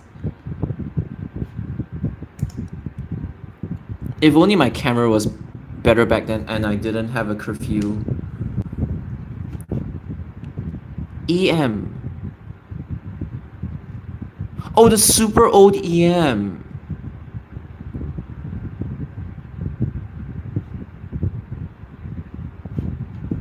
Okay.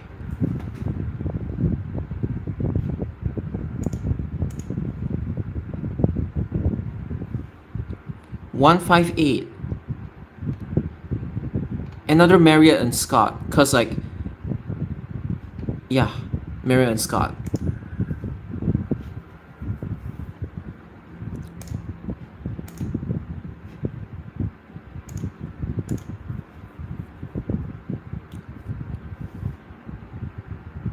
Memories.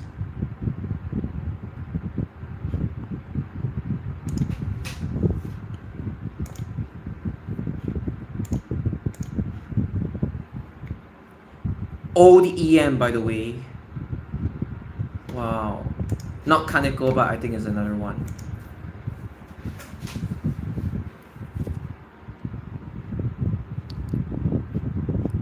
Clementi Fuji.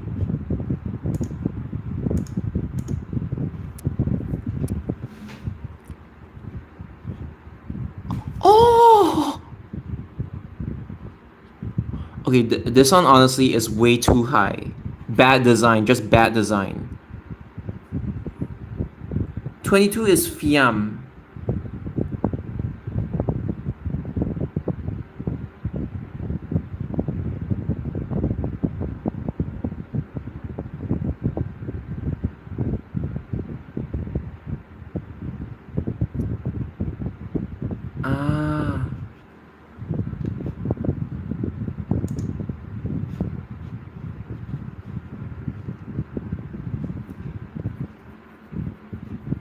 Balam wrote this Joker.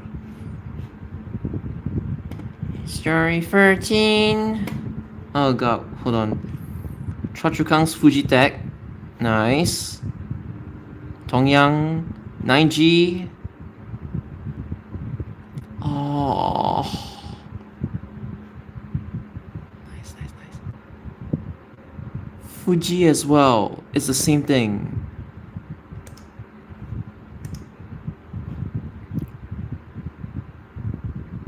Oh wow. Bukit Gombak Fujitech. Royal Superdyne. Fuji.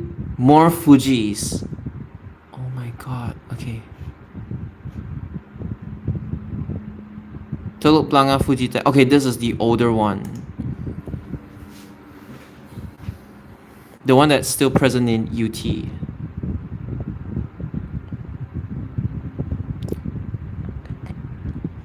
Story 21.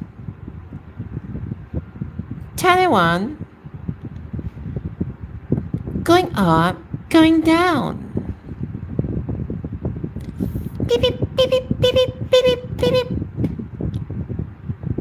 Beep beep beep beep beep beep beep beep beep. Oh, Dakota Crescent. Nice. This one is Ang Mo Kio. Oh, this one has a window. This one has a window. It's like black and gold. It's just like in the mosque you have like those black and gold. I mean, if you've been to a mosque before, you would know this one is like the color scheme of it, but yeah. The window doors, yeah. I think Sean Eden Chua has TSWUB, he has filmed these before.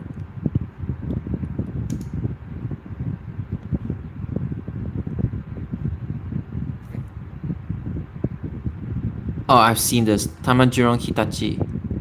West Coast. Oh, these are Fujitechs as well. Oh, Fujitech EM. Oh my. It was so much better back then. Look at the indicators.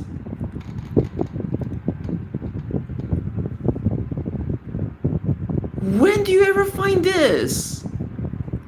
Where do you even find this? Like, oh my god.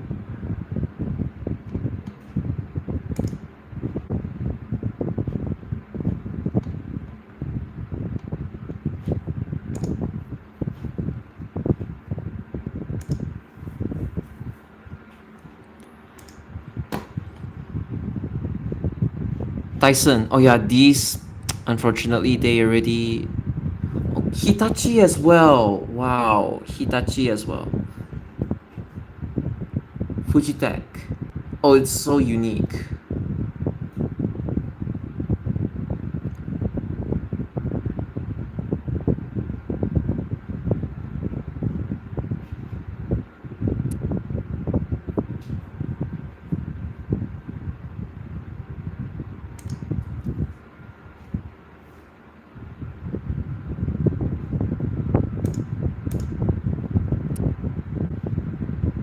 $46, $47. Wow.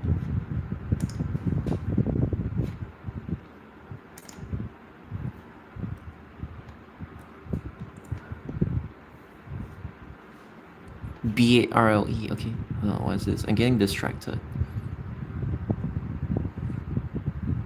Look at the palm tree designs. Fujitech. Indicators as well. Wow, wow, wow, wow, wow, wow, wow. Look at this. Otis. God! God!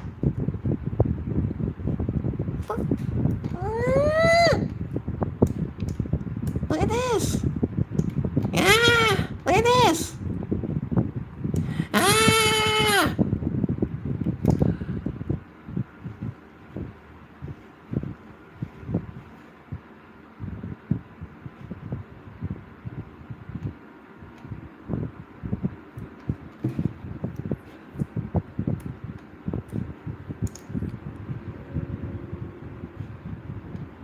What?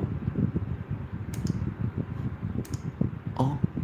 Toshiba. Oh my god. 1, 2, 3, 4. Telescopic. Oh, actually, I don't know, but whatever. But oh my god.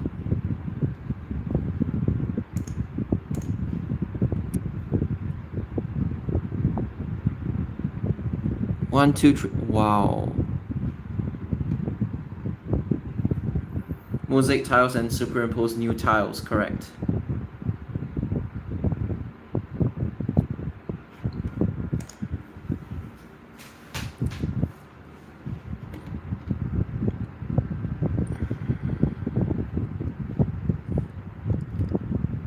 Red Hill Fuji. What block is 94? Wow, oh my god. Let me zoom in. Some more. Wow. Wow.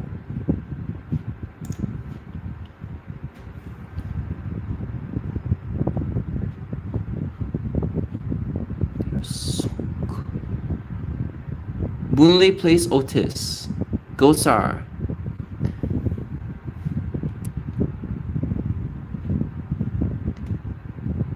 Don't deregister me. You hurt my feelings. My mood going down.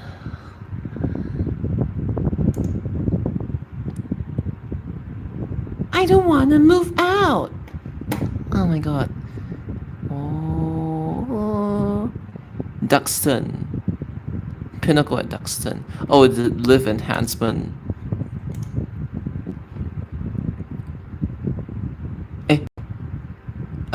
What? What? What? What?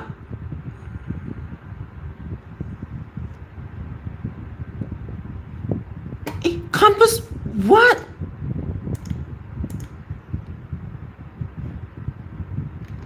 Oh my god! When can you ever find these?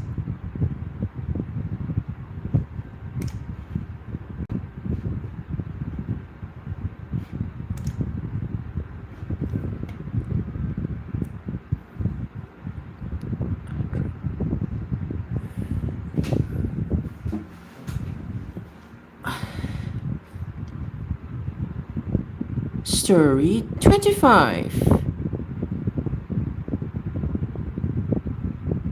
Going down, going up, going down. This one is actually quite a deep voice. I have problems imitating this one.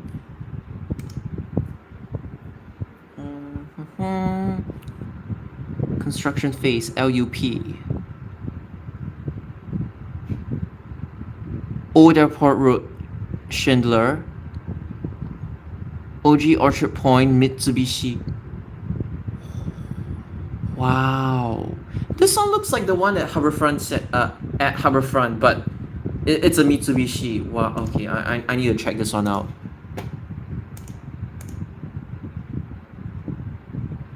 What the hell? What the hell? Oh my god. I mean, oh my god.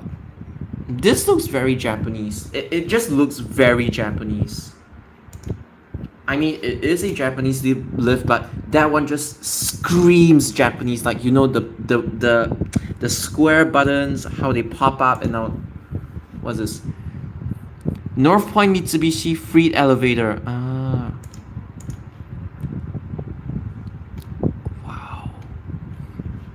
Wow. Last tree.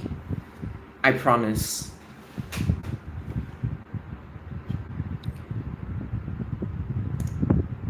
Ooh.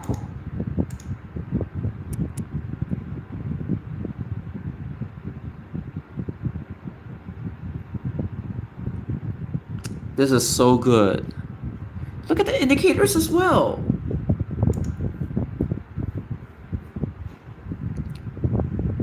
Otis Circuit Road, nice.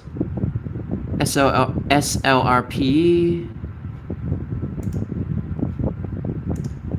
Hold on, before that.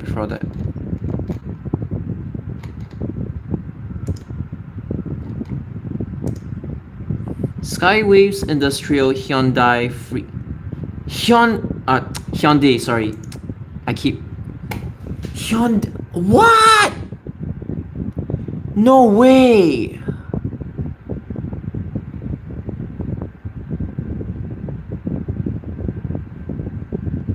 God damn.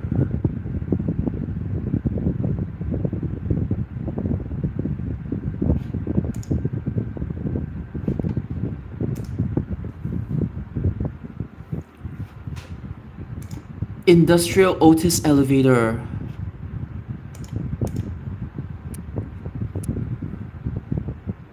Wow.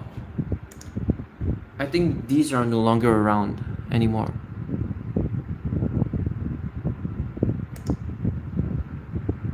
You lift. Oh, okay, this is LUP. Okay. Teluk Blangah, Tongyang.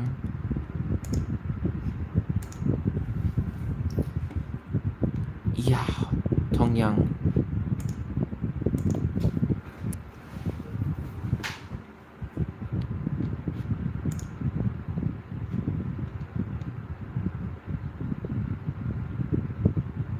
What the hell is this?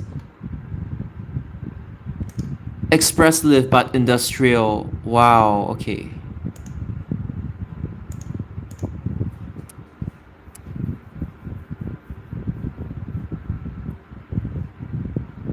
Wow.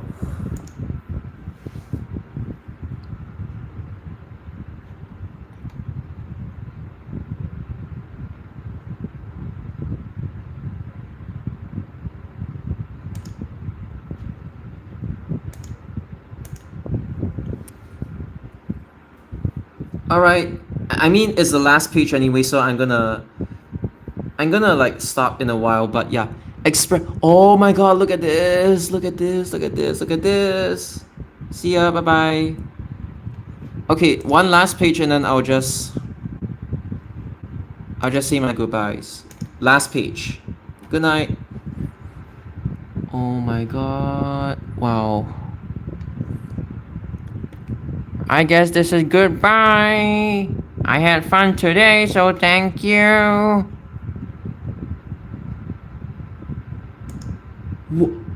What? Woodlands Block 6A Mitsubishi Elevator. Wow. This one. Wow, okay.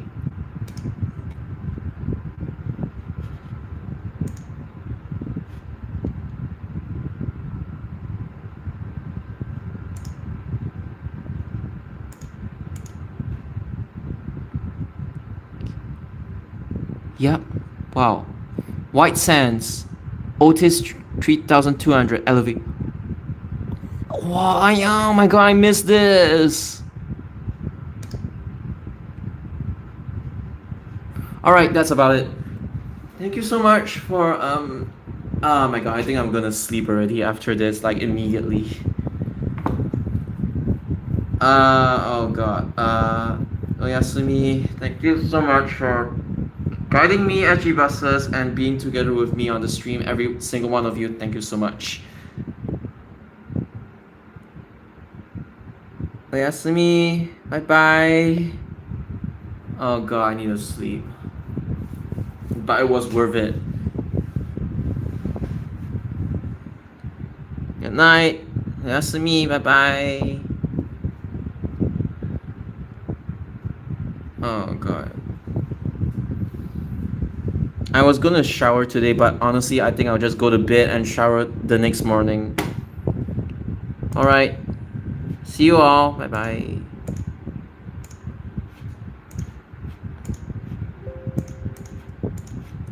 おやすみ。